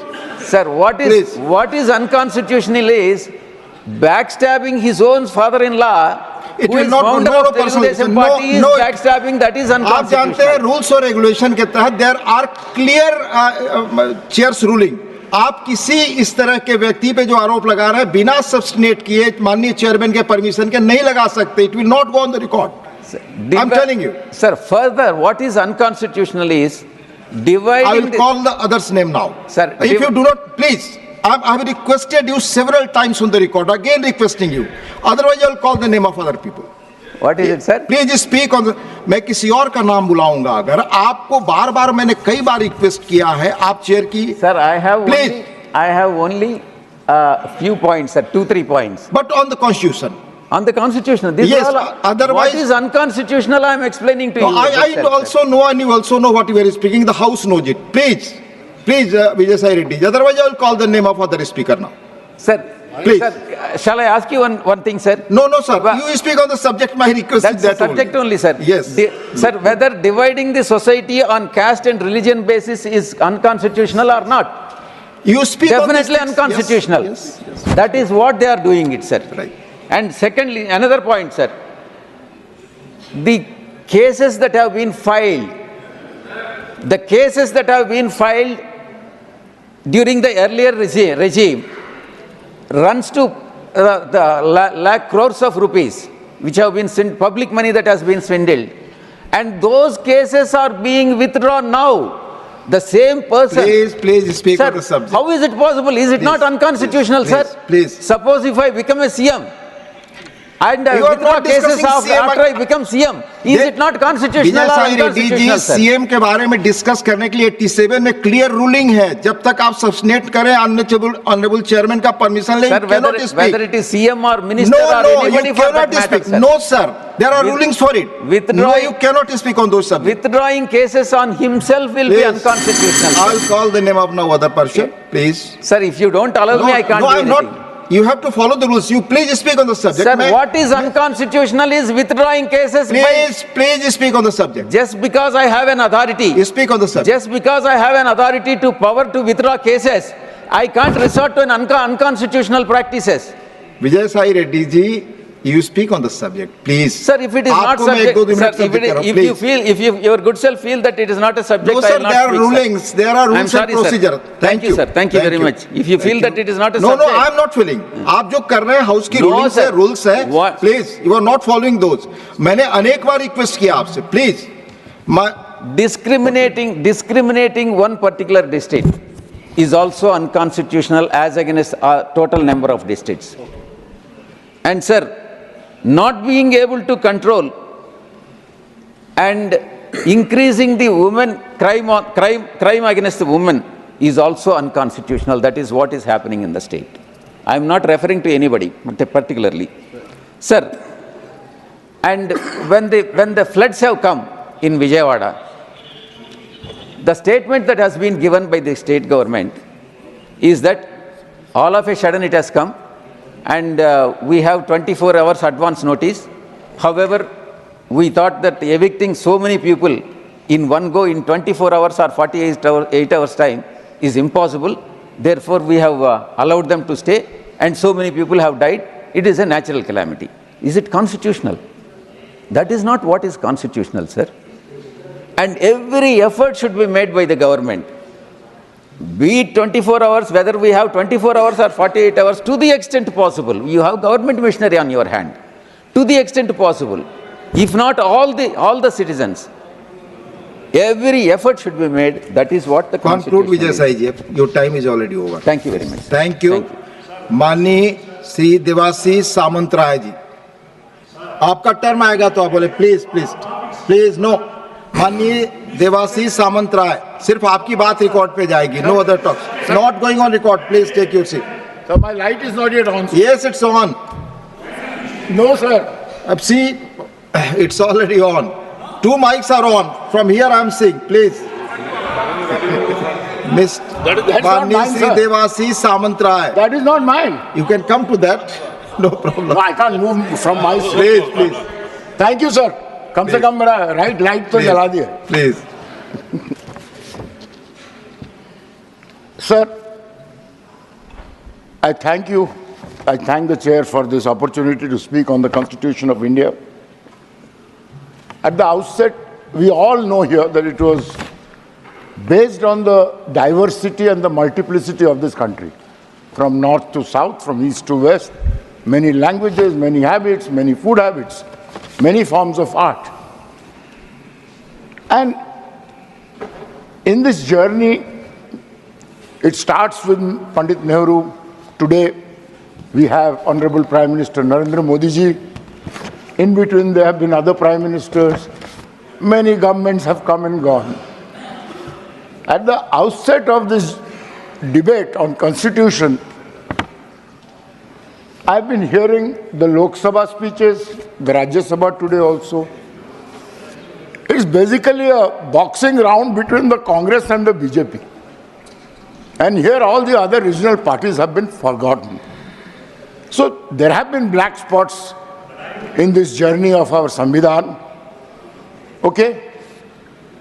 You spoke about the black spot during the emergency. It was unconstitutional. That many agree. And in return, the leader of the opposition was justifying all this. In this, where this federal structure was forgotten, this multiplicity was forgotten, this diversity of this country was forgotten. So while we are discussing in this journey where we have reached, how we are going to take forward this journey in 75 years, how this country has progressed towards making us stronger, to making the poor safer. If you see, as on today, we speak about emergency, but today there is a pseudo-emergency in India. These so-called constitutional watchdogs have become pet dogs.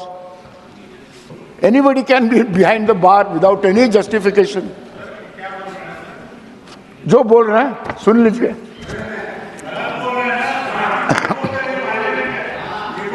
एक नहीं ये भी कोई आपके प्रदेश नहीं है. आपका समय खत्म हो रहा है. देखिए, सच बात बोलने से इनको जल जाता. आप इधर बोले, विषय पे बोले. मैं बोल रहा हूं समय खत्म हो रहा है कि आज इस कॉन्स्टिट्यूशन का हालत क्या है. जिसको डालो कोई जस्टिफिकेशन था, कई चीफ मिनिस्टर्स को लेके डाल दिए, फिर बेल नहीं दे रहा है, क्या रीजन क्या है. तो जरूर ये एक किस्म का इमरजेंसी चल रहा है इस देश में, और जोर से ठोक के बोलूंगा. सो आप बोले प्लीज. मैं बोल रहा हूं, बोले ठीक है. Sorry, maybe I have hurt your sentiments, but it's fine. In this whole journey, the federal structure was not mentioned. Thanks to Trichy Shiva, he did speak about it with Tamil Nadu.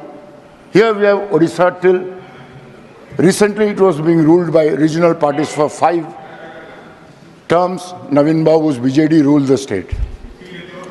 Now we have a different government. We accept it in this democratic structure.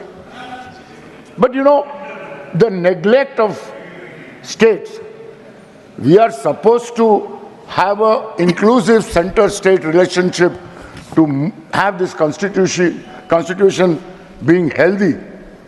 It is not only about favored states where there is a double engine sarkar, that they get favored, And there, even in Orissa, is frequently visited by disasters. And to mitigate this disaster, we have been always seeking the center's help. But you know, each and every time we have been refused. As if we are not part of this federal structure. As if we are not part of India. But we have implemented our own schemes on our own. They talk about empowering women. Navin Babu has empowered 1 crore women under Mission Shakti. He has took a vow that I'll empower the women of Odisha, because empowered women हारेंगे तो आप भी मत घबराइए, हारेंगे। आप इधर बोलिए, पहले आप प्लीज आपस में बात नहीं, आप इधर बोलिए।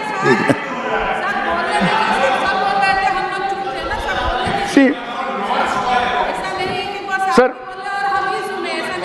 Please speak. सर ये जब अपने चेयर पर बैठकर प्लीज ना कमेंट करें, प्लीज आप बोले। When we spoke about empowerment of women, we proved it also. Not only empowering them through Mission Shakti, even in the 3-tier panchayat system, Navin Babu brought a 50% reservation for women. And no mention of the empowerment of women. And today, I don't know, the parliament has approved the 33% reservation for women. If it will see the day of the light of the day, I don't know. So these are my observations in this journey of our Samvidhan, which somewhere has gone out of the track. And none of us are willing to address it. I think finally, ultimately, cutting across party lines, who has achieved what, who has done what, who has corrected the Constitution, I think it is our responsibility of the members of both the houses to keep this Constitution healthy and vibrant and for India in its diversity and multiplicity. Thank you, sir. Thank you, माननीय देवाशीष जी। माननीय Shri A.D. Singh ji, माननीय Shri A.D. Singh. Thank you, Deputy Chairman, sir, to give me this opportunity to speak on this Constituent Assembly debates.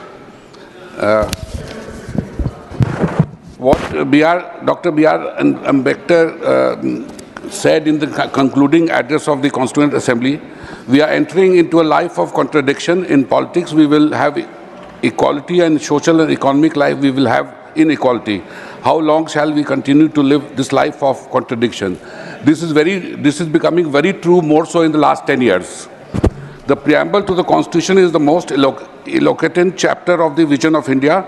It describes the democratic and progressive values of the Indian Republic, the concept of justice, liberty, equality, and fraternity, which frames the vision of India. Challenging it today, there are many dangerous trends: the denigration of our democratic institutions, the misuse of investigating agencies, the control on news media, the pressures on the judiciary, and even the legal fraternity, and the blatant criminalization of our politics and public life. All these represent our constitutional makers' worst fears. Also, I want to bring to the notice of the House the statement of our Honorable Finance Minister regarding the First Amendment. The First Amendment was necessitated on account of the views expressed in the Constituent Assembly regarding land reforms, SC/ST reservations. What has been presented by the Honorable Finance Minister was misrepresentation of facts, which was adequately clarified by Kharge ji.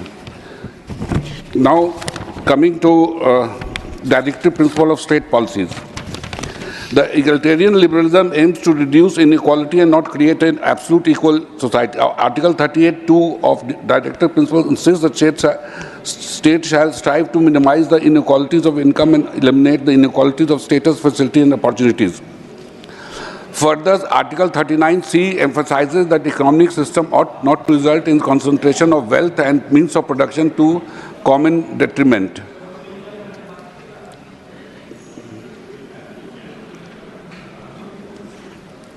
Please continue. Further, I want to bring to the notice of the House that how the Act of 1991 regarding the places of worship have been violated. There were some sensible comments by Shri Mohan Bhagwat ji advising fraternity that there is no need to go digging each and every mosque to find out a temple there. It seems that everybody has forgotten his advice and there are new disputes pertaining to mosques and dargahs in Sambal, Ajmer, Badaun, Dhar.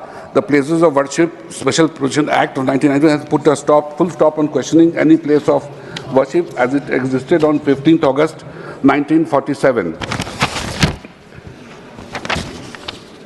Of course, the Ram Janmabhoomi was made out an exception in view of the ongoing dispute. However, of late, it has been seen that many lower courts are passing orders for the survey of mosques by passing the Places of Worship Act. The recent Sambal Sahib Masjid controversy is a cleverly engineered conspiracy to keep Hindu-Muslim pots simmering. The way the petition was filed and the speed with which the survey was ordered all raises question about the sanctity of the due process. कहना चाहता हूं मंदिर भी ले लो मस्जिद भी ले लो इंसान के खून से मगर अब न खेलो.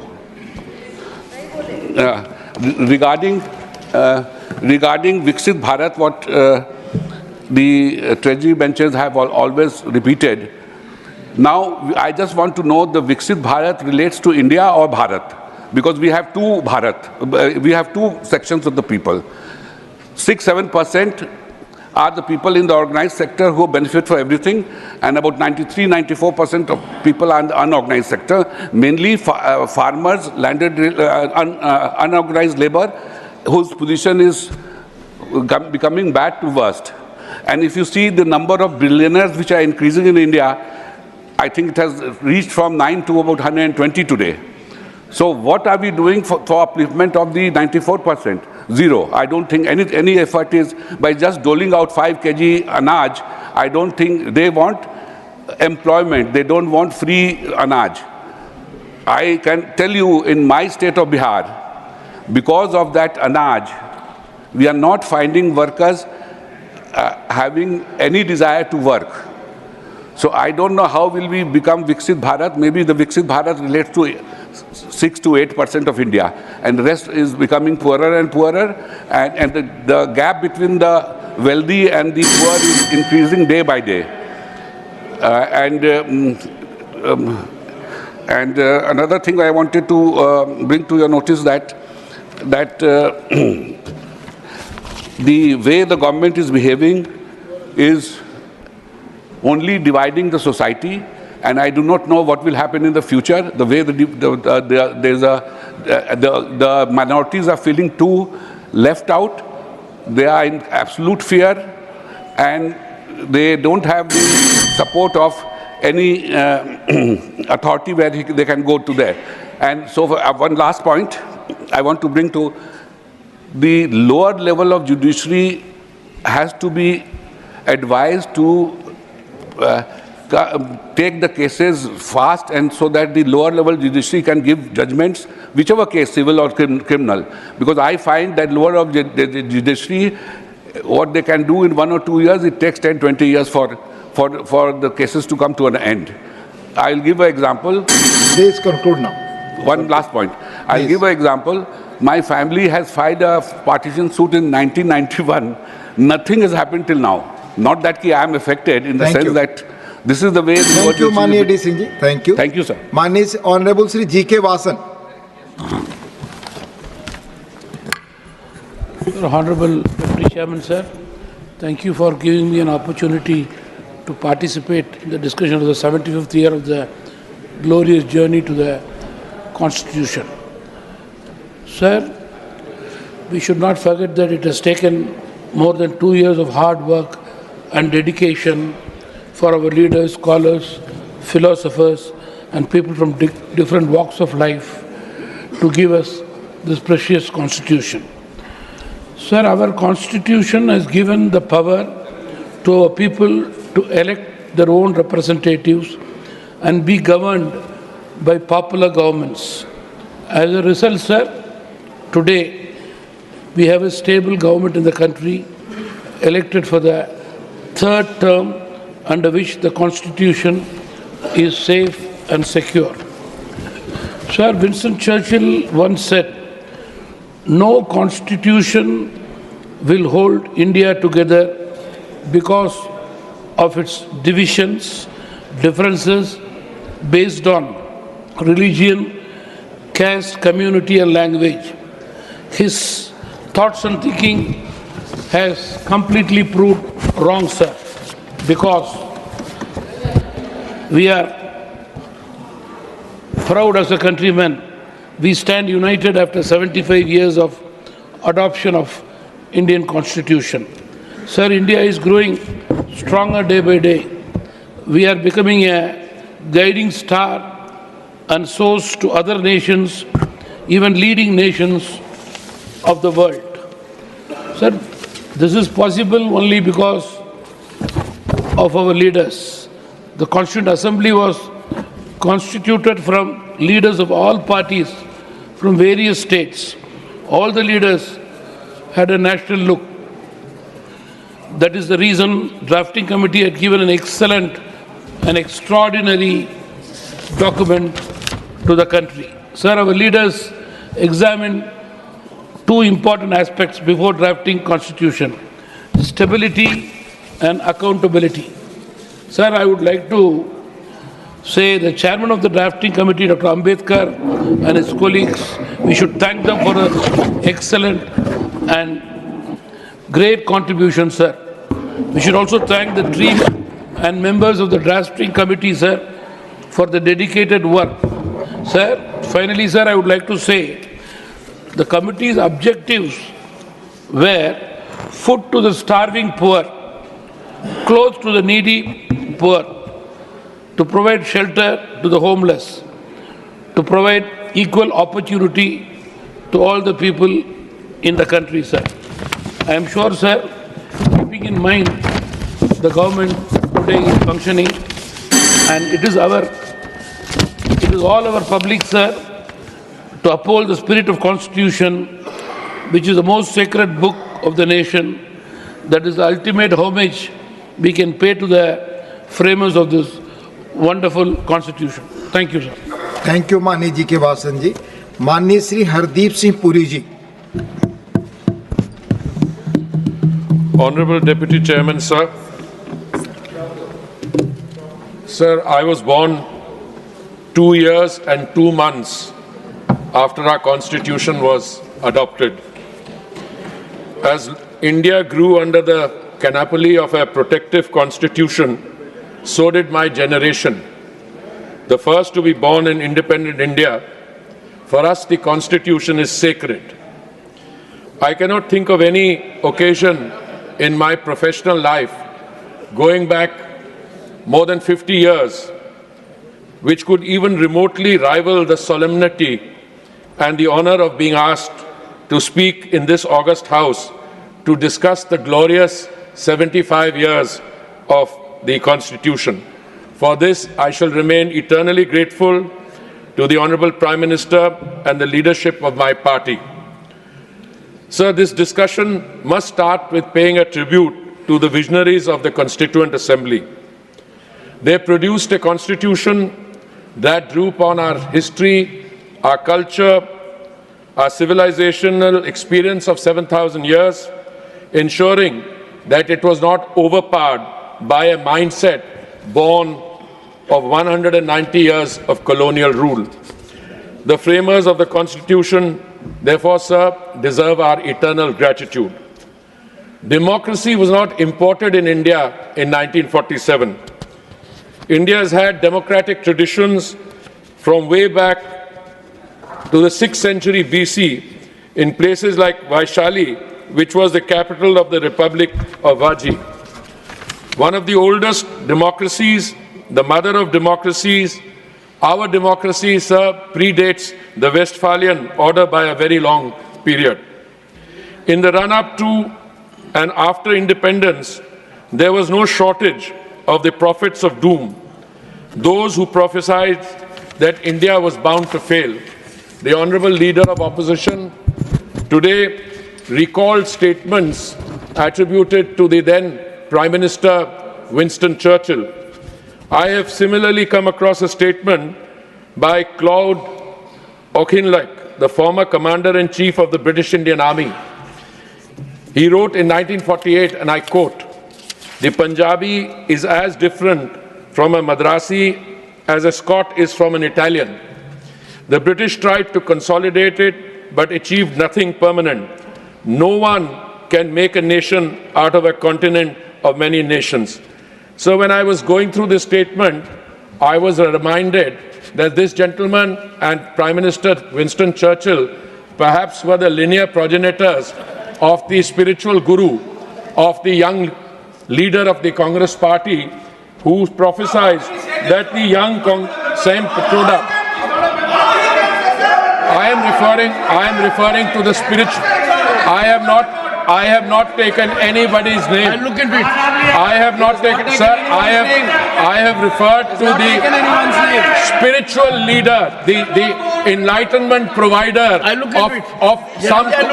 of a young Congress leader, who said, when it compared our diverse communities to foreign races, such prophecies were forthcoming even before we witnessed the horrors of partition.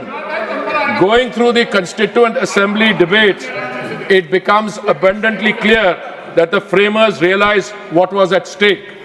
This is what Sardar Patel had to say about the endeavors of the Constituent Assembly. He said, and I quote, "There is no alternative to this assembly except chaos and anarchy," unquote. Sir, despite all odds, India has succeeded, India has thrived, except for a shameful period of 21 months between 1975 and 1977. No other developing country, with the exception of Costa Rica, has seen a longer run of unbroken democratic rule since World War II. As a student of history and evolving political systems, one could say with a degree of confidence that the experiment of the United States was the defining moment of the 18th century for democracy, and India will be remembered as the exemplar of the 20th and 21st century as the largest, most vibrant, youngest, and most diverse democracy. We are diverse in terms of languages, cultures, customs, and tradition, but united by this Constitution, which helps us overcome the various centripetal and centrifugal forces that threaten to break the nation apart. Honorable Chairman, sir, when the nation was being targeted and was facing many challenges, the integration of princely states, some provisions were made which were meant to be temporary, transitional, and special provisions, thus underscoring their impermanence. Under such a provision was kept Article 370 in Part 21 of the Constitution. And I quote, "It can be garnered from the historical context for the inclusion of Article 370 and the placement of Article 317 in Part 21 of the Constitution that it is temporary provision." Sir, in a speech lasting over 1 hour and 18 minutes, the Honourable Leader of the Opposition provided advice, much of it gratuitous, and told us that we must go back to the debates in the Constituent Assembly.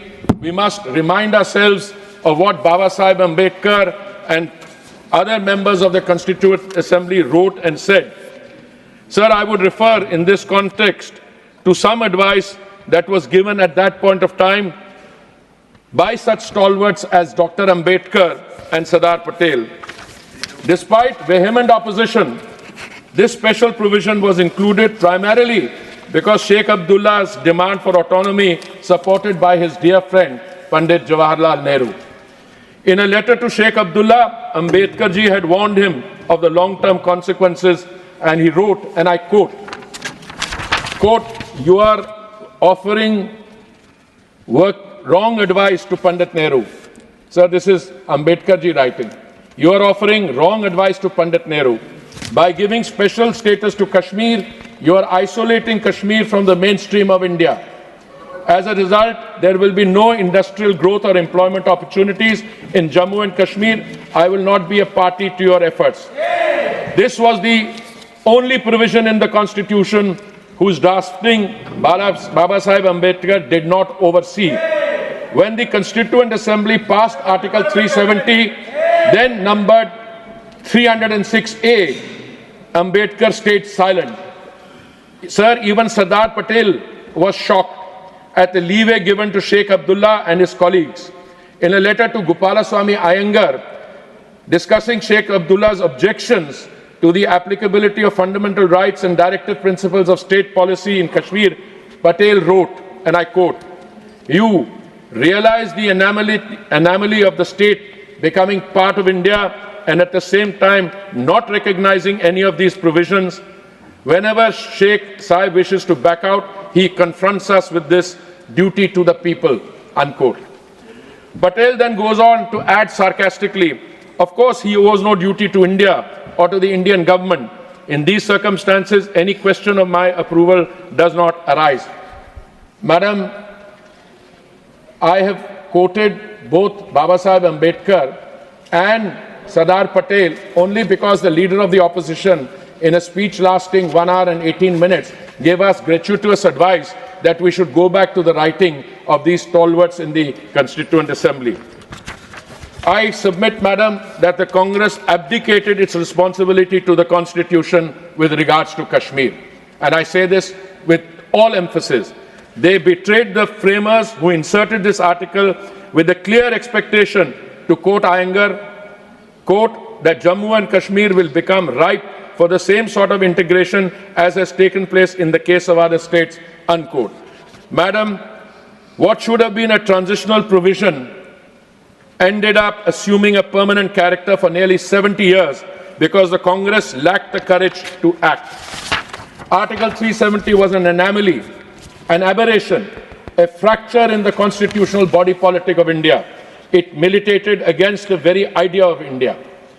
A land that holds special significance in Bharat's history, going all the way back to Rishi Kashyap, became almost alien to India after its independence. Its residents, some of whom trace ancestry back to the Vedic ages, did not enjoy the same fundamental rights that the rest of their countrymen enjoyed. They had no rights, no education, and no jobs. Madam, the SC/ST communities there did not enjoy benefits of reservation, and those provisions and laws did not apply to them automatically. The Honorable Prime Minister, whilst addressing the Lok Sabha, explained about how Article 35A, which was part of the legal architecture of Article 370, Article 35A of the Indian Constitution empowered the Jammu and Kashmir State's legislature to define permanent residents of the state and provide special rights and privileges to them which were not available to Indian citizens in general. Madam, it needs to be stressed that Article 35A was not included in the Constitution under Article 368. It was implemented quickly and quietly by a presidential proclamation in 1954 without being tabled in Parliament. Under the separate Constitution, permanent residents could purchase land and immovable property, vote and contest elections, seek government employment, and avail themselves of other state benefits such as higher education and health care. Non-permanent residents of the state, even if Indian citizens, were not entitled to these privileges.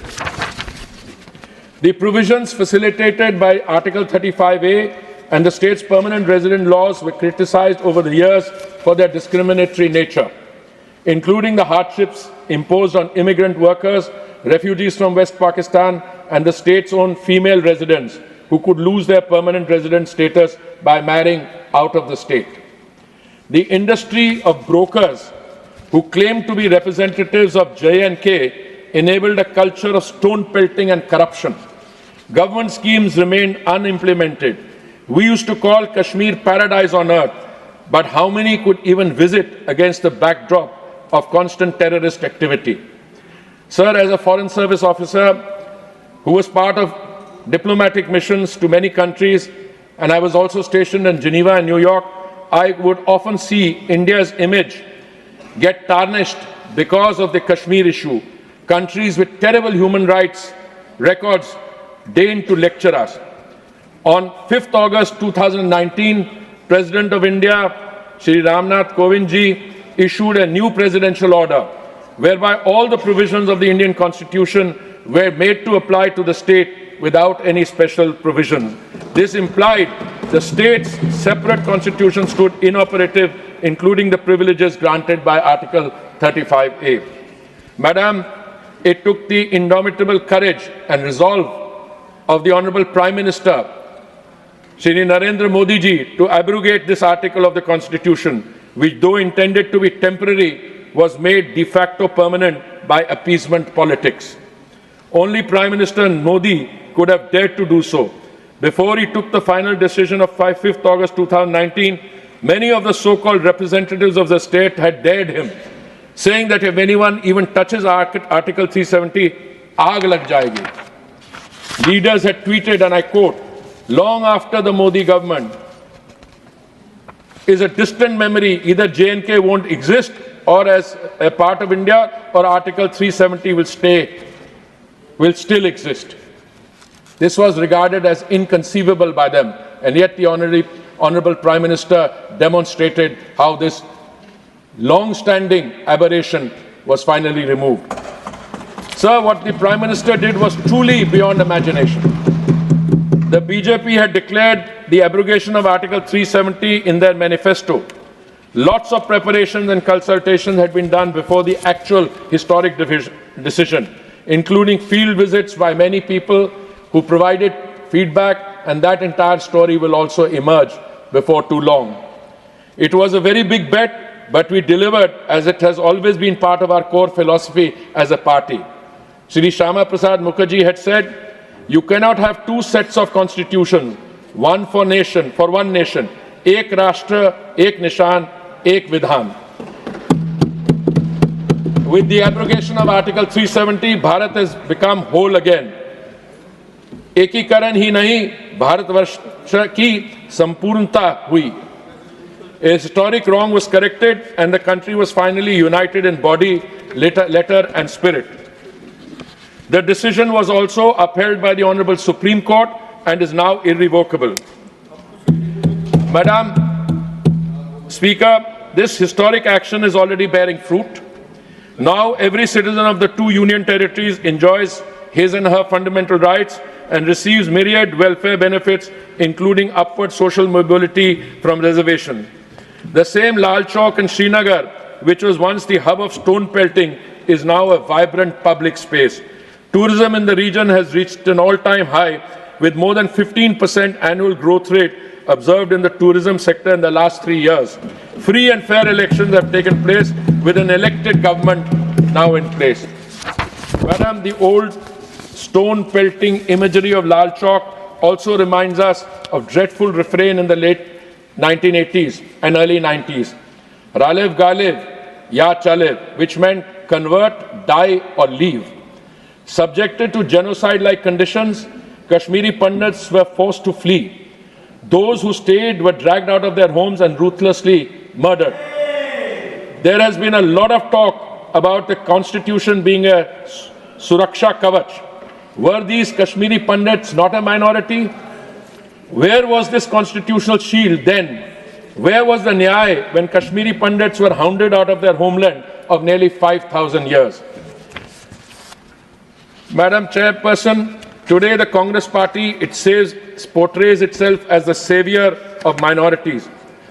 But do they expect us to forget that they ran camps for forced sterilization of Muslim men in Old Delhi during 1976? In furthering their policy of divide and rule, like our colonial masters, the Congress engineered communal riots where so many Muslim brothers and sisters lost their lives. Did these poor people have no constitutional rights? My advice to the so-called defenders of the Constitution would be to realize that a sincere apology may serve you better than carrying unopened copies of the Constitution in your pocket. Madam Chairperson, from the Preamble of the Constitution to Part 3 on fundamental rights, ample provisions have been provided to protect the interests of minorities. Our Constitution does not discriminate between citizens on the basis of religion. That is the position of the BJP as well, which regards all Indians as citizens and not as certain identities that can be manipulated, divided, or bought.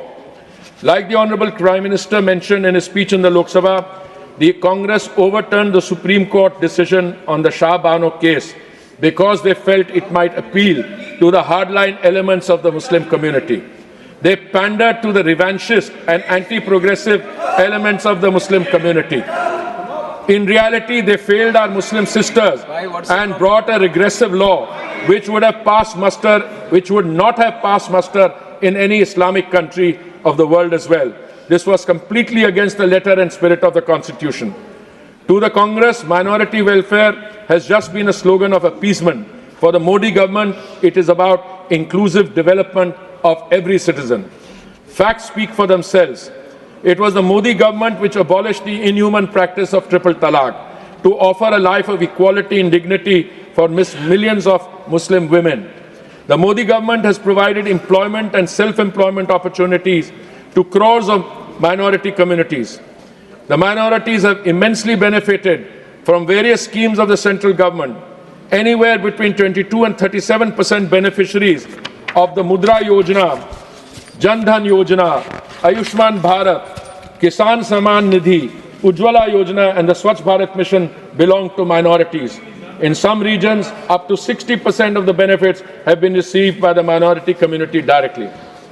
To those who suggested that the Constitution provides the Suraksha Kavach to citizens, I would ask them what the government did when 3,000 members of my community, innocent Sikhs, were killed in cold blood on the streets of Delhi. The then newly appointed Prime Minister made this callous statement, "Jab bhi koi bada ped girta hai, to dharti thodi hilti hai." What cold-hearted indifference with regard to constitutional values. The lives of thousands of Sikhs were equated to an afterthought. Sir, it fell upon the Modi government, madam, to provide justice to the families of the gruesome tragedy, including providing financial relief of 5 lakhs to each family and bringing the perpetrators to book. Their cases had not been pursued for many decades and were taken up after the Modi government came to power. Madam, I am surprised how several members of the Sikh community in the Congress party continue to associate themselves with a party that desecrated Sari Harmandir Sahib, that also was responsible for the cold-blooded killing of 3,000 members of my community. On the other hand, when the government in Afghanistan, it was the Modi government that rescued thousands of Sikh brothers. Please conclude, your time My is up. party is giving me time. Please conclude. It is the Modi government which started celebrating 26 December as Veer Bharat Bal Divas to honor the brave sacrifices of the Chote Sahibzade and the 2 youngest sons of Guru Gobind Singh Ji, who chose to be bricked alive by Wazir Khan, the Mughal Faujdar of Sirhind. Since we were talking about the treatment of minorities, I have with me a press report on an open letter that the Honorable Shri Nadda Ji, the President of the BJP and an Honorable Minister, wrote in 2022 on violence against minorities in Congress-ruled states. And I shall list from there Gujarat in 1969, Moradabad in 1980, Bhiwandi in 1984, Meerut in 1987, various incidents against Hindus in the Kashmir Valley through the 1980s, 1989 Bhagalpur, 1994 Hubli. The list of communal violence during Congress rule is long. Madam Speaker, this was an open letter which is on record and which I recommend be read by all members of the Congress party who try to lecture us on the treatment of minorities. The BJP has had a very different run and a very different approach, and BJP-ruled states provide ample evidence of that. I will try to now go a little forward to... Please conclude. I will conclude in a minute, ma'am. I have with me here a press report of February 1980, I think, which is about 40 years ago. Since we are talking about the Constitution and its federal structure, 9 state assemblies dissolved overnight. 9 state assemblies dissolved overnight. So Article 356 was used by that party 100 times, and by one particular Prime Minister more than 50 times.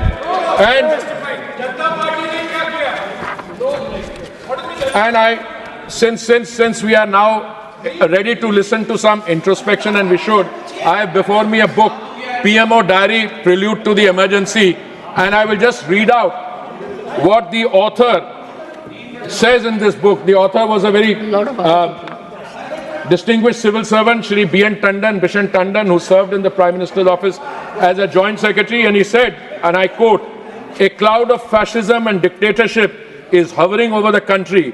The Prime Minister will not flinch from anything to maintain herself in power.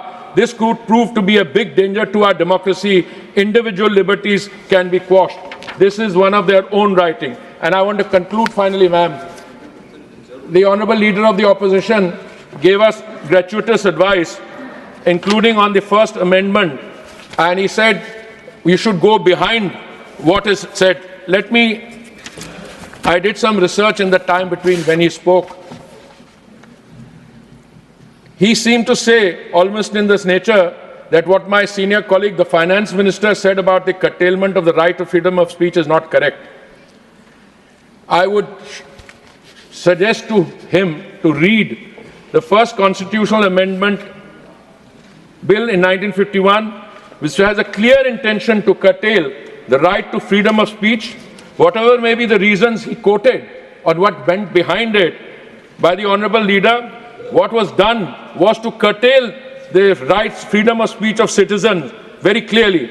In Article 19, they wanted a clause to give effect to this curtailment, and this is what they achieved. And the excuse being given today by the distinguished Honorable Leader of Opposition was they were made to do it because of the Supreme Court. You could have gone to the Supreme Court and say that democracy and freedom of speech is fundamental and you should be able to resist it. There are occasions when we are also asked by the Supreme Court to do things. We stand our ground when it is important. Please conclude your time. There is a provision. I will make these papers available to you whenever you want. Thank you, ma'am. Thank you. Shri Mukul Balakrishna Vasnik, this is his maiden speech. Thank you ma'am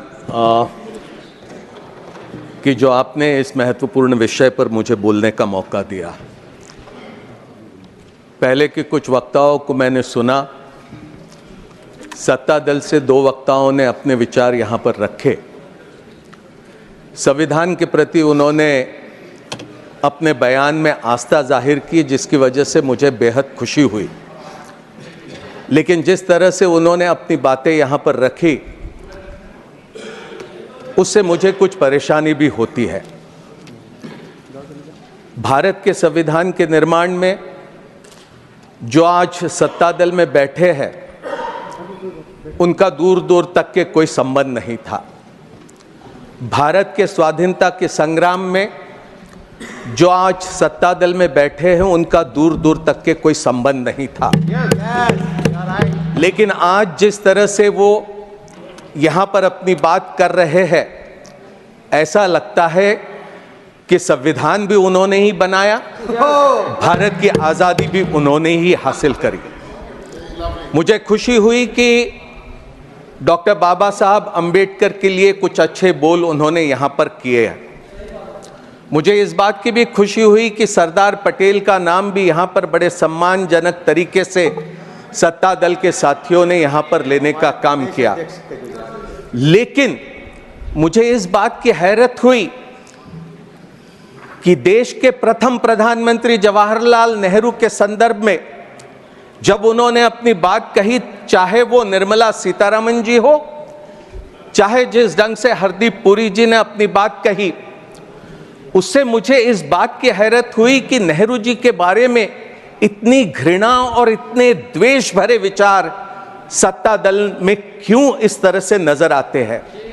क्या जवाहरलाल नेहरू ने बहुत बड़ा अपराध किया था कि स्वाधीनता के संग्राम में उन्होंने 9 साल से अधिक का समय भारत की जेलों में काटा?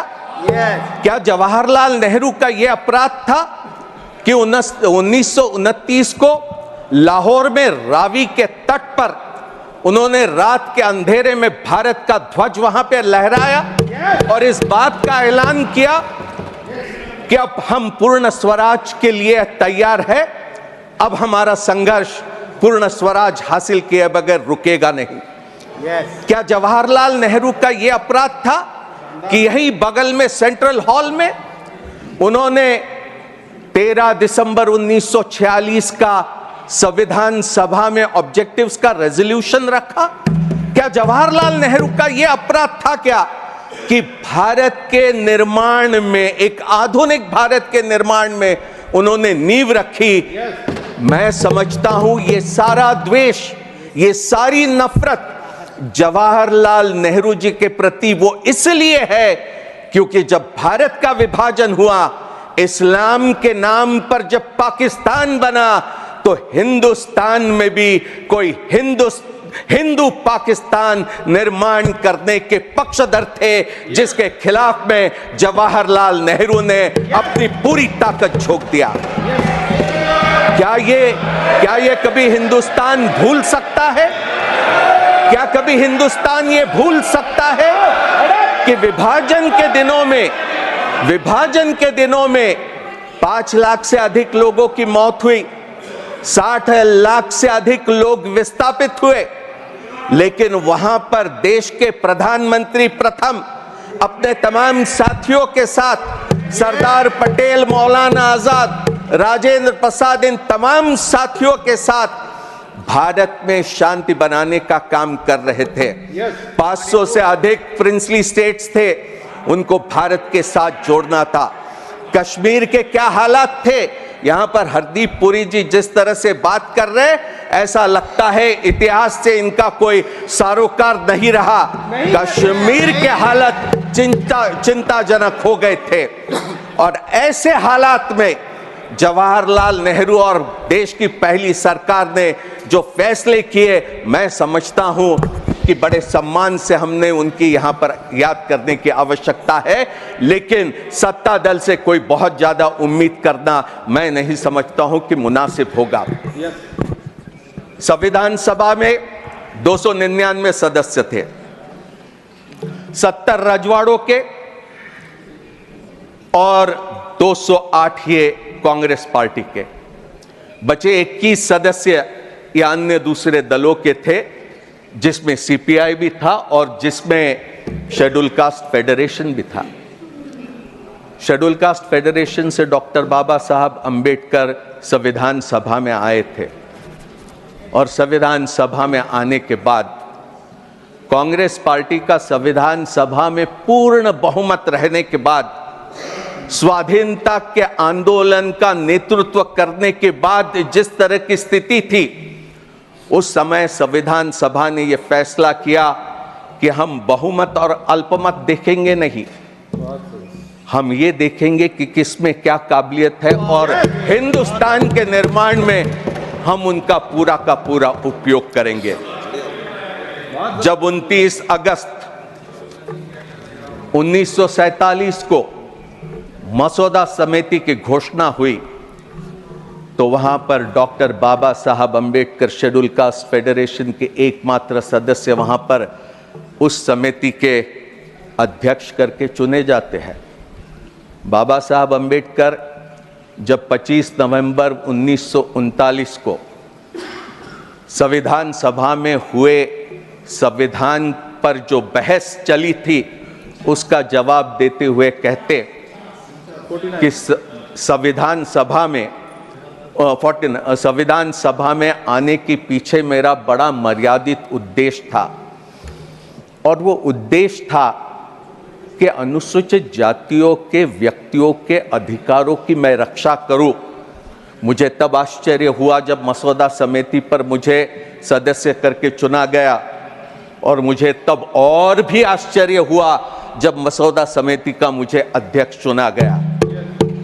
बाबा साहब अंबेडकर के ये बोल है।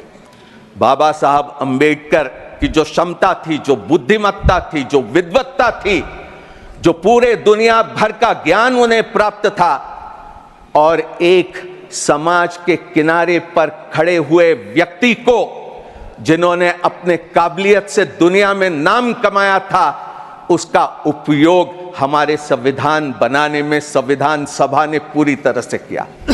अंग्रेज क्या कहते थे? अंग्रेज कहते थे कि हिंदुस्तान राष्ट्र नहीं बन सकता। हिंदुस्तान ये एक भौगोलिक अभिव्यक्ति है, जियोग्राफिकल एक्सप्रेशन है, ये कभी राष्ट्र नहीं बन सकता। इतनी भाषा है, इतनी रीति रिवाज, इतने धर्म, लेकिन हमारा स्वाधीनता आंदोलन ये इंक्लूसिव था, ये सेकुलर था, ये प्रो पुअर था। ये आंदोलन तमाम लोगों को साथ में लेकर हिंदुस्तान के निर्माण के काम में लगा था। कोई ऑर्डर नहीं। Made a speech, nobody can interrupt. Point of order. This is made a speech, nobody can interrupt. Mr. Jangra, this is his maiden speech. Madam, ये maiden speech है. This is his maiden speech. Maiden. He's speaking. His maiden speech. बोलिए। ये जो सूचना दे रहे हैं, बोलने दो सत्ता जी, बोलने दीजिए। वो उनकी मेडन स्पीच है। मैडम, मेडन स्पीच के अंदर इंटरप्ट आप उसके बाद बोल दीजिए। आप इसके बाद बोलिएगा। उनकी पहली स्पीच है, आप उसके बाद बोल दीजिए। आप मेडन स्पीच के उठा रखी आपने, उसको पढ़ो पहले। मेडन स्पीच में इंटरप्शन कर रहे हैं आप। मैडम, आप बैठिए, 2 मिनट बैठिए। आप 2 मिनट बैठिए। आप बैठिए 2 मिनट, जांगड़ा साहब।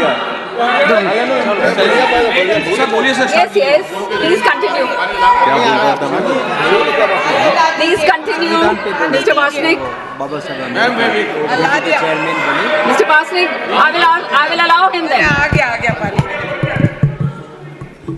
यार मेरे स्पीच में इंटरप्शन, दिस इज रॉन्ग। और वो भी हरियाणा का रूल्स प्रोसीजर को लेकर के गलत चीज कर रहे हैं। उनको वो तो मालूम है क्या रूल्स? हाँ, मैं तो समझता था कि आपका पूरा संरक्षण मुझे मिलेगा, लेकिन थोड़ा सा व्यवधान इसमें जरूर हुआ। आपको संरक्षण पूरा मिला है, तभी आप बोल रहे हैं। बोलिए। तो बाबा साहब अंबेडकर का भारत के संविधान के निर्माण में संविधान सभा ने पूरा उपयोग किया। उस समय के यूरोप में क्या था? भाषा के नाम पर, धर्म के नाम पर आधुनिक राष्ट्रों का निर्माण हो रहा था। फ्रांस हो, जर्मनी हो, इटली हो। भारत का स्वाधीनता का आंदोलन अपने आप में एक अनोखा था। ऐसा दुनिया में उस दरमियान नहीं हो रहा था। हमारे स्वाधीनता संग्राम के नेताओं ने यह तय किया कि भारत अगर गुलामी से मुक्त करना है तो ये किसी एक धर्म के लोगों के लिए नहीं रहेगा, ये तमाम लोगों के लिए रहेगा। ये समाज में उन लोगों के लिए भी रहेगा जो समाज में आज अस्पृश्य करके जाने जाते हैं और छुआछूत के शिकार होते हैं। ऐसे लोगों के लिए भी हिंदुस्तान आजाद बनेगा। महिलाओं के लिए यहां निर्मला सीतारमण जी बहुत बातें करके चले गई।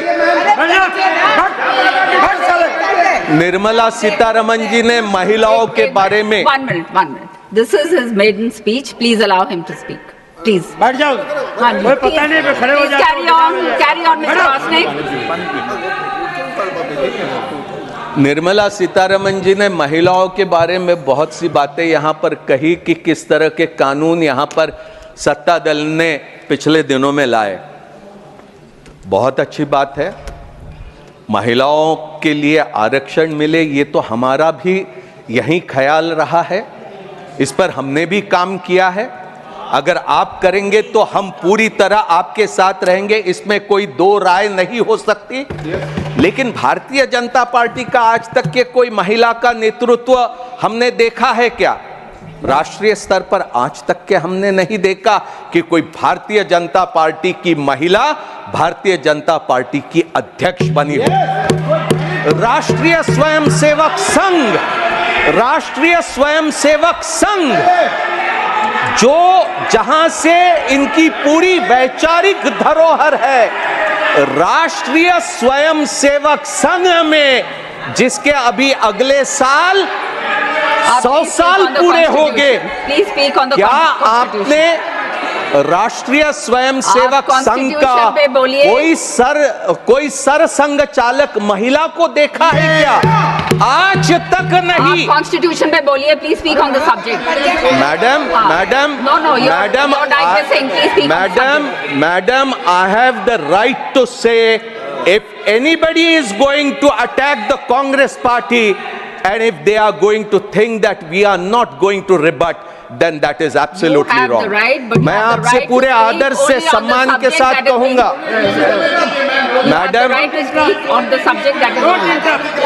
मैडम, मैं पूरे आदर और सम्मान के साथ कहूंगा कि अगर कांग्रेस का नाम जब लिया गया तब उन्हें रोक देते, मैं भी चुप रहता, मैंने अपने वाणी पर इनका नाम नहीं आने दिया होता। राष्ट्रीय स्वयंसेवक संघ के अगले वर्ष 100 साल हो गए। पुरुषों के अलावा महिला वहां पर सदस्य नहीं बन सकती। स्वयंसेवक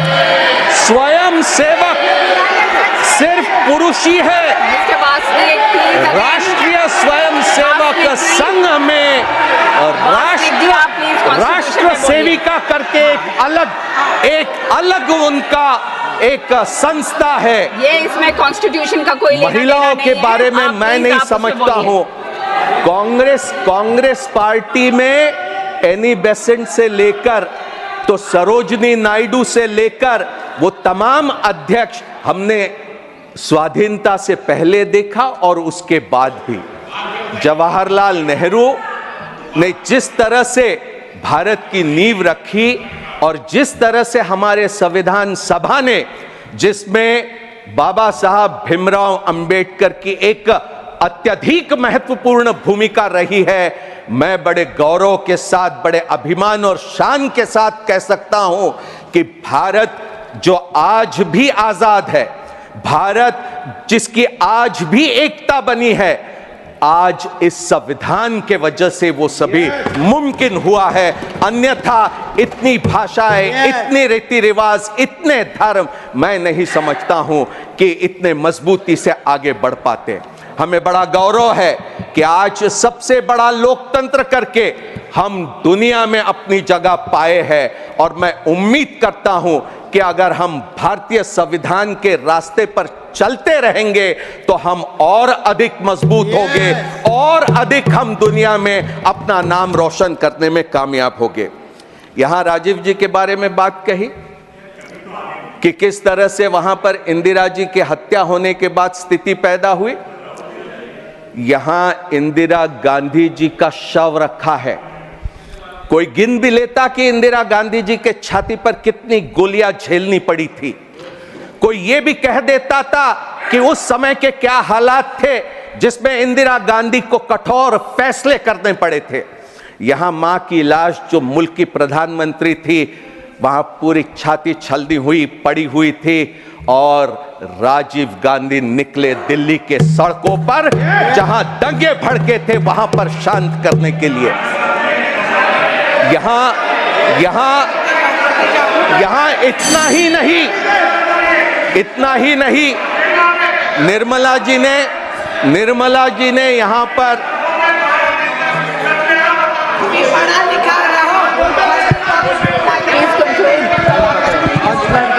देखिए, शेखर जी ये आपके पिता थे। राम मनोहर लोहिया हॉस्पिटल में जब संजय गांधी का शव वहां पर पहुंचा था, इंदिरा जी वहां पर पहुंचे और चंद्रशेखर जी के साथ वहां पर बात करने लगी कि हम पंजाब के हालात को कैसे सुधारेंगे। आप क्या बात कर रहे हैं? पहले इतिहास को जानने की कोशिश करो। निर्मला जी ने यहाँ पर मैं आपका संरक्षण चाहूंगा। निर्मला जी ने यहाँ पर कॉन्स्टिट्यूशन फर्स्ट अमेंडमेंट को लेकर बात कही। पहला जो अमेंडमेंट लाया गया, जवाहरलाल नेहरू प्रधानमंत्री थे, निश्चित उनकी जिम्मेदारी थी। वहां पर ऑब्जेक्टिव्स रेजोल्यूशन, वहां पर वो जब पेश कर रहे थे कॉन्स्टिट्यूशन अमेंडमेंट तो क्या कहते, statement of objects and reasons में कि the citizens right to freedom of speech and expression guaranteed by article 19(1)(a has been held by some courts to be so comprehensive as not to be culpable even if he advocates murder and other crimes of violence. In other countries with written constitutions, freedom of speech and of press is not regarded as debarring from punishment or preventing abuse of this freedom. आगे में वो पूरा इसका विस्तार से वहां पर objects रखते हैं। Please conclude, your time is over. Doctor Ambedkar भी 2 घंटे पूरा ये अमेंडमेंट के समर्थन में अपनी बात रखते हैं और नेहरू जी ने जो भूमिका रखी उसका पूरा समर्थन करते हैं। हमने 15(4) लाया 51 में, हमने 2006 में 15(5) लाया जिसके जरिए दलित, आदिवासी और पिछड़े समाज के लोगों को private and public educational institutions में हमने आरक्षण दिया है। आगे हमारा प्रयास रहेगा कि हम 50% आरक्षण की जो मर्यादा सुप्रीम कोर्ट ने दलित, आदिवासी, पिछड़ों पर रखी है उसको अलग करके और अधिक सुविधा हम इन वर्गों को उपलब्ध करा दें। Thank you mister Bastik, thank you very much. Mrs Dola Sen ji will speak in Bengali.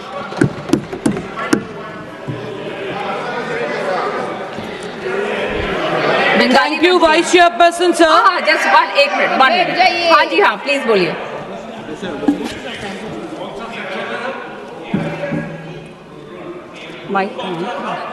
Mic चालू नहीं हो रहा। हो गया।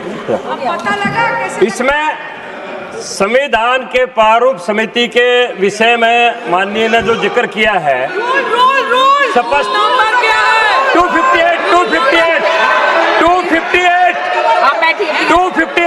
258 ले लो। पंडित नेहरू, मेरी बात सुनो। अंतर्राष्ट्रीय ख्याति प्राप्त विद्वान सर एवोर जेनिंग को संविधान सभा का काम सौंपना चाहते थे, लेकिन गांधी जी ने यह कहा कि देश के लिए शर्म का विषय है, दुनिया सोचेगी कि यहाँ कोई भी संविधान का विशेषज्ञ नहीं है। जब गांधी जी ने जोर दे के अम्बेडकर जी का नाम दिया था, ये नेहरू को क्रेडिट गलत दे रहे। हाँ जी बोलिए madam. Thank you, Chairperson, Vice Chairperson, sir, Madam. Thanks to our honorable leader and my party, All India Trinamool Congress, for giving me chance to speak on Constitution of India. I will try to deliver my speech in my mother tongue, Bangla. আমরা all India Trinamool Congress থেকে ঠিক করেছি যে আমাদের সব এমপিরা সংবিধানের preamble বা মুখবন্ধের বিভিন্ন পয়েন্ট নিয়ে একজন বলবো। তো সাকেতের জাস্টিস বা ন্যায়ের পরে আমার point we the people of India, এআইটিসির পক্ষে, অল ইন্ডিয়া তৃণমূল কংগ্রেসের পক্ষে। We the people of India, আমরা ভারতের জনগণ। কোন হ্যায় ও, কারা তারা? Who are we the people of India? We the people of India হচ্ছে আমাদের সেই সব লক্ষ কোটি পরিযায়ী শ্রমিকরা, মাইগ্রেন্ট ওয়ার্কার, যারা কোভিড মহামারীতে ইউনিয়ন গভর্নমেন্টের হঠাৎ লকডাউন ঘোষণায় হাজার হাজার মাইল হেঁটেছেন, মরেছেন, চলেছেন, মরার পরে গঙ্গা দিয়ে ভেসেও গেছেন, আর কখনো গঙ্গার তীরে জ্বলে শেষ হয়েছেন যাতে কোভিডের কথা কেউ জানতে না পারে। We the people of India হচ্ছে আমাদের সেই সব সহনাগরিক যারা হঠাৎ ঘোষিত নোটবন্দি, নোট বাতিলের পরে ব্যাংকের লাইনে দাঁড়িয়ে বেঘরে প্রাণ হারিয়েছেন, কিন্তু 1 টাকাও কালো টাকা উদ্ধার হয়নি। We the people of India হচ্ছে আমাদের সেই 850-এরও বেশি কৃষক বন্ধু ভাই বোনেরা যারা দিল্লির সীমান্তে কৃষক বিরোধী কৃষি আইনের আইনি শান্তিপূর্ণ বিরোধিতা করতে গিয়ে মৃত্যুবরণ করেছেন ইউনিয়ন গভর্নমেন্টের পুলিশের আক্রমণে, অত্যাচারে। যখন কৃষকরা আজও মিনিমাম সাপোর্ট প্রাইস এমএসপি পাননি, যদিও প্রধানমন্ত্রী কথা দিয়েছিলেন। We the people of India হচ্ছে আমাদের সেই 59 লক্ষ এমজিএনআরইজি এর জব কার্ডের দেশের শ্রমিকরা যারা তাদের পরিশ্রমের উপার্জনের 2 বছরের কোটি কোটি টাকা এখনো পর্যন্ত 3 বছর হয়ে গেলেও পেরিয়ে গেলেও বেআইনি ভাবে ইউনিয়ন গভর্নমেন্ট থেকে পাননি। We the people of India হচ্ছে আমাদের মণিপুরের সেই হতভাগ্য মা ভাই বোনেরা যারা গত 1.5 বছরের বেশি সময় ধরে মণিপুরে আগুন জ্বললেও ঘর ছাড়া, জীবন ছাড়া, কাজ ছাড়া কোন রকমে বেঁচে থাকলেও মা বোনেরা চূড়ান্ত হেনস্থা হলেও প্রধানমন্ত্রী তাদের সাথে দেখা করতে যাননি। We the people of India হচ্ছে আমাদের বাংলার সেই 10 কোটি মানুষ, সাধারণ মানুষ যাদের ইউনিয়ন গভর্নমেন্ট রাজ্যের টাকা তুলে নিয়ে এসে তার শেয়ার ফেরত না দিয়ে তাদেরকে বঞ্চিত রেখেছে সর্বতভাবে। We the people of India হচ্ছে আমাদের জনসংখ্যার সেই 25% তরতাজা যুবক যারা বেকার, আনএমপ্লয়েড হয়ে আছে। বছরে 2 কোটি, 10 বছরে 20 কোটি চাকরির কথা থাকলেও প্রধানমন্ত্রী কথা দিলেও তা হয়নি। We the people of India হচ্ছে আমাদের সেই লক্ষ লক্ষ শ্রমিক কর্মচারীরা যারা ডিসইনভেস্টমেন্ট, কর্পোরেটাইজেশনের ফলে ইউপিএসসি পরীক্ষা দিয়ে চাকরি পাওয়ার পরেও প্রফিটেবল পিএসইউ এবং পাবলিক এন্টারপ্রাইজ থেকে কাজ হারিয়েছেন এবং এখন পর্যন্ত ওল্ড পেনশন স্কিমও তারা পান না। We the people of India হচ্ছে আমাদের সেই দেশবাসীরা যাদের 10% খাদ্যের মূল্য বৃদ্ধি হজম করে পরিবার সহ বেঁচে থাকতে হয় অত্যন্ত কম রোজগার সত্ত্বেও। We the people of India হচ্ছে সেই আদিবাসী জল জঙ্গল জমির ভাই বোনেরা, সেই দলিত বন্ধুরা, সেই সংখ্যালঘু ভাই বোনেরা যারা আজও শিক্ষা সহ সব অধিকার থেকে আমাদের অনেকের থেকে আজও বঞ্চিত হয়ে পিছিয়ে আছেন স্বাধীনতার 75 বছর পরেও বিকশিত ভারতে। We the people of India হচ্ছে আমাদের সেই সাধারণ মানুষজন যারা আমাদের 1% জনসংখ্যা 50%-এর সম্পদের অধিকারী হয়ে আছেন বলে বাকি অধিকাংশ জনকে, অনেক জনকে খুঁটে খেতে হয়। আজকের আচ্ছা দিনের বিকশিত ভারতেও we the people of India হচ্ছে আমাদের অসামান্য লড়াকু মমতা ব্যানার্জি, অনেক কষ্ট করে বড় হওয়া উন্নয়নের দিশারি জননেত্রী মমতা ব্যানার্জি এবং তার গ্রাসরুটের কর্মীরা যারা সব সময় এই ইউনিয়ন গভর্নমেন্টের অ্যান্টি পিপল পলিসির বিরুদ্ধে প্রো পিপল থাকতে চায় আর উই দ্য পিপল অফ ইন্ডিয়ার জন্য লড়তে থাকে, কাজ করতে থাকে সংসদের ভেতরে, বাইরে, মাঠে, ময়দানে।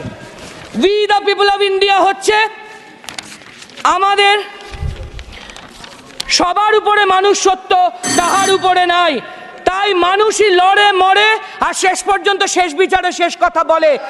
নাও also we the people of India will tell the last word. अन्यायकारी को सबक सिखाएंगे we the people of India.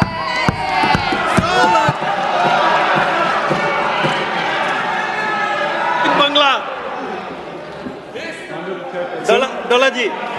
Esteemed members of the Rajya Sabha, I stand before you today to commemorate 75 years of our Constitution's adoption. That I, from a humble background, can address this august house, it's itself a testament to the transformative power of our democracy made possible by the Dravidian movement and its leaders and countless other champions of social justice who envisioned India as a federal, democratic and republic. I am reminded of a moment in history when Benjamin Franklin, emerging from American Constitutional Convention, was asked whether they had bestowed upon their nation a monarchy or republic. His response resonates deeply with our own journey. He replied, "A republic if you can keep it." These words echo with profound relevance for India today. Today, we must ask ourselves, are we preserving its basic structure for future generation? Are we upholding the federal democratic republic our founders envisioned? Madam, we have to have this debate beyond politics. It is not us versus you. It is we versus the future. The pressing question before us today is whether we, the people of India 2024, will preserve and pass on to the future generation the same constitution with its basic structure intact that the people of India bestowed upon us in 1950. As we mark this historic milestone, I must bring this House attention few critical challenges. First, the integrity of electoral system. The recent Chief Election Commissioner and Chief Election Commissioners Appointment Act 2023 fundamentally altered the judgment of the Supreme Court, replacing the Chief Justice of India with a cabinet minister. A pliable election commission serves as a gateway to power consolidation, striking democracy's heart. The Commission's recent reluctance to act against model code violations, investigate forced withdrawal of nominations, the working of EVM have to be put under greater scrutiny. The Union government have to rethink and withdraw the bill on one nation, one election, as it poses great threat to the democracy. Second, the federal structure of our constitution faces unprecedented strain, particularly on the fiscal relations. Third, our approach on water sharing between states require immediate attention. The River Boards Act has to be implemented with rigor, and I request Union to ponder over giving effect to the River Boards Act. Just a minute, Madam. The directive principles of state policy is an area of our concern. Article 1 minute, Madam. Madam, 1 minute, Madam. Madam, 1 minute. Please, one more minute, Madam. 1 more minute. I'll conclude it. 30 seconds. Madam, though an atheist, Aringer Anna said, "Yere in sirpil iravani kanala." That means you can see the God in the smiles of the poor. But unfortunately now, some people are searching for the God underneath the mask. So I say that fraternity is the most important of our constitution, and we have.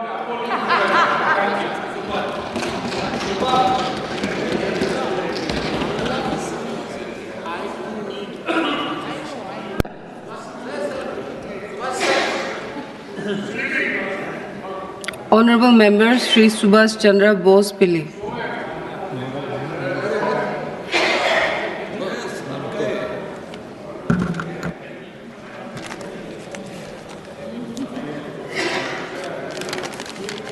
Respected Deputy Chairman, sir, Madam.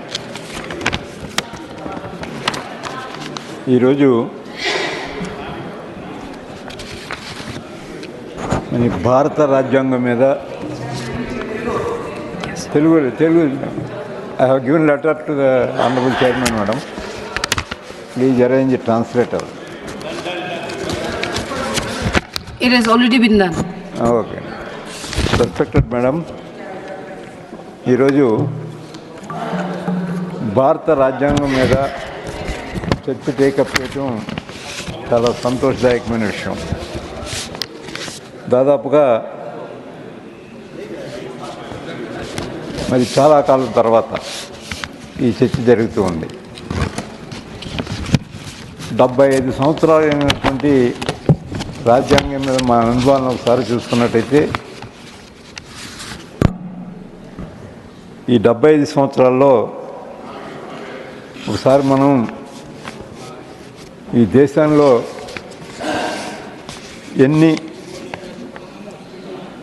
అన్యాయాలు అరాచకాలు జరుగుతున్నాయో ఒకసారి మనం ప్రభుత్వం ఆలోచించవలసినటువంటి అవసరం కూడా ఉంది. ఇక్కడ చూడండి, మనకి 75 సంవత్సరాల వయసు వచ్చిన వారిని మనం చూస్తూ ఉంటే బీపీ వస్తుంది, షుగర్ వస్తుంది, కీళ్ళ నొప్పులు వస్తాయి, కిడ్నీలు పోతాయి, రకరకాల వ్యాధులన్నీ వస్తుంటాయి. అన్నీ మన దేశానికి వచ్చినాయి. 75 సంవత్సరాల్లో అన్ని రకాల వ్యాధులు వచ్చినాయి. దీన్ని కంట్రోల్ చేయడానికి ఏమాత్రం కూడా ప్రయత్నాలు ఎక్కడ చేయటం లేదు. ఒకసారి మనం అంబేద్కర్ గారు మొట్టమొదటి రాజ్యాంగం ప్రవేశపెట్టినప్పుడు పార్లమెంట్కి ఏం మాట్లాడారో ఒకసారి మనం రీకలెక్ట్ చేసుకోవాలి. ఆ రోజు ముందుగానే ఊహించి చెప్పారు ఆయన. భారతదేశంలో ఈ రాజ్యాంగం అమల్లోకి వచ్చినప్పటి నుంచి భారతీయులైన మనం వైవిధ్యాలు కూడినటువంటి జీవితంలో ప్రవేశిస్తూ ఉన్నాం. రాజకీయాల్లో సమానత్వం లభిస్తుంది, కానీ ఆర్థిక అసమానత్వం మాత్రం అట్లానే ఉంటుంది. రాజకీయాల్లో సమానత్వం లభిస్తుంది, కానీ ఆర్థిక అసమానత్వం మాత్రం అట్లానే ఉంటుంది. కొందరు ఆగర్భ శ్రీమంతులు అయితే సిరి సంపదలతో తొడుతూగే ఆగర్భ శ్రీమంతులు ఉంటారు. ఒక పక్క నిత్యం దారిద్ర్యంతో జీవన పోరాటం చేసే పేదవారు కూడా ఉంటారు. అంటే మన సమాజం ఆర్థిక అసమాన పునాదులపై నిర్మాణమైంది మన సమాజం. సామాజిక సమానత్వం, ఆర్థిక అసమానత్వం నిరంతరం మన వాయిదా వేసుకుంటూ పోతే ఈ రాజ్యాంగం కూడా ఫెయిల్ అయ్యి, మరి మనకు కూడా ఈ రాజ్యాంగం ద్వారా మనకు లభించినటువంటి రాజకీయ ప్రజాస్వామ్యం ఆపదలో పడే ప్రమాదం ఉంది అని కూడా మరి అంబేద్కర్ గారు ముందుగానే ఊహించి చెప్పారు ఆయన. ఒకసారి మనం ఇటువంటివన్నీ కూడా దృష్టిలో పెట్టుకోవాలి. కులాలు ఈ దేశానికి పెట్టినటువంటి పెద్ద చెడ. వారు చెప్పారు, కలెక్టర్ వారు చెప్పిన మాట, మనకి అనేకమైన కులాలు ఉన్నాయి, మతాలు ఉన్నాయి, మరి సాంప్రదాయాలు ఉన్నాయి, విభిన్న సాంప్రదాయాలు, విభిన్నటువంటి మరి ఈర్ష్యా ద్వేషాలు పెరిగినాయి. ఈ కులాల విభేదాలను పెంచాయి.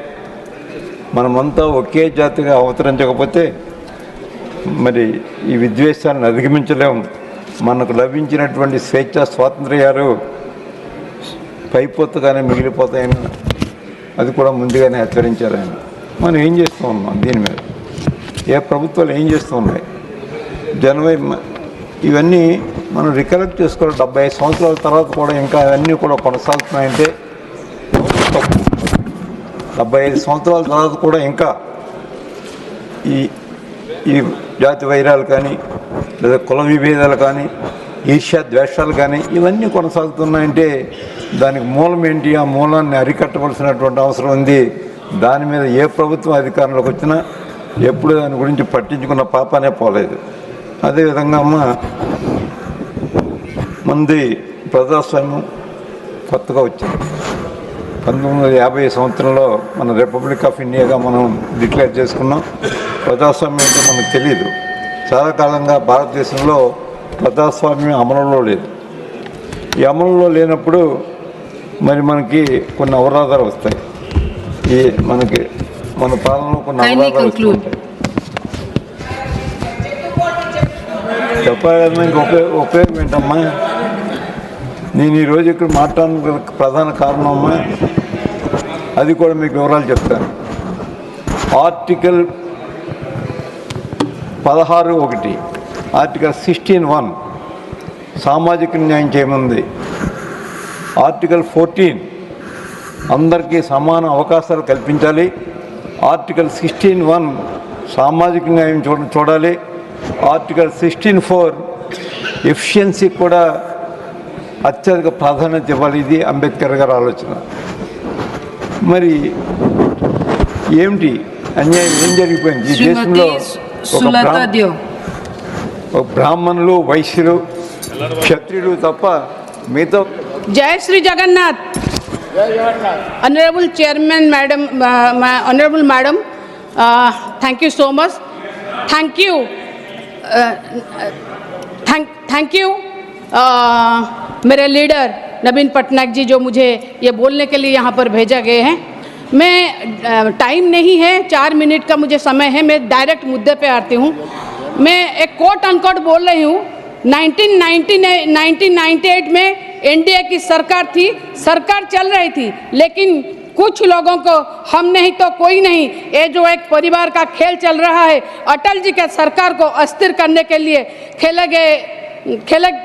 खेले चले गए. वोट हुआ, खरीद फरोख्त तब भी हो सकता था, बाजार में माल तब भी बिकता था, लेकिन संविधान के भावना के प्रति समर्पित अटल बिहारी वाजपेयी जी की सरकार ने एक वोट से हारना पसंद किया, इस्तीफा दिया, लेकिन असंवैधानिक चुकते नहीं किए. मुझे यहाँ पर अटल जी को मैं यहाँ नमन करती हूँ, ये संविधान को नमन करती हूँ, ये गृह के हाउस का मैं नमन करती हूँ. मगर मुझे ऐतराज है माननीय प्रधानमंत्री जब ये बात बोले लोकसभा में कि हम माल है. माल कौन है मैडम? माल कौन है? हम लोग एमपीज है. अटल जी को हम नमन इसीलिए करते थे कि क्योंकि वो हमको एमपी समझते थे, इसीलिए एक वोट से हारना सही समझे मगर खरीदारी नहीं की। आज हम लोगों को माल बोला जा रहा है, मुझे ऐतराज है माल से। और सारे एमपीज को माल बोलने के लिए क्या रखा हुआ है, ये सही नहीं है। मुझे खरीदारी में बिक्री खरीद से भी मुझे ऐतराज है। मैं एक बात बोलूंगी, आप माननीय प्रधानमंत्री जी ने ये जो बोला, ये इसमें मुझे बहुत दुख हुआ मैडम, बहुत ही ज्यादा दुख हुआ।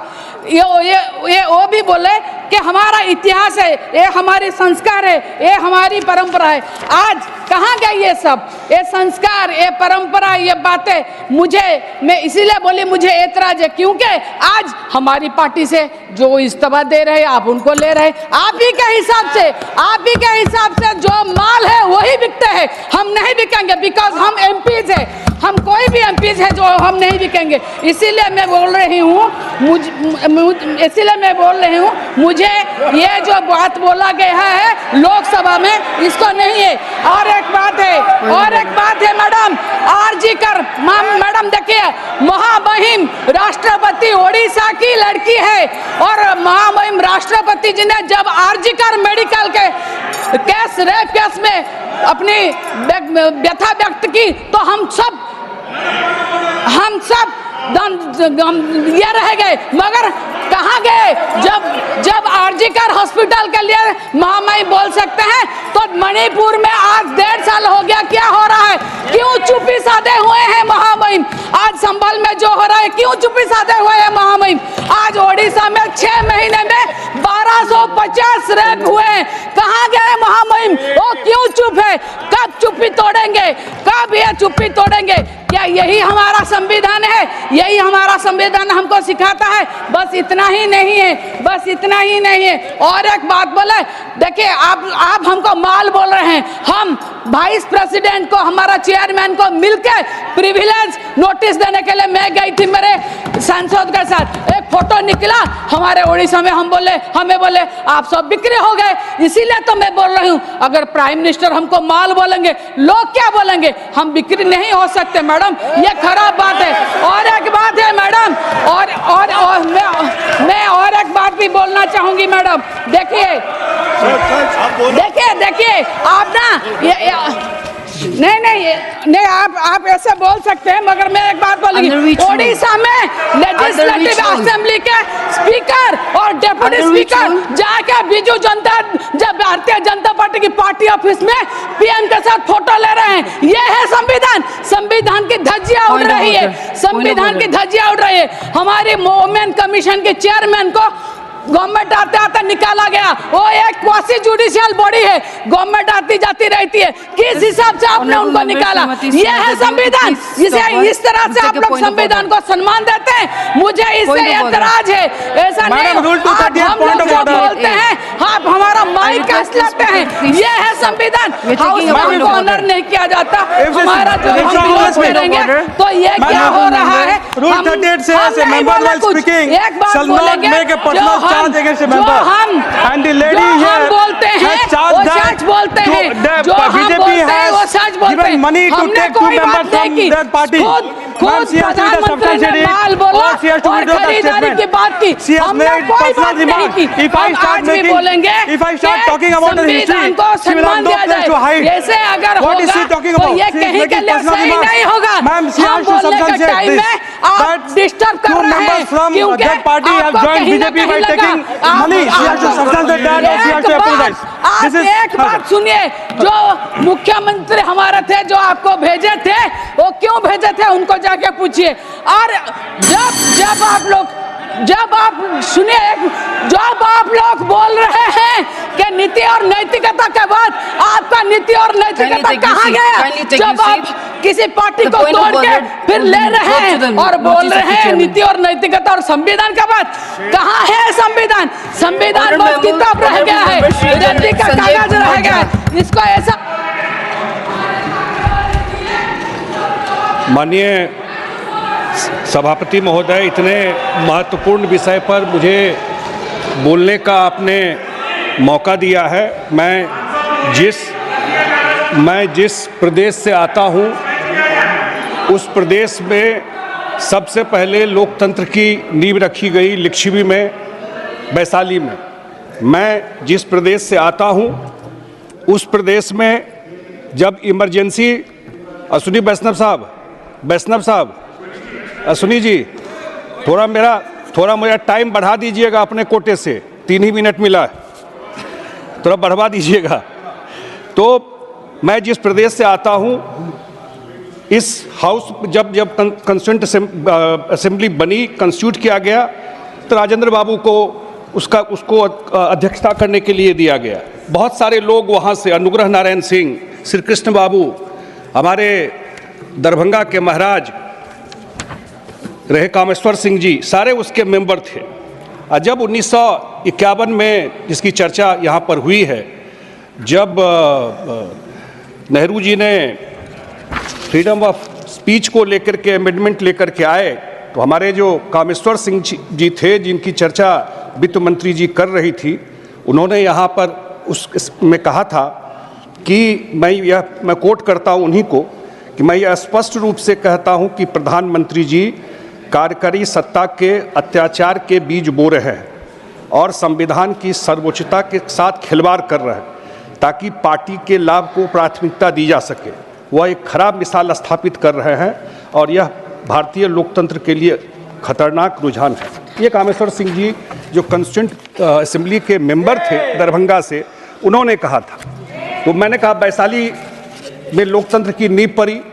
उसी तरह जब इमरजेंसी आया तो उसी बिहार, उसी धरती से संपूर्ण क्रांति की आवाज़ निकली। जयप्रकाश जी ने संपूर्ण क्रांति की आवाज़ दी। हमारे जो नेता नीतीश कुमार जी हैं, 19 महीने जेल में रहे, और क्या स्लोगन था वहाँ पर सबसे बड़ा, बाबा नागार्जुन थे कि सिंहासन खाली करो कि जनता आती है, सिंहासन खाली करो कि जनता आती है। यही स्लोगन था इमरजेंसी के खिलाफ, उसी बिहार से। माननीय सभापति महोदय, आपातकाल में जो परिस्थिति हुई सब लोगों ने देखा है। मैं जस्ट 1-2 बात जो मैं सीधा पॉइंट पे मैं भी आता हूँ। उस समय एक डिसेंट सिर्फ जस्टिस खन्ना ने दिया था, और मैं कोट कर रहा हूँ, एक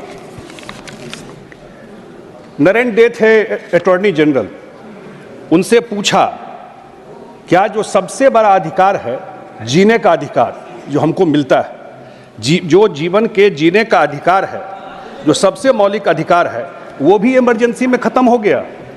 तो अटॉर्नी जनरल ने कहा कि हाँ, सरकार को संविधान ऐसा करने से नहीं रोक सकती है। माने आपके जीवन के जीने का अधिकार भी छीन लिया गया उस इमरजेंसी में।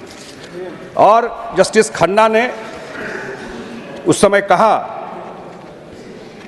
और उनको मैं जस्टिस खन्ना ने फिर उसके डिटेल में जो भी बातें आई उन्होंने, क्योंकि मेरा समय कम है मैं कोट करूंगा तो, लेकिन एक बात, हम समय ले लेंगे, आप चिंता मत कीजिए, लय है। उसी के बाद आज चर्चा हुई, इतने दंगों का लिस्ट दिया गया। एक सबसे बड़ा दंगा हुआ भागलपुर दंगा 1989 में, कांग्रेस की सरकार थी वहां। 2 महीने तक दंगा चलता रहा, 1000 लोग मारे गए। और उस समय के जो कांग्रेस के मुख्यमंत्री थे सत्येंद्र बाबू, मैं उनकी किताब को कोट कर रहा हूं। उन्होंने क्या कहा, सत्येंद्र नारायण सिन्हा उस समय मुख्यमंत्री थे, उन्होंने अपनी किताब लिखी है कि मेरी यादें मेरी भूलें। और सत्येंद्र बाबू कहते हैं कि मुख्यमंत्री के पद से हटाए जाने के बाद उन्होंने राजीव गांधी जी को दंगा में कांग्रेस नेताओं की कुछ भूमिकाओं के बारे में सूचित किया, उनके इन्वॉल्वमेंट के बारे में सूचित किया, लेकिन उन्होंने उनकी बात नहीं सुनी। अब 1989 का दंगा, और आप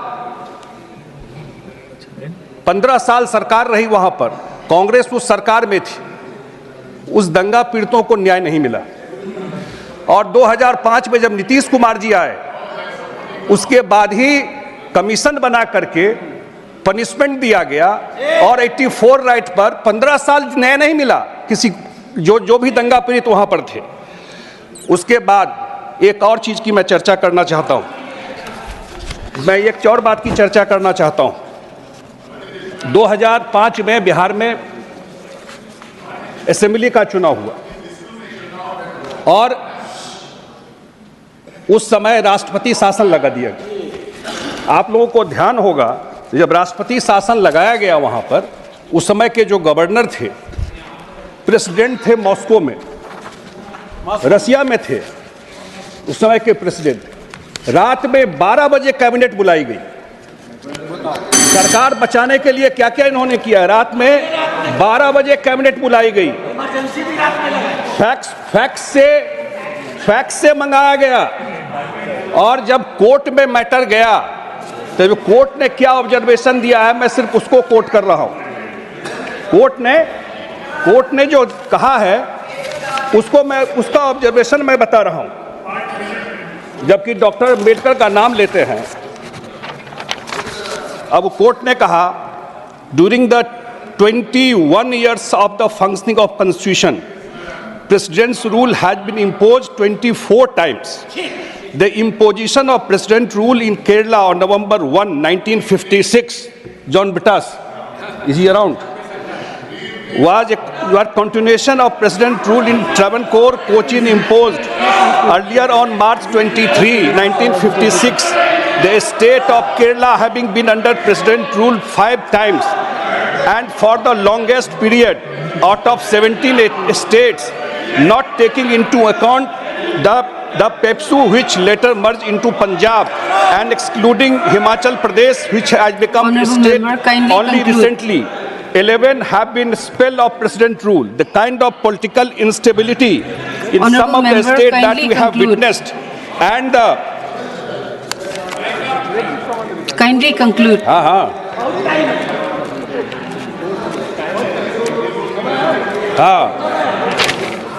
Politics of defection, which has so much tarnished the political life of this country, were not perhaps envisaged in any measures at the time of Constituent Assembly considered the draft constitution. No governor would, it can be safely asserted, want the state to be brought under President rule except in circumstances which leave him with no alternative. What is important to remember is that recourse to Article 356 should be the last resort for a governor to seek. A frequent criticism of the governor in this connection is that he sometimes acts on behest of union of government. मैं इसलिए चर्चा कर रहा हूँ कि ये Thank you, sir. Next speaker, Honorable Member Shri Praful Patel. BJP के लोगों से और एक कहावत है हम लोग की तरफ, नया मुल्ला ज्यादा प्याज खाता है, इस संविधान का लेकर के घूम रहे हैं। इसके अलावा मैं एक चीज बताना चाहता हूँ, माइक ये मैं 2 मिनट में समय लिया हूँ तो दीजिए ना उनको। ये जातिगत जनगणना का कॉपी लेके घूमते रहते हैं। देश में अकेला राज्य बिहार है जो कास्ट सेंसस किया। मैं था इंडिया के मीटिंग में था जब बॉम्बे में नीतीश कुमार जी ने कहा जातीय जनगणना लाइए, एजेंडा में लाइए, और जो टीएमसी की नेता हैं जो लगता है इनकी बैतरनी 2029 में पार कराएंगी उनका नाम लेकर के, उन्होंने विरोध किया। कांग्रेस के लोगों चुप रहे, कुछ नहीं कहा उस पर, और आज जातीय जनगणना का कागज लेकर के घूम रहे हैं। मैडम, मैं अंत में एक ही बात कहता हूं, खड़गे साहब बैठे हुए थे, लास्ट 1 मिनट, खड़गे साहब बैठे हुए थे, बिहार में पंचायत में दलितों को, पिछड़ों को कोई रिजर्वेशन नहीं था। जब एनडीए की सरकार आई, जेडीयू बीजेपी की, तब जाकर के वहां आरक्षण दिया गया। और अंत में ऑनरेबल मेंबर श्री प्रफुल्ल पटेल, नरेंद्र मोदी जी का धन्यवाद देता हूं कि 75 साल के बाद संविधान हमारी भाषा मैथिली में छपा करके मैथिली में संविधान छपा है।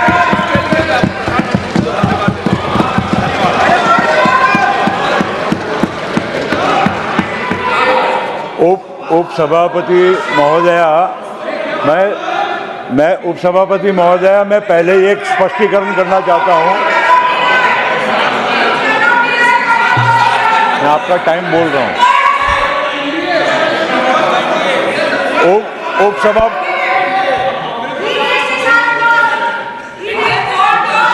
Kindly continue.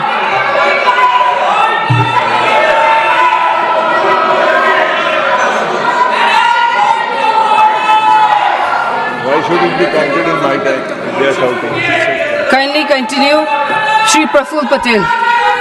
उपसभापति महोदया, मैं इनके व्यवधान में मेरा समय जाएगा और दूसरा मैं शुरुआत में ही स्पष्टीकरण इनको करना चाहता हूं कि मैं जो मुझे समय मिला है उससे अधिक समय भारतीय जनता पार्टी के अलॉटेड टाइम से मुझे उन्होंने स्वीकृति दी है, इसलिए इनको कोई आपत्ति नहीं होनी चाहिए।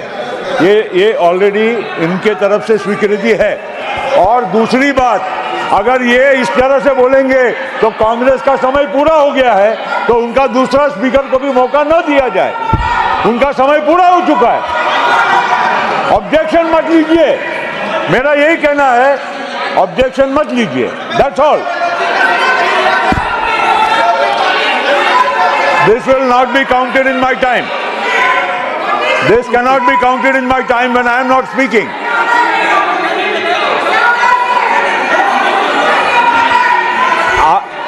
मैं अपना समय इसमें नहीं गिनती होने दूंगा। एक दूसरा, भारतीय जनता पार्टी ने मुझे अपना कुछ समय दिया है, इसलिए इनको कोई आपत्ति नहीं होना चाहिए। अब मैं शुरू करूं। उपसभापति महोदया,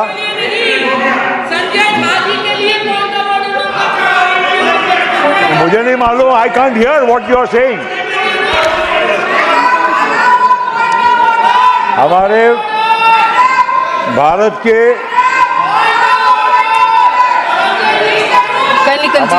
Kindly continue. हमारे भारत, मैं क्यों बोलूं? Why should I speak?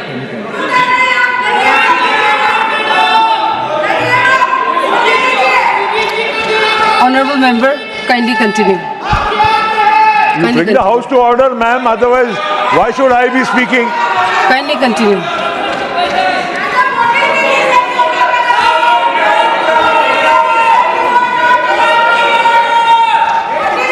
Kindly take your seats. Honorable members, kindly take your seats. Point of order is the... Kindly take your seats. Kindly take your seats. Kindly take your seats. Honorable members, kindly take your seats. I request Shri Praful Patel to please continue. You have a point? To please continue. हमारे भारत के संविधान के 75वें वर्षगांठ पर आज हमारे इस सदन में चर्चा हो रही है और हमारे देश के संविधान पर हमें गर्व होना चाहिए कि केवल हमारे देश का ही श्रेष्ठ संविधान नहीं है, लेकिन विश्व की बहुत सारी जो लोकतांत्रिक जो देश हैं उसके संविधान के तुलना में हमारा संविधान श्रेष्ठ ही नहीं सर्वश्रेष्ठ है। मैं इसका एक छोटा सा उदाहरण देना चाहता हूं। अमेरिका में जहां पर अपने आप को डेमोक्रेसी के रक्षक माने जाते हैं, वो अपना वो विश्व में प्रचार प्रसार करते हैं कि डेमोक्रेसी अगर देखना है तो हमारे अमेरिका में देखिए। मैं आपको और सदन को इतना ही कहना चाहता हूं, क्योंकि हमारा संविधान क्यों श्रेष्ठ से भी सर्वश्रेष्ठ है कि अमेरिका में काले चमड़ी के लोगों को, जिनको ब्लैक्स कहा जाता है, उनको वोटिंग का, महिलाओं को अधिकार, हमारे 1950 में संविधान में अधिकार मिलने के कई वर्षों के बाद। Ma'am, I can't speak like this. You have to bring the house to order. Why should I be wasting my time? You will have to bring the house to order, otherwise I cannot speak. I request the member to kindly stop for some time. Honorable members, kindly take your seats. You are saying, ma'am? Under which rule? Under which rule? Under which rule? Two rule, madam. Under Yes, which rule? madam. Madam, yes. Yes. Yes. Mic is on. Madam, Mic is on. Here, rule 238 and 236 I am here raising. The clearly 236 is clearly mentioning when a member rises to speak, his name shall be called by the chairman. If more members than one rise at the same time, the member whose name is so called shall be entitled to speak. That means his time is over. Then you have given a chance to a person. But again, the person has spoken here. That is against the rule. Secondly, Secondly, Madam, I am raising the second point. Rules to be observed in 238. Madam, in Rule 38, refer to any matter of fact on which here the clearly use offensive here. In 238 also reflected here, part of this there. So these two rules, 236 and 238, is applicable here. So, Madam, you have given the time, extra time to the person to entitled to speak a member's name here. So this is injustice. So it should be. Secondly, you should give proper time to everybody, not only the ruling party. So my humble request, Madam, this is the discussion on Constitution. The Constitution, values of the Constitution should be protected. Thank you. We all standing here for the Constitution discussion, our Constitution, the framers of the Constitution, they have raised, Thank you very much. They have If raised anything is lot amiss, of it will be valuable brought to the points. notice of The the chair. spirit of the Constitution, we should raise inside the House. Respected Chair, respected If anything Madam, is amiss, it will be brought to the notice of the chair. Nothing will go into record. Nothing. Shri Praful Patel. Ma'am, first and foremost, I have not even started. 3 minutes has gone in all this. My clock. What do you mean? No point of order since one party has given its own time. My clock cannot start. No point of order since one party has given its own time. Your clock must start again. I have not spoken at all, and 3 minutes has gone, and you will ask me to stop. You will have to reset the clock. Yes. Yes. Madam Vice Chairman, we are discussing our glorious 75 years of the Constitution, and we are reducing this debate to a tutu meme, which I am sorry. I apologize to you for saying so, but please let us maintain decorum. Okay, now you please relax. I was trying to make a point that we are a great democracy thanks to the Constitution framed by the founding fathers of our nation and the Constitution led by Dr. Baba Saheb Ambedkar and his team. What has endured democracy in India for the last more than 75 years. Even in a country like United States, which preaches to us about democracy, they got their rights to vote for women, the black women and the black people of black color, only around the mid-60s when Dr. Martin Luther King and many of his colleagues started a huge movement there, and that led to a change in their act, in the Constitution. Voting rights were given to black people of black color. So I'm just trying to say that many a country have been democratic, the constitutions have been changed from time to time, but our Constitution, our founding fathers which gave us the Constitution, led by Dr. Baba Saheb Ambedkar, have really changed the entire landscape of our country.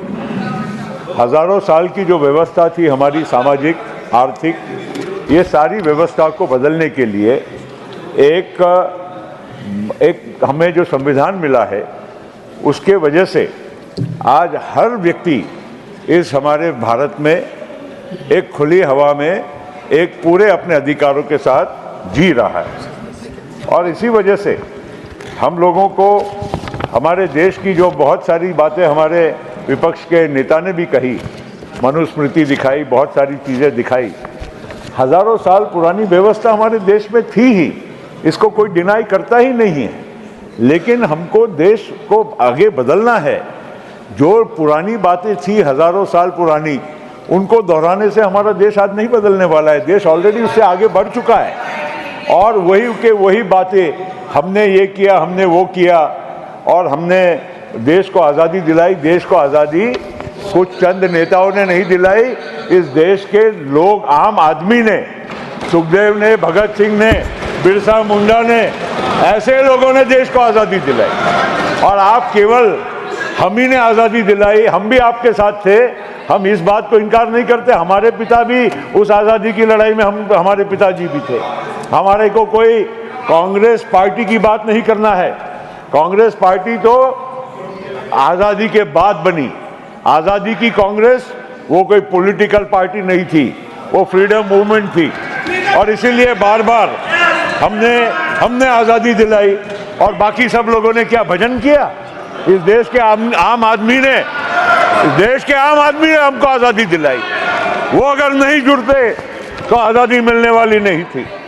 और इसीलिए आज अगर हमारा देश 75 वर्षों के बाद भी हम खुले भारत में, आज़ाद भारत में जी रहे हैं और इतनी डाइवर्सिटी के बावजूद, कहाँ पूर्वोत्तर है, कहाँ दक्षिण भारत है, कहाँ कश्मीर है, ये सारे जो मुल्क को एक रखने में केवल और केवल हमारे भारत के संविधान की शक्ति है।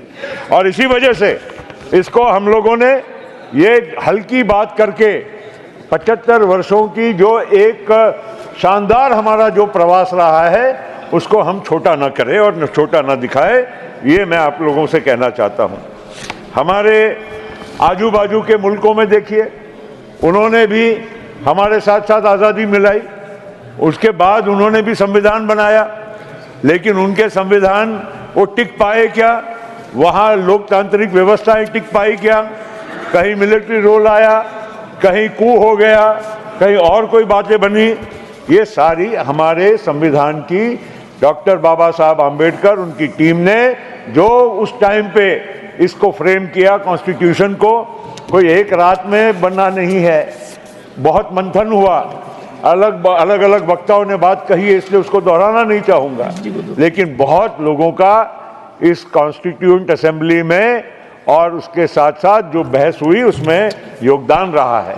और उसमें प्रमुख योगदान डॉक्टर बाबा साहब आम्बेडकर रहा है, इसको कोई इनकार नहीं कर सकता। हमारे देश में हमने देखा है, क्योंकि आप लोगों ने राजनीतिक कुछ बात कही, इसलिए मैं भी कहूँगा कि अगर लोकतंत्र के इस प्रवास में सबसे बड़ा धब्बा अगर लगा था तो 1975 से 77 में लगा था। इमरजेंसी इस देश में लगी थी। हम लोग उस टाइम पे कॉलेज में पढ़ते थे, सभापति महोदय, और कॉलेज में पढ़ते थे, हमें याद है कि किस तरह से लोगों को अपने जो मूल अधिकार थे उससे वंचित रखा गया। अरे लोग साहब खेतों में भागते थे, पेड़ों पे जाके बैठ के छुपते थे, क्योंकि नसबंदी हो जाएगी। लोगों को पकड़ पकड़ के जेलों में डाला जाता था। ये सब हम लोगों ने हमारे आंखों से देखा हुआ है, कोई नई बात हम कर रहे हैं ऐसी बात नहीं है। और इसीलिए आज अगर हम बात करते हैं तो कौन से इन लोगों के तरफ से ऐसी बात आई कि जो हमारी आज़ादी को, हमारे लोकतांत्रिक व्यवस्था को सक्षम करने के लिए रही है। मैं आपको ये भी कहूँगा कि हमारे देश में अभी बहुत चर्चा चल रही है, इनके ही नेता बोलते हैं कि जिसकी जितनी आबादी उसको उतनी, क्या बोलते हैं, हिस्सेदारी, आप भागीदारी, हिस्सेदारी जो भी बोलते हैं। मुझे आज जितनी जिसके जो भी आपने कहा वो बात सही। अब बताइए, अब कास्ट सेंसस की बात करते हैं, SC ST का रिजर्वेशन ये हमारे ओरिजिनल कॉन्स्टिट्यूशन का एक हिस्सा है। उसके बाद में हमारे देश की सामाजिक व्यवस्था को देखकर मंडल आयोग का एक गठन हुआ था साहब। मंडल आयोग जब बना और उसकी जो सिफारिश आई तो वो किसने स्वीकार की? और मंडल आयोग की सिफारिश कब आकर हमारे सरकार के पटल पर पड़ी थी? उस वक्त कांग्रेस की सरकार थी, राजीव गांधी की सरकार थी। और उसके बाद जब विश्वनाथ प्रताप सिंह जी हमारे देश के प्रधानमंत्री बने तब हमारी सरकार, हाँ आपकी सरकार, ठीक है भाई, जो भी है इतिहास की बात है। तो उस वक्त विश्वनाथ प्रताप सिंह के टाइम पे मंडल आयोग का सिफारिश को स्वीकार करने का काम हुआ। और उसी वजह से मैं आपको ही देख रहा हूं मान्यवर, क्योंकि आप थे उस सरकार में, इसीलिए मैं आपको बधाई देता हूं, सदन की ओर से, मेरे ओर से बधाई देता हूं कि आपने मंडल आयोग की सिफारिशों को स्वीकार करने का काम किया। और आज इस देश में जो इतनी बड़ी बातें करते हैं, कास्ट सेंसस की बात करते हैं, संविधान की किताब को लेकर घूमते हैं, उनको ये मालूम होना चाहिए कि उस वक्त इन बाकी जनजातियों को अधिकार देने का काम ये किस वक्त हुआ और किसने किया था, और उसमें इनका कोई योगदान नहीं है। और इसी वजह से मैं कहना चाहता हूं कि आज बहुत सारी बातें इन्होंने तो 370 का विरोधी किया, वोट नहीं डाला, बाहर चले गए।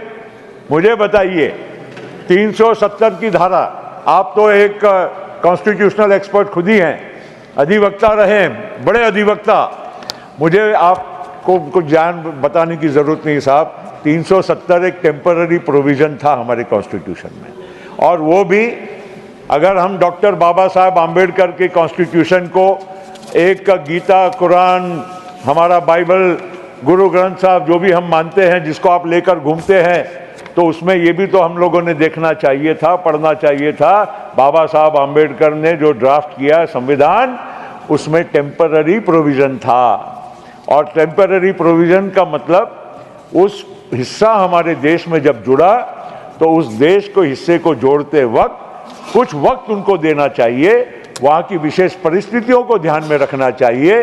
इस वजह से it was inserted as a temporary clause, and when it was removed by none other than this strong government कि हमको 370 को हटाना है, इतने वर्षों के बाद वहां की परिस्थिति बदली है, उसका मिसयूज हो रहा है, तब हमारे मित्रों ने इसमें साथ न देते हुए एक अलग भूमिका ली। और दूसरी ओर आप संविधान और बाबा साहब आम्बेडकर की बात करते हो, तो उनका सम्मान करने का काम, उनकी इच्छाओं का सम्मान करने का काम इस बाजू से हुआ है, उस बाजू से नहीं हुआ है। और इसीलिए आप SC ST की बात करते हैं ना हमारे दिग्विजय भाई, आप तो मध्य प्रदेश में बहुत आपने घूमे हैं, बहुत पदयात्रा की है। मैं आपको कहना चाहता हूं कि SC ST का प्रावधान कश्मीर में नहीं था, वहां के संविधान में SC ST को कोई भी उसमें रियायत नहीं मिलती थी। और आज हमारा भारत का संविधान कश्मीर से कन्याकुमारी तक लागू हुआ है और SC ST को न्याय देने का काम हुआ है, ये बात को भी हम लोगों को स्वीकार करना होगा। मैं एक और प्रोविजन की बात करूंगा, 356 की धारा। 356 एक बार जिसका गलत इस्तेमाल करने का काम पिछली सरकारों ने किया, और मैं एक उदाहरण, अभी मेरे नेता पवार साहब यहाँ नहीं बैठे हैं, मुझे याद है कि इमरजेंसी के बाद जब चुनाव हुए और 1978 में जब वो खुद मुख्यमंत्री बने, 1980 में देश में फिर लोकसभा के चुनाव के बाद इंदिरा जी का शासन आया। पवार साहब ने कही हुई बात है, मैं पुष्टि कर सकता हूं, मगर अब आज वो यहाँ बैठे नहीं है। मैं इसलिए कहना चाहता हूं, और दिग्विजय भाई आप उनके मित्र हैं इसलिए आप पूछ सकते हैं कि उनको फोन आया सुबह कि अब सरकार आप हमारे साथ आ रहे हो क्या, तो उन्होंने ऑथेंटिकेट क्या है, आप अभी मैं बताता हूं, ऑथेंटिकेट करके बताता हूं। क्या बताऊंगा? 356 की बात हो रही है, 356 धारा वहां इमीडिएटली वो महाराष्ट्र में लागू हुई जब शरद पवार जी ने कहा कि मैं आपके साथ आने को तैयार नहीं।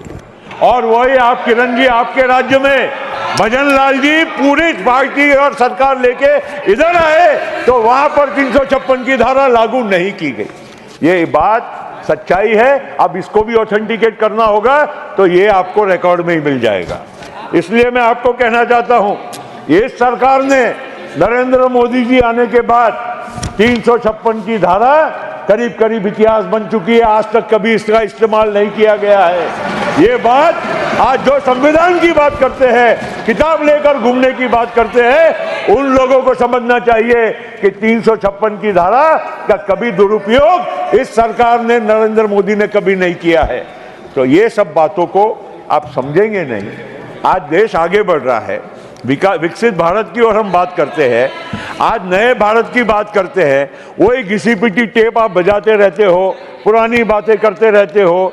आज नए भारत के नए नौजवानों की उमंग और उनके उत्साह क्या है उनकी अपेक्षा क्या है, उसकी पूर्ति की बात करिए, भारत को आगे बढ़ाने की बात करिए। ये संविधान की चर्चा छोटी राजनीतिक लड़ाइयों में मत उसको बांट दीजिए।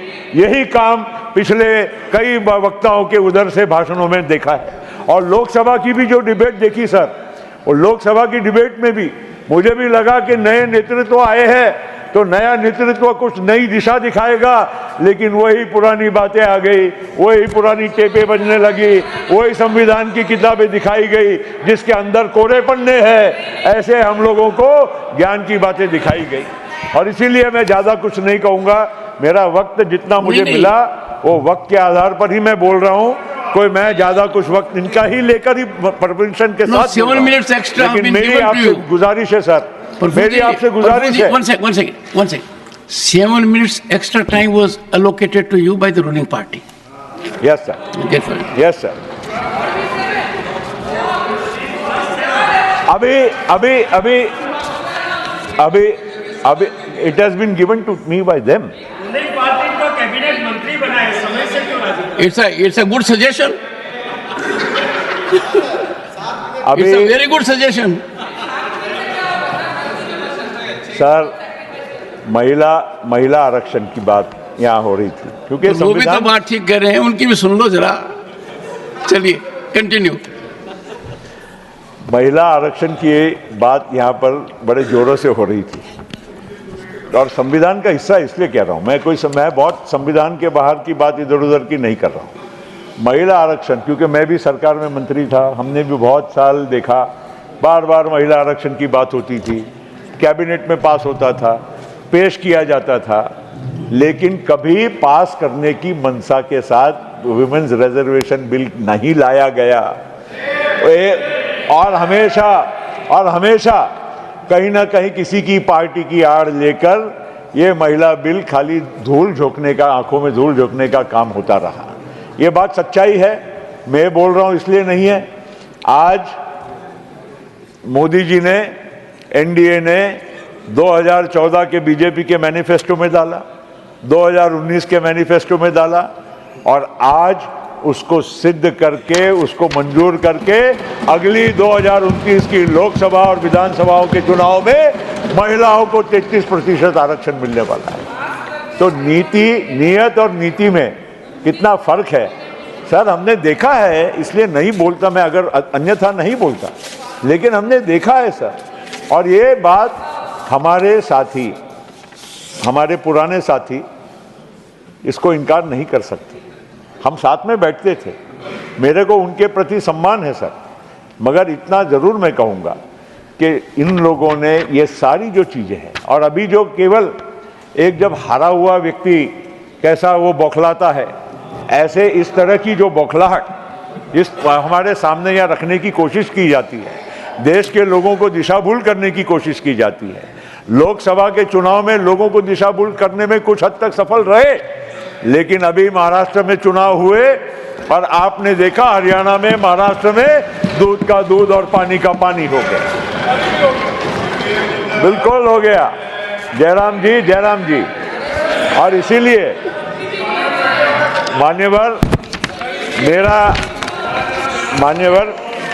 मेरा इतना ही निवेदन है कि हम लोगों ने बहुत सारी चीज़ों पर बहस हम लोगों ने यहाँ की है। मेरी सभी से गुजारिश है कि 75 साल की हमारी ग्लोरियस ट्रेडिशन के बारे में हम बात करें, आज़ादी की लड़ाई की ग्लोरियस हमारा पास्ट इतिहास है उसकी बात करें, सैक्रिफाइसेस की बात करें। हम लोगों को हमारे चैप्टर्स जो शर्मनाक है उसके बार बार बात करने की ज़रूरत नहीं है। इतिहास हमारे देश का सामाजिक व्यवस्थाएं, आर्थिक व्यवस्थाएं हमारी हज़ारों साल से कुछ अलग तौर तरीके से बनी हुई थी, लेकिन आज का ज़माना, आज की बीजेपी, आज की एनडीए, आज का नेतृत्व कहाँ इस देश को ले जा रहा है। आंतरिक से लेकर आर्थिक प्रगति हमारे देश की जिस बड़ी औलादी के साथ हो रही है, विश्व की हम 5वीं बड़ी शक्ति, तीसरी आर्थिक बड़ी शक्ति में हम परिवर्तित होने जा रहे हैं। और इसीलिए आज हमारे देश का गौरव हमको करने का वक्त आया है, और एक गौरवशाली प्रधानमंत्री के नेतृत्व में देश और आगे बढ़ता जाएगा। यही बहुत बहुत धन्यवाद। Shri S. Niranjan Reddy, 7 minutes. Thank you, Honorable Chairman, sir. As I rise to speak on 75 years of glorious working of Indian Constitution, I understand I am too small to speak on such an important document and the working over a large period of 75 years. Sir, I would like to take the positive feedback from the discussion that has happened. While I have seen sides trade allegations against each other, what was discernible was everybody is committed to maintaining the constitutional ethos and abiding by the Constitution. Sir, I find unanimously the entire House believes that the Constitution needs to be followed. So that is the largest takeaway from me from this particular discussion, sir. Sir, we have travelled far. From the doomsday predictions, as was mentioned by the leader of opposition, by Mr. Hardeep Singh Puri, I completely second them that we have now defied not only these doomsday predictions, but we have turned out to be one of the most vibrant democracies. Sir, I think the time has now come and a necessity has arisen that we have to look forward. Sir, I would like to touch upon 3 points given the short time I have. Sir, first I would like to speak that as I represent the Council of States, I think going forward, sir, I would believe that this House would have to actively look at the interests of the state, because that is the purpose for which the second chamber was created as the Rajya Sabha and the Council of States. So one area of concern for the state that I represent, that I come from, is the impending delimitation that is proposed in terms of Articles 81 and 82. Sir, I would beseech the House that the states that have done well, as and when we reach that stage of considering delimitation of constituencies, I would expect that this House would support the cause of the states that have done well, that have aided in the growth of the country's economy, that the delimitation exercise will take care of our concerns. Sir, I would like the House to spare a thought for a moment for the huge work done by the Honorable Supreme Court and the High Courts of the country. Sir, we have about 35 to 40 Supreme Court judges for population of 140 crores. So this roughly translates to 3.5 crore to 4 crore people for each Supreme Court judge. The amount of work they do is almost unbelievable, sir. I think the House may have to acknowledge the yeoman service rendered by the judiciary and the Supreme Court in particular. Sir, I have one concern in respect of the High Courts. Sir, I find that over a period of time with increasing tribunalization, with 28 acts having appeals directly to the Supreme Court, the High Court as it started in 1950 when the Constitution is framed does not appear to be as high anymore. Several of important legislations, sir, bypass the High Court. They go to the tribunals and go to the Supreme Court. I would request the House to consider bringing High Court back to its position of eminence. Sir, one other area of concern that I have, and I want this House to consider moving forward in the next 25 years or the next 75 years, is the issue relating to electoral reforms. Sir, the Constitution makes basic provisions in relation to elections, leaves it to the wisdom of the Parliament to make laws. Sir, we have made the Representations of People's Act of 1950 and the Representations of People's Act of 1951. But both these enactments, sir, may need certain relook in terms of electoral reforms, sir, because elections are becoming increasingly costly. Someone like me, while I'm a successful professional, sir, I don't think I would be able to contest a Lok Sabha election or even a member of Legislative Assembly election from the state I represent or the neighboring states, because elections have become too expensive. I think all of us need to work towards bringing up some law. The Constitution left that responsibility on the Parliament, sir. It is us as a Parliament that needs to rise up. We need to relook at that 1950-51 Acts to make some important legislative reforms in election laws to ensure that the best people represent the legislative houses and the parliamentary house. Sir, one other area of concern, and I think this is something that we need to look at actively, sir, is health education. Earlier, while India has progressed so much, it has now become a poverty enabler, sir, because what is happening is parents, while striving to give good education and also trying to provide good health for their families, are spending so much of their money that a large percentage of population, sir, is getting pushed into poverty, while there has been a huge poverty alleviation. The government has done exceedingly well, and I would compliment all the governments that we have brought down poverty to a great level. But if poverty still continues, sir, one of the poverty enabling factors is health and education. Sir, we have made giant strides in both health and education, but most of it, unfortunately, sir, has been in private sector. I think moving forward, we may have to look at doing something for making it more accessible. So one new area of concern that has been increasing, sir, is the growing income inequality and economic inequality. So these are the one new area of concern that has been increasing, sir, is the growing income inequality and economic inequality. So these are the times which are resulting in this situation. This is a global phenomenon. I think there's a large responsibility on the Parliament that we do something to ensure that this income inequalities, economic inequalities do not become the reason for the modern depressed and weaker sections of the future. Sir, we are coming over historical injustices that have resulted. The Constitution provides the remedial measures, sir, but I think while we are addressing that remedy and we have not succeeded fully, the very fact that we have not been able to do away with affirmative action, sir, is an acknowledgement that we have not achieved that object. It is salutary, it needs to continue, but we need to be mindful that we would not want a new class of depressed people, a new class of weaker sections to arise because of this income inequality. We are getting rid of the past injustices. We cannot allow future injustices to come. Sir, I am grateful for granting me this opportunity. I thank the House for enabling me to speak, sir. Thank you so much, sir. Sri Ghanshyam Tiwari.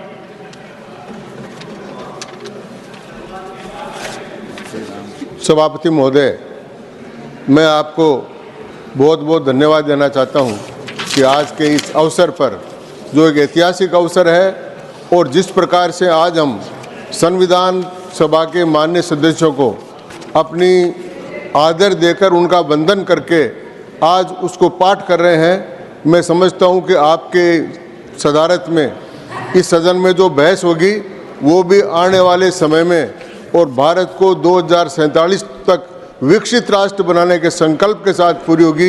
इसी के साथ मैं इस बहस की शुरुआत करना चाहता हूँ। माननीय सभापति महोदय, ये जब विषय रखे गौरवशाली यात्रा, तो गौरवशाली यात्रा में हम उन सब क्षणों को लेंगे जिस क्षणों में हमारे राष्ट्र को आज यहाँ तक पहुँचाया।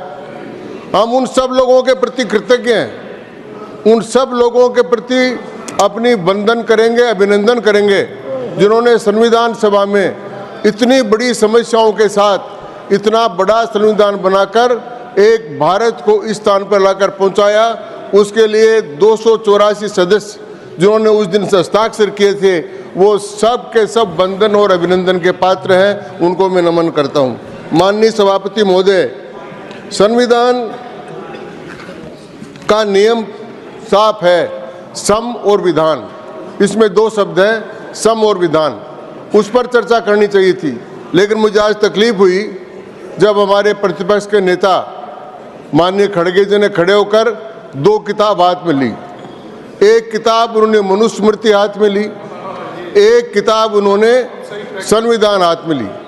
माननीय सभापति महोदय, भारत में संविधान लिखने की बहुत पुरानी, विधान लिखने की बहुत पुरानी परंपरा है और मनुस्मृति आज के 5000 साल पहले लिखी गई थी और उसके बाद में 52 स्मृतियां और लिखी गई और हर स्मृति,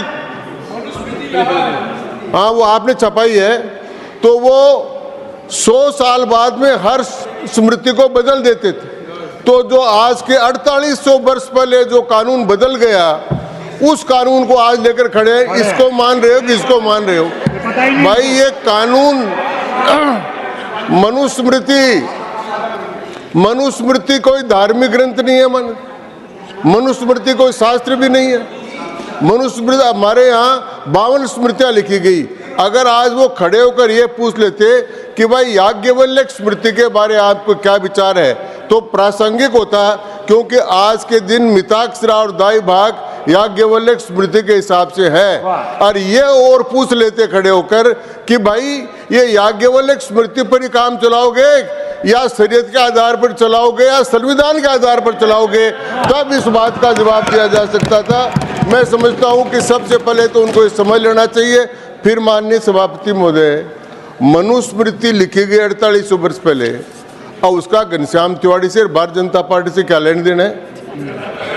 एक बात, और वो हमारा धार्मिक ग्रंथ भी नहीं है, वो कोई शास्त्र भी नहीं है, तो बार बार लेकर मनुस्मृति। अरे भाई एक बात। दूसरी बात मैं कहना चाहूंगा कि मनुस्मृति को तो जब कर दिया, 52 स्मृतियां लिखेगी, नारद की, पाराशर की, वशिष्ठ की, अंत में याज्ञवल्क्य स्मृति आई, तो ये सब लिखी गई, तो अब उसकी चर्चा करने की आवश्यकता। फिर दूसरी चर्चा हो रही है अंगूठा की, अंगूठा कट। अरे किसने अंगूठा काट लिया? महाभारत काल में द्रोणाचार्य हुए, और वो महाभारत काल में द्रोणाचार्य हुए गुरुग्राम अपने पास में ही, और उनका शिष्य था एकलव्य, और वो एकलव्य, ये भाषण में वही दे रहा हूं जो देना है मुझे, तो वो एकलव्य था, और उसके कारण से एकलव्य महान हो गया। आज भारत सरकार ने एकलव्य के नाम से सैकड़ों स्कूल खोल दी। तो आप एकलव्य का भी अपमान कर रहे हो, द्रोणाचार्य का भी अपमान कर रहे हो। और मनुस्मृति का एक वाक्य तो याद कर लो। हाँ, मनुस्मृति का एक वाक्य हमने याद रखा कि यत्र नार्यस्तु पूजन्ते रमनते तत्र देवता। इसलिए हमने पहला कानून यहाँ पर नारी शक्ति वंदन का लाया। इतना सा तो हिस्सा हमने मनुस्मृति का माना और दूसरा नहीं। अब सभापति महोदय, मैं कहना चाहूँगा कि ये we the people of India, हम भारत के लोग, जिस समय लोक आ गया उसी समय हम स्वतंत्र हो गए, हम नागरिक हो गए। तो संविधान निर्माताओं को सबसे पहला धन्यवाद तो यह है कि उन्होंने हमको नागरिक बना दिया। अगर हम प्रजा थे पहले, प्रजा, सभापति महोदय आप तो सब जानते हैं, प्रजा सब्जेक्ट होता है, राजा होता है, प्रजा होती है। हम लोग हैं, हम गण हैं,